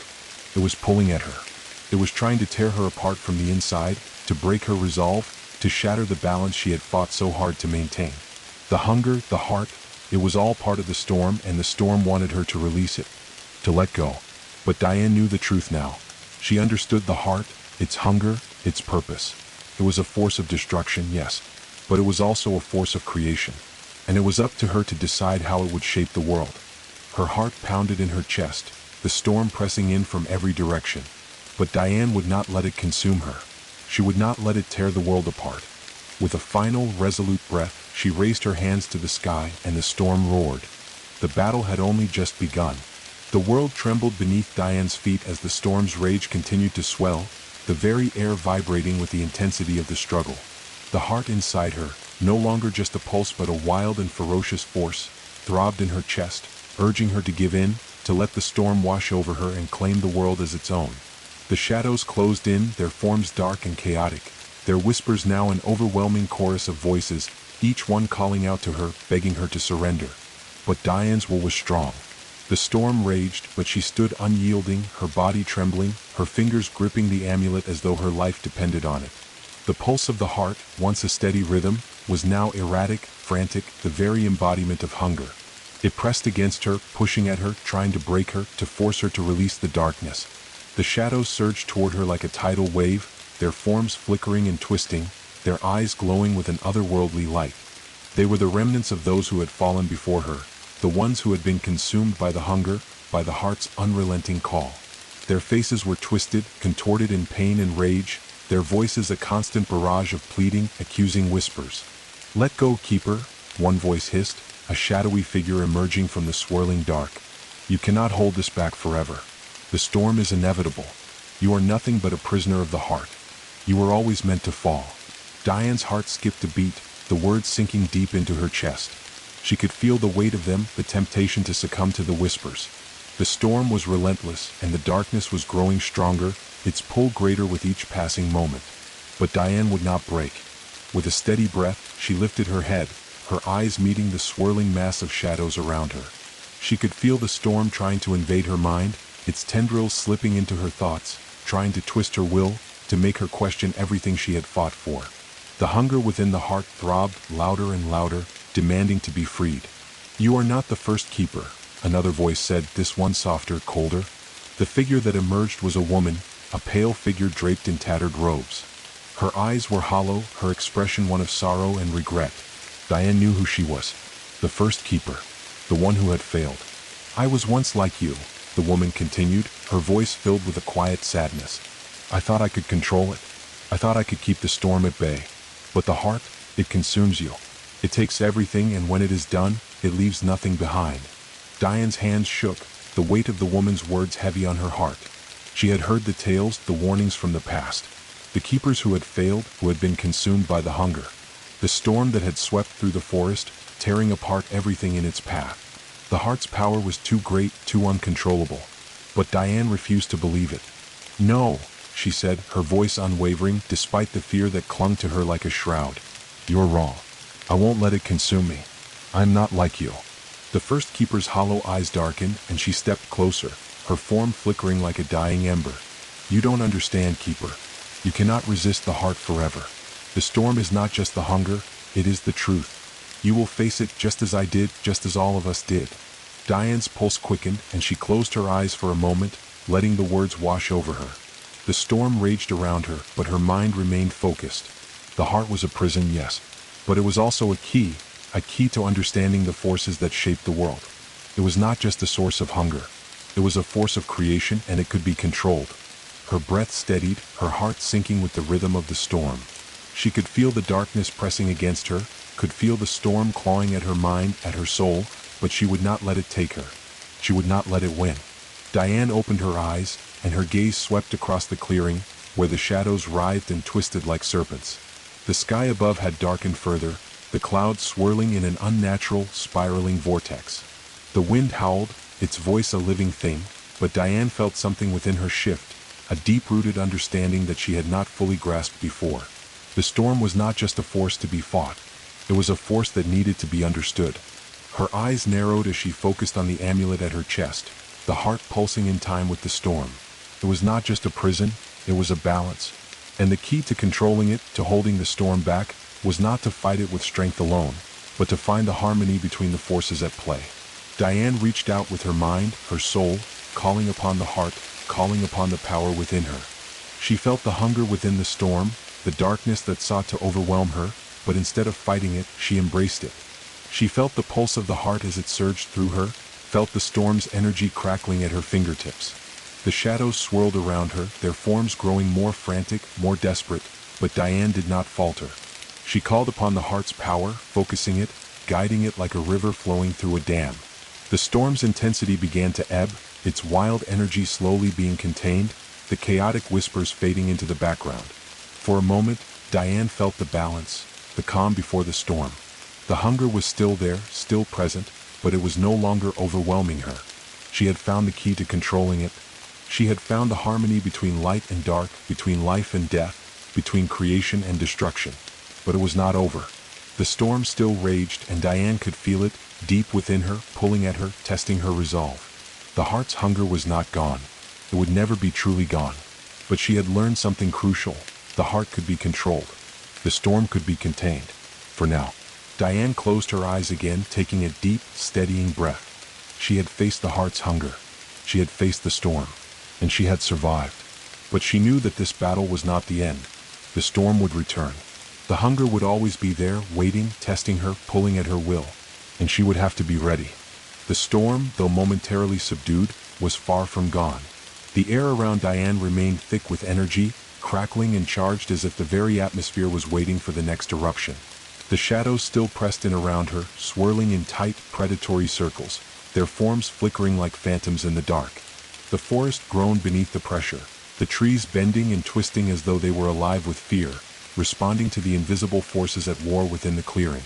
Diane's chest heaved with the effort, her pulse racing as the remnants of the storm rippled through her. The heart inside her, a thing of hunger and power, continued its rhythmic pulsing, steady yet erratic, as though trying to shake off the grip she had placed upon it. The hunger was still there, lurking beneath the surface, ready to explode once more. But she had learned something in that fleeting moment of calm. She could control it. The storm, the heart, the darkness, they were not invincible. She had the power to keep them at bay, to hold them at the edge of the abyss. But that was the problem, wasn't it? The edge of the abyss. Diane looked out across the clearing, the trees casting long, distorted shadows as the last remnants of daylight vanished into the thickening night. The sky above was no longer a calm expanse of stars. It had become a swirling maelstrom of dark clouds, moving in unnatural patterns, pulled by an unseen force. The stars that once shone brightly were now hidden, swallowed by the storm that loomed over the horizon. She could feel the pull of the abyss now. It wasn't just the hunger of the heart. It was the pull of something deeper, something far older, more primal. The very earth beneath her feet seemed to throb with it, like the beating heart of some vast, sleeping beast. Diane knew with a certainty that made her skin crawl that the heart was not just a key, it was the key. The storm was the manifestation of something far darker, something that had been waiting in the wings for eons.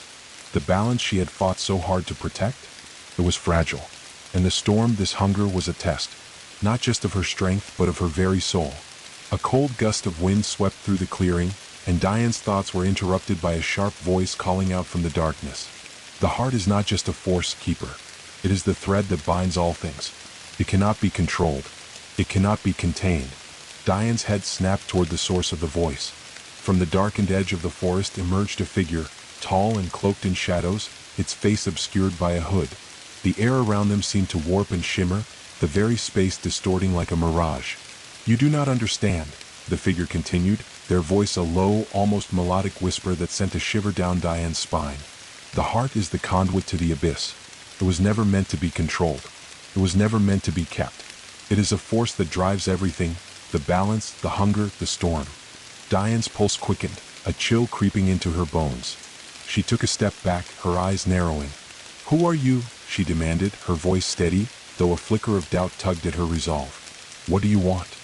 The figure chuckled softly, a sound that echoed through the clearing like the rustling of dry leaves. "What do I want?" they repeated, their voice dripping with amusement. "I want what the heart always wanted. Freedom. Release. The storm is merely the first breath of what is to come. The heart's hunger is the beginning of the end. You are holding it back, but you cannot stop it. You cannot hold the abyss forever." Diane's heart thudded painfully in her chest. The storm was not just about power, it was about something deeper. The heart was not merely an ancient force of hunger. It was a part of something far more terrifying, something that transcended life and death, light and dark. It was a gateway. The figure took a step forward, their form flickering like a ghost, their eyes glowing with an unnatural light.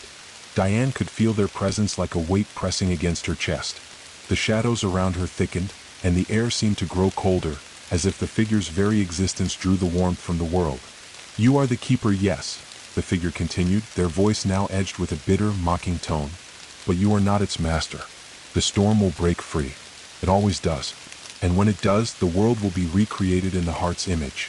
Everything that you have fought to protect will be undone. And you, keeper, will be nothing but a memory." Diane's grip tightened on the amulet at her chest. She could feel the heart's pulse, a frantic, wild rhythm beneath her fingertips. The storm raged in the distance, its energy building once more.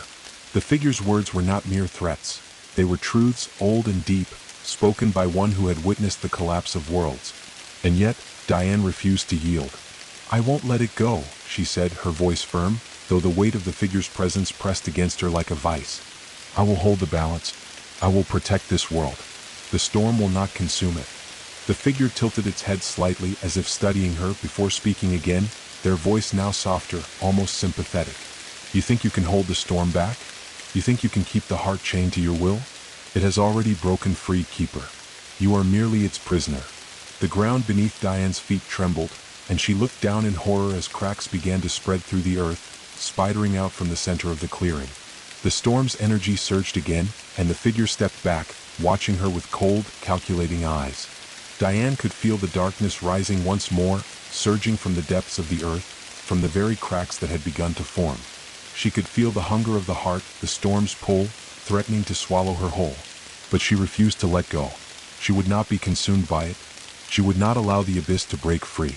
Her heart pounded in her chest as the shadows pressed in, swirling around her in a dizzying vortex. The wind howled, and the world seemed to warp and twist under the weight of the storm.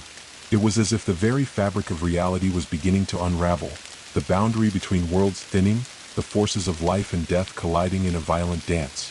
Diane closed her eyes, reaching deep within herself, feeling for the heart, for the pulse that had been her constant companion.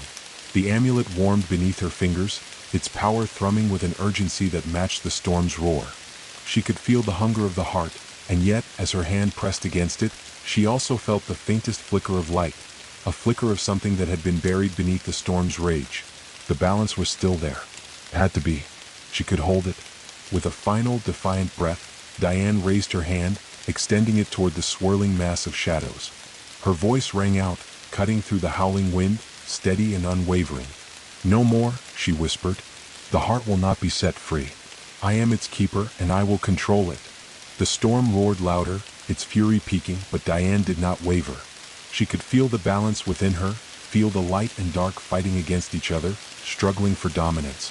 But she was the keeper, and she would not let the abyss break free. Not today. Not ever. The storm's roar was deafening now. Diane's senses were overwhelmed. The wind howled like a beast in pain. The shadows pressed in on her, thick and choking, their whispers mingling with the sounds of the storm as if they were a part of it. The heart within her thudded erratically, its pulse faster, more frantic, as though it were caught in a desperate, agonizing struggle to break free. She could feel it, the hunger, the rage, the endless want that clawed at her insides. But she held firm. Her feet were planted on the earth, and though the ground beneath her trembled, threatening to crack wide open, Diane did not falter. The amulet around her neck burned hot against her skin, the heat rising as if it were alive, a living thing pulsing with energy. The storm, the heart, the darkness, they were all testing her, pushing her to her limit, trying to break her resolve. But Diane was resolute. The world around her might be unraveling, but she would not let it be undone. The figure, still standing at the edge of the forest, watched her with an inscrutable expression. It was the same figure from before, tall, cloaked in shadows, its face obscured by a hood. But now, it seemed even more unsettling, as if its presence were distorting the very air around it. The ground beneath it crackled and flickered like dying embers, and the shadows that surrounded it seemed to writhe and pulse with dark intent. "You cannot win, Keeper," the figure called out, its voice a deep, haunting sound that echoed through the clearing. "The heart will break free, and when it does, you will cease to exist. You are but a fleeting moment, a flicker in the dark. You cannot control the storm any more than you can control the tide of time." Diane's heart clenched as the words echoed in her mind, but she did not look away. The storm was raging, yes, but it was also a manifestation of something far more ancient, a power that had always existed, waiting to be unleashed. The hunger was not merely the hunger of the heart, it was a hunger that stretched back through time, a force that had existed long before the first keeper had ever stepped foot in this forest. But Diane knew something now that she hadn't known before. She was not just a keeper of the balance. She was the bridge between the heart and the world. And while the storm sought to break free, to destroy the fragile wall between life and death, between creation and destruction, Diane had the power to hold it, if only for a moment longer. Her fingers tightened around the amulet, feeling the pulse of the heart, the frantic beat that seemed to echo her own. The storm wanted to be free. It wanted to break through, to rip apart the world, to return everything to chaos. And the heart was the vessel through which it would do that. But Diane understood now that the heart wasn't just the storm. The heart was the key. She closed her eyes, feeling the storm surge around her. The wind tore at her clothes, the shadows clawed at her mind, and the earth trembled beneath her feet. But she focused. She listened. She reached deep within herself, digging past the fear, past the hunger, past the growing pull of the abyss that threatened to consume her. And then she felt it. The heart was not just a source of destruction. It was a point of convergence. It was the center of the storm, the anchor that kept the forces of chaos at bay. But it was also the key to releasing that chaos. Diane realized in that moment that if she wanted to stop the storm, if she wanted to prevent the world from unraveling, she would need to do the opposite of what she had always done. She needed to unleash the heart. Not all of it, not the full storm, but enough of it, just enough to break the cycle, to destroy the foundation that had allowed the heart to fester for so long, to sever the connection that kept the hunger contained. Diane took a deep, steadying breath. The darkness pressed against her like a weight, but she stood tall. She was not a prisoner of the heart. She was its keeper. And she would make this choice, not just for herself, but for the world. The storm had already begun. It was a force that could not be stopped. Not now, not in this moment. But it could be redirected. She reached out, her hands trembling, and placed them flat against the amulet. She could feel the pulse of the heart beneath her skin, its wild beat racing faster now, almost too fast for her to follow. The hunger clawed at her, desperate to be freed, desperate to consume everything. But Diane was the keeper. She would channel that hunger. She would use it to sever the ties that bound the heart to the storm. She would rewire the connection between the heart and the world, create a new balance. The wind howled around her, the storm raged in her mind, but Diane focused. Her fingers pressed against the warm, smooth surface of the amulet as she allowed herself to sink deeper, to feel the power coursing through her veins, her very soul vibrating with the heart's call. "I will not let you go," she whispered, her voice barely audible over the roar of the wind. The heart inside her surged. For a moment, the shadows receded, the storm quieted, and the clearing around her seemed to still. The ground beneath her feet stopped trembling, and the wind ceased its howl. Diane could feel the force of the storm, its raw, chaotic energy like a living thing pressing against her. But now it was contained. It was no longer a beast to be tamed, it was a force to be directed. Diane's breath caught as a burst of energy shot through her, and the shadows writhed around her, flickering like fireflies in the dark. The figure in the distance seemed to falter, its form flickering and distorting as if the very air around it was beginning to push it away. "No!" the figure screamed, its voice rising in fury. "You cannot." But Diane was already stepping forward, her body glowing with the light of the heart, her eyes focused, her mind clear. The storm had not defeated her. It had challenged her. And now she would master it. She held her ground as the power surged around her, swirling like a vortex, but now under her control. She focused all of her will into the heart, channeling the storm's energy, bending it to her will. The shadows hissed in protest, their voices rising in a crescendo of fury, but Diane did not falter.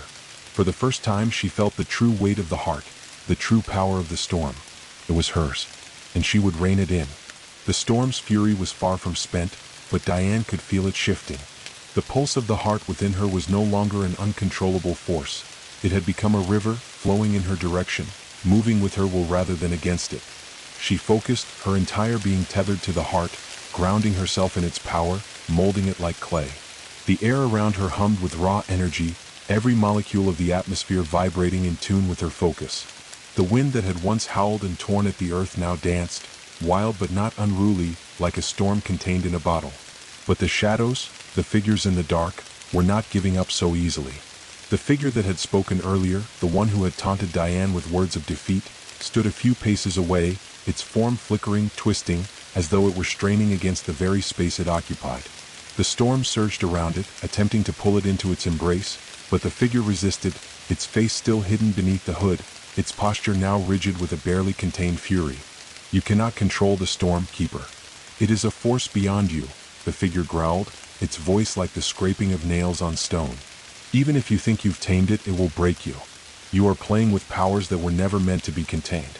You're a fool to think you can hold back what's already begun." Diane did not flinch, though the voice of the figure sent a chill down her spine.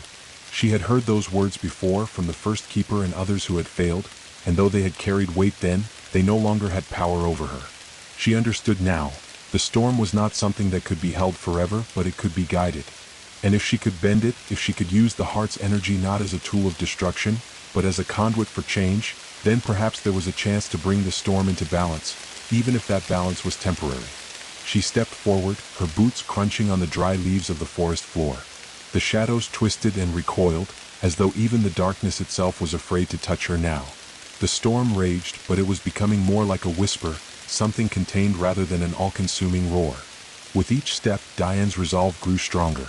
The power that surged through her, that resided in the heart, was not just raw energy. It was purpose, and she was the one who would shape it. "No," she said, her voice steady, her words cutting through the tension like a knife. "I will not be your prisoner.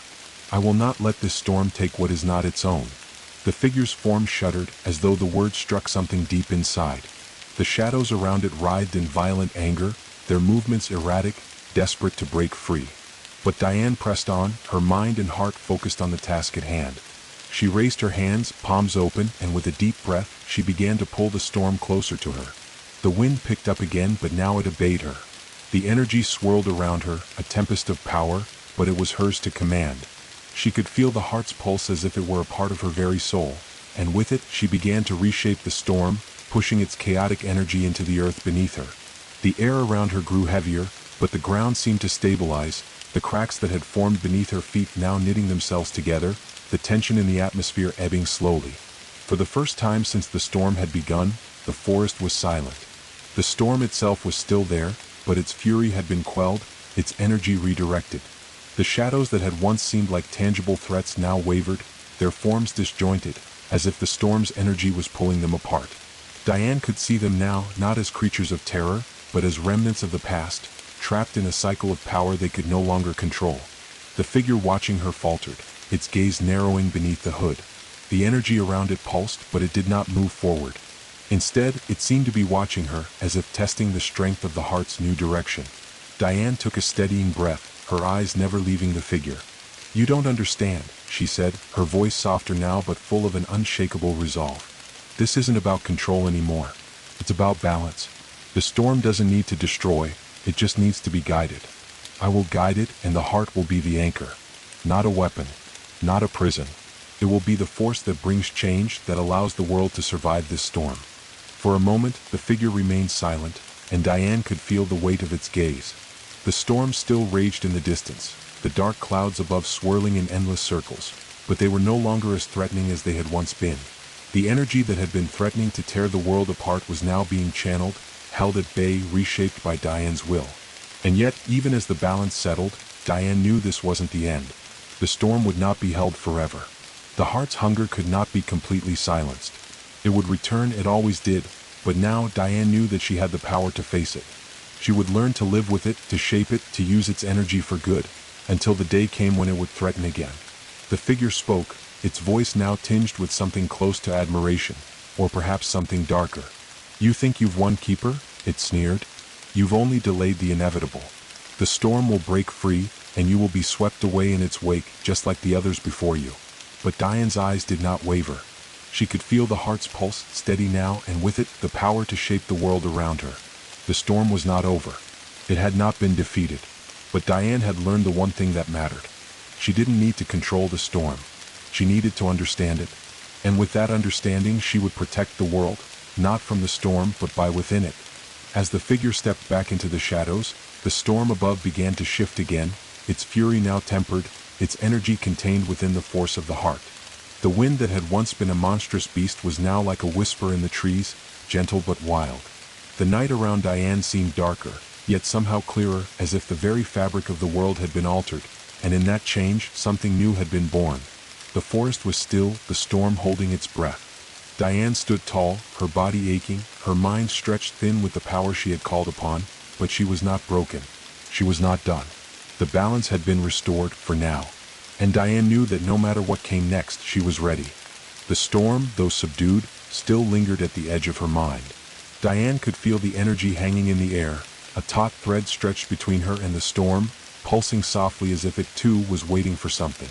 The shadows no longer pressed so urgently against her, but they had not completely vanished. They lingered in the corners of her vision, just out of reach, as though watching, waiting for their chance to strike. Diane remained still, her breath steady but deep, feeling the weight of the heart's pulse beneath her skin. She had channeled the storm, redirected its fury, but she knew this was not the end. It was only a temporary reprieve. The storm would return. The heart's hunger would return. And when it did, it would test her once again. But now, in the stillness, Diane felt something else. A shift. A sense of quiet that wasn't peaceful but unnerving. The forest was still, the trees swaying gently in the breeze, but there was an underlying tension, as if the earth itself was holding its breath. The air had become thick, almost suffocating, and Diane could feel the weight of 1,000 unseen eyes upon her. "You think you've won?" The voice of the figure came again, more subdued now, but still thick with malice. It emerged from the shadows, its form flickering like a flame, a vague silhouette in the gloom. "You think you've mastered the heart, but you've only delayed the inevitable." Diane's eyes narrowed. The figure was closer now, its form no longer a mere shadow but a presence, an entity of darkness that seemed to absorb the light around it. The storm had quieted, but the feeling in the air had shifted, become heavier, as though something deeper, darker, was watching her. "I didn't come here to win," Diane replied quietly, her voice steady, her hands resting at her sides. "I came here to hold the balance, to keep the heart from consuming everything, including the world itself." The figure tilted its head, and Diane could almost hear the smile in its voice. "Balance? How naive. The storm is not about balance. It is about inevitability. It is the pulse of this world, the rhythm that governs everything. The heart's hunger cannot be contained. You cannot hold it back forever. You will burn, Keeper, just like the others before you. And when you do, everything you've protected will crumble to dust." Asterisk. Diane did not respond at first. She simply stood there, her senses alert, her mind sharp. She could feel the storm, but it was no longer the chaos it once had been. It had been tempered, shaped, molded into something that was no longer out of control. It was a force, yes, but one she had learned to guide.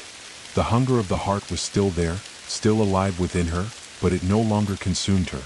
It was a part of her, and with it she could shape the world, not destroy it. The figure's voice grew darker, colder. You have no idea what you are dealing with, Keeper. The storm is not your tool to command. It will take what it needs, and in the end it will take you. All you have done is delay the inevitable. The heart will tear through this world, through the fabric of reality itself, and when it does, nothing will be left. No one will remember your name, your sacrifice, your struggle. You will become dust, forgotten. A shudder ran through Diane as the figure's words cut into her mind like cold steel. It was tempting to believe it, tempting to give in to the idea that the storm's power was too great, that the hunger of the heart would eventually claim everything, even her. The temptation to surrender was there, the promise of release. The heart's pulse within her quickened in response, its frantic rhythm urging her to accept it, to let it consume her. But Diane had already made her choice. She was the keeper, not the prisoner of the heart. She had made her decision, and she would hold the balance, no matter how impossible it seemed. "I won't let it destroy me," Diane said, her voice unwavering despite the weight of the figure's presence. "And I won't let it destroy the world." The figure's form flickered again, a dark laugh reverberating in the air around her. "You are stubborn," it said, its voice an eerie whisper. "And yet, that will be your downfall. The storm is not something that can be tamed. The hunger is endless, Keeper. There is no ending to it. And in the end, it will consume everything." The forest around her shifted then, the trees creaking and groaning as if the very earth was rebelling against her. The ground beneath her feet cracked, the fissures growing wider and deeper as the storm's energy began to pulse again, this time more erratically. The wind picked up, swirling in violent gusts that tore through the clearing, rattling the leaves of the trees, sending the shadows into frantic motion. Diane stood her ground, her body tense, the amulet against her chest warm and pulsing with power. She closed her eyes for a moment, feeling the heart's rhythm inside her, wild, untamed, but hers to control. The storm pressed against her like an oppressive weight, but Diane focused. She reached within, deeper than before, and with a deep breath, she drew upon the power that was now part of her, part of the world. The storm responded. The energy surged again, but this time, it obeyed her. Diane could feel the power of the heart, the storm's hunger, surging through her body, but she did not resist it. She let it flow, she directed it, steering it back into the earth, back into the world, where it could not destroy but transform. The wind howled, the trees bent, but the energy was no longer chaotic. It was focused. "You think you can control it?" the figure said, its voice breaking into a growl. "You cannot control the storm, Keeper. You cannot control what is inevitable." "I can," Diane said, her voice rising above the storm, "because I understand it. I understand the heart, and I will never stop protecting this world from its hunger. I will be its keeper, and I will never let it destroy everything." The figure's laughter stopped. The shadows around it began to flicker and fade as if the force that had sustained them was weakening. Diane stood tall, feeling the storm now as something she had not felt before. Alive, yes, but contained.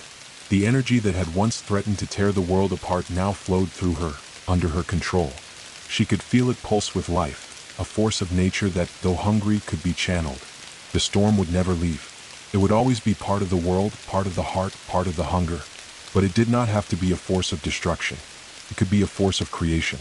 For the first time, Diane felt a sense of clarity, a vision of what could be. The storm, the heart, the hunger, they were all part of the world. And though she could never eliminate them, she had the power to shape them, to guide them, to make them part of the balance that held everything together.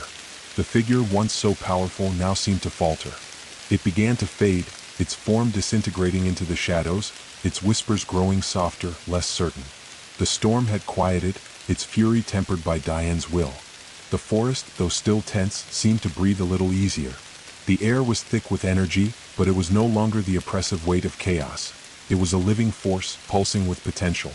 Diane closed her eyes, her breath steady, the heart's pulse now in harmony with her own. This was not the end. It was the beginning. The storm had subsided, but it hadn't vanished.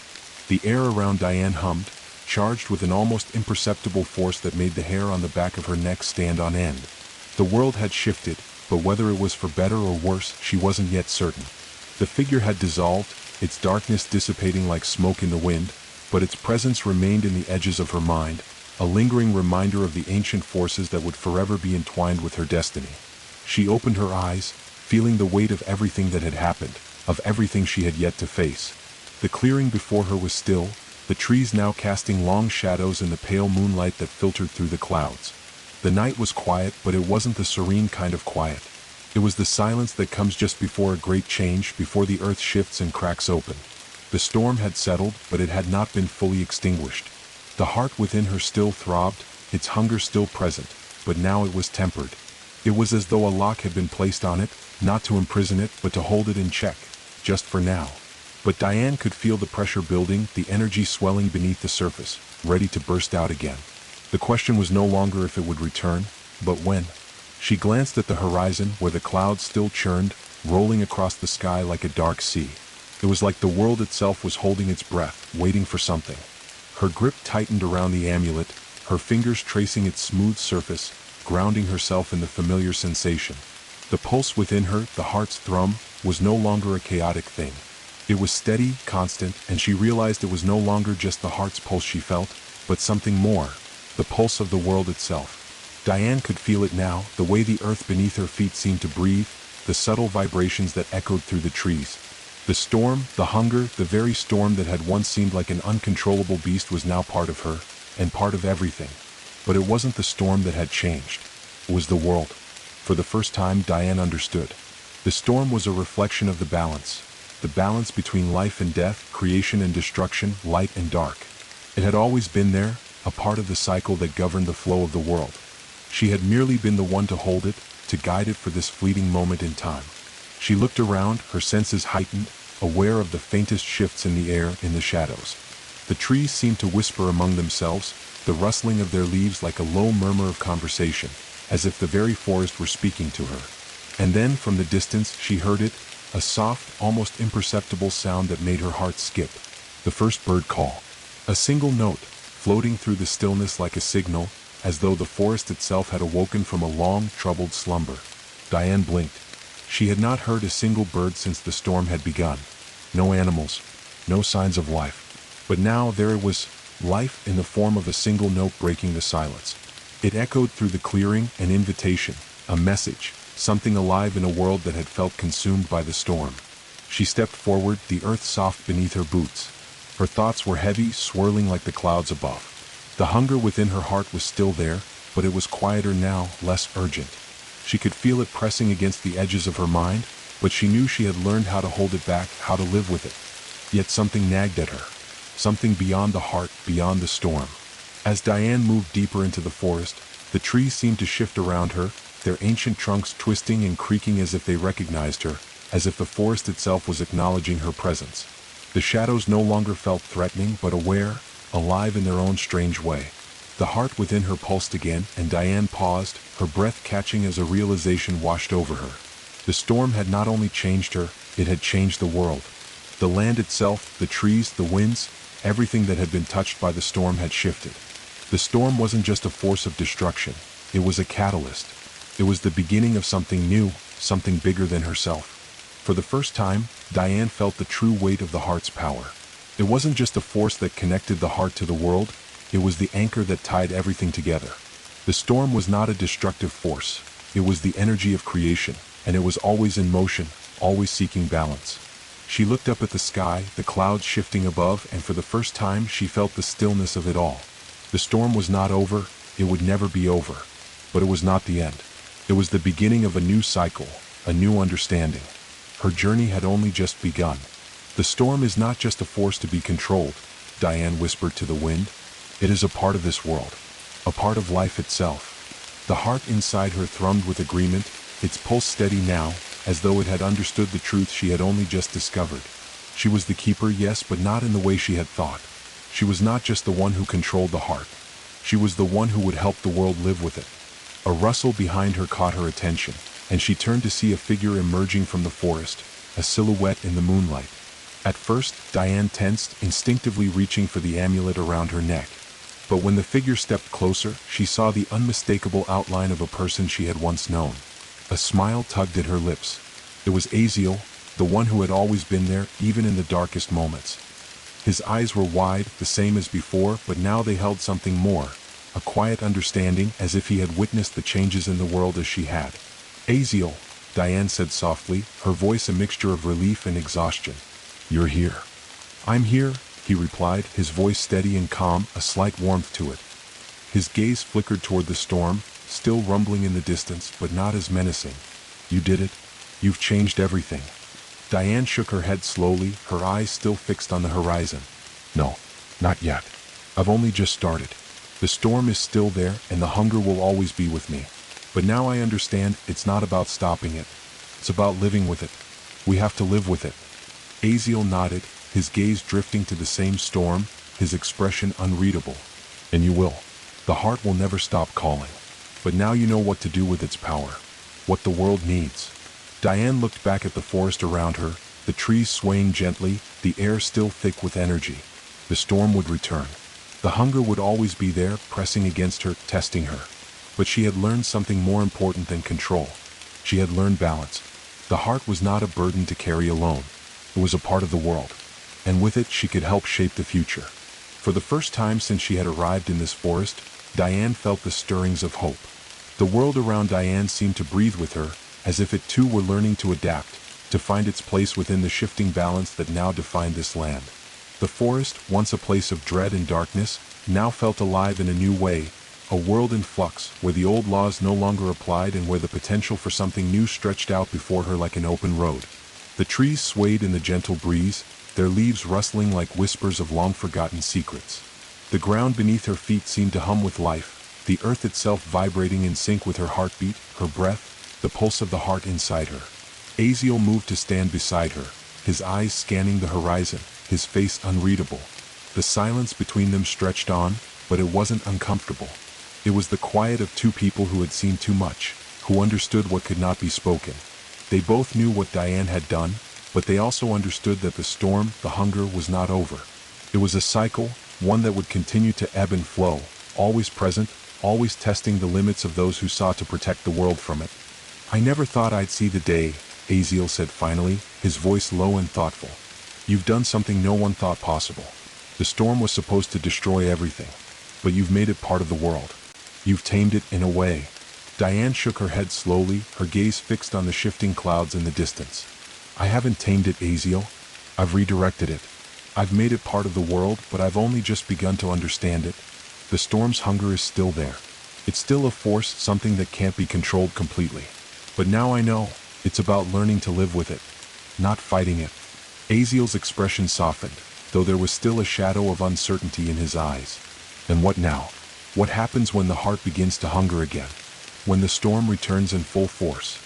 The question lingered between them like the quiet before a storm. Diane had no easy answer. There was no foolproof solution, no way to seal the heart away for good, no way to banish the hunger. She could feel it stirring deep inside her, a restlessness, an undercurrent that whispered of things to come. The storm had not disappeared, it had merely been calmed for the time being. It was like a fire that could be controlled but never extinguished, a wild thing that needed constant attention. "I don't know," Diane admitted, her voice thick with the weight of her uncertainty. "But I think I've learned something important. The heart's hunger isn't something that can be erased. It's part of the world, like the wind, like the trees. It has its own rhythm. But it doesn't have to destroy. It doesn't have to tear everything apart. We just need to find a way to live with it." Aziel was silent for a moment, his gaze flickering between Diane and the storm that still churned in the distance. "And how do you plan to do that?" The question was simple, but it carried a weight far beyond the words themselves. Diane knew the path ahead would be fraught with uncertainty. The hunger inside her, the storm's energy, would not let her rest. There would be trials, dangers, forces she hadn't yet encountered, but there was something else too, something that pulled at her with an undeniable force. "I'll learn," Diane said finally, her voice steady, though it carried the echo of something deeper. "I'll learn to understand the storm, to guide it, to let the heart be what it is without allowing it to consume everything. I'll teach the world how to live with it, how to adapt to it." Aziel nodded slowly, his expression thoughtful, but there was something new in his eyes now, a flicker of belief, of hope. "You've always been the keeper. But now I think you're becoming something else. Something more." Diane didn't respond immediately. She stood there for a long time, feeling the weight of the heart inside her, the storm pressing against her mind like an ever-present force, but one she now understood. The hunger was not something to fear, it was something to channel, to redirect. And while she was its keeper, she was also its guide. "There are others," Diane said quietly after a long pause. "Others like me who may not yet understand the storm, who may fear it. But if we can show them how to live with it, how to make it a part of the world, maybe we can create something new. A new order." Aziel raised an eyebrow, intrigued. "You want to build something out of this chaos?" Diane turned her gaze to the horizon, her eyes narrowing as if she could see something far beyond what was visible.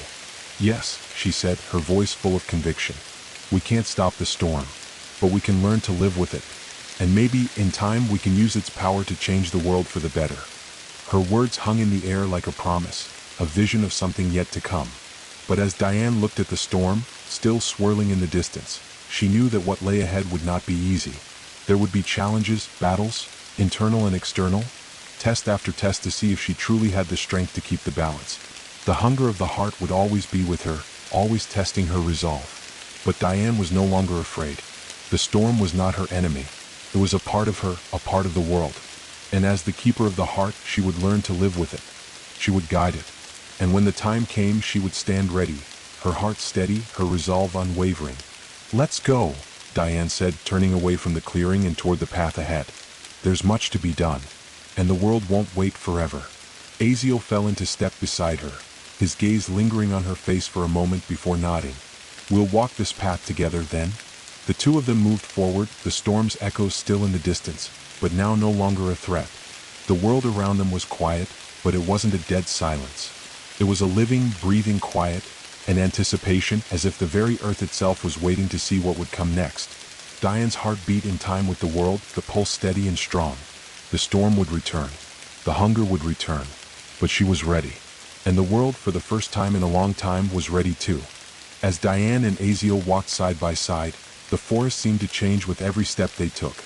The shadows of the trees grew longer as the sun began to dip below the horizon, the sky painted in deep oranges and purples, and the first few stars appeared, winking from the heavens above. But despite the beauty of the evening, there was an undeniable tension in the air, as though the land itself was holding its breath, waiting for what came next. The storm, while no longer as violent, still churned at the edges of Diane's mind, its hunger never far from the surface. Diane's thoughts swirled as the rhythmic sound of their footsteps echoed through the woods. She thought of the storm, the way it had tested her, shaped her, and now, in some strange way, she had become a part of it. She was not simply its keeper, as she had once believed. No, she was something more, woven into the fabric of this world, a thread in the loom of fate. The heart had given her a responsibility she could no longer deny. The storm was not something that could be sealed away or destroyed. It was not a burden to be cast off or defeated. It was a cycle, a natural force that could not be tamed but could be understood. And as keeper of the heart, it was her job not just to contain it, but to navigate it, to guide the world through the hunger and the storms that came with it. And yet, as they walked through the twilight, Diane couldn't shake the feeling that something else was out there. Not the storm, not the hunger, but something darker, deeper, lurking just beyond the edge of the world she could see. Her connection to the heart, to the storm, had opened her senses, sharpened them, and now she felt the presence of something older, something that had always been in the background of her life, but which now seemed to be stepping forward. It was like a shadow in her periphery, something that moved when she wasn't looking directly at it. Aziel's voice broke through her thoughts, steady and calm, though she could hear the concern there. "You're thinking about the hunger again." Diane didn't answer immediately. She wasn't sure what she could say. The hunger, the storm, was always there, an underlying presence that whispered in the back of her mind. But she had learned to live with it, hadn't she? She turned to face him, her eyes dark with the weight of what they were carrying. "I think the storm is just the beginning, Aziel. I've learned to manage it, to guide it. But there's something else, something bigger waiting, and I don't know if I'm ready for it." Aziel stopped walking, his gaze meeting hers with an intensity that she hadn't expected. "You're not alone in this," he said firmly. "You've already done the impossible. You will be ready. Whatever comes next, we'll face it together." She nodded, grateful for his presence, but the doubt still lingered. The storm had been one thing, a tangible force, something she could feel, something she could direct. But what if the true test lay in facing what the storm had awoken, in confronting the deeper currents of the world that had remained hidden for so long? They reached a small clearing where the last rays of the sun kissed the tips of the trees, casting long shadows on the ground. In the center of the clearing stood an ancient stone archway, its surface covered with thick ivy, as though it had been forgotten by time itself. Diane's breath caught in her chest as she approached it. The archway pulsed with an energy that was familiar, a low hum that resonated deep within her, like the heartbeat of the earth itself. Aziel stepped beside her, his eyes narrowing as he looked at the arch. "This is new," he murmured. "It wasn't here before." Diane reached out to touch the stone, her fingers grazing the rough surface. She could feel the energy, an ancient force that had been dormant for so long, now stirring, waking. Her mind flashed back to the heart, to the storm, to the hunger she had contained. This, whatever this was, felt connected. A new force, one she hadn't anticipated. "There's something here," Diane said quietly. "Something tied to the heart, to the storm, to me." Aziel's brow furrowed. "You're not saying?" "I don't know yet," Diane cut in, her voice tense. "But I can feel it. This is not just some forgotten ruin. It's a doorway, Aziel. A passage. A passage to where?" She stepped closer, her hand resting on the stone. The pulse within her, the storm, the heart, began to respond.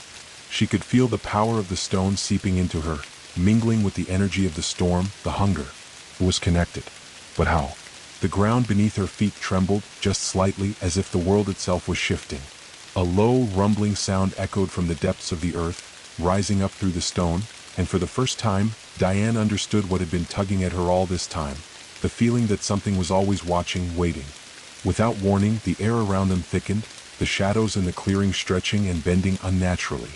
A figure emerged from the darkness, its presence sending a cold shiver down Diane's spine. It was tall, cloaked in a swirling mass of shadows, and its eyes glowed faintly with an eerie, unnatural light. Aziel immediately stepped forward, his stance protective, but Diane held up a hand to stop him. The figure did not move, but it watched them, its gaze piercing through them as if it could see into their very souls. "You have come," the figure said, its voice deep and resonant, like the rumble of thunder in the distance. "The keeper of the heart."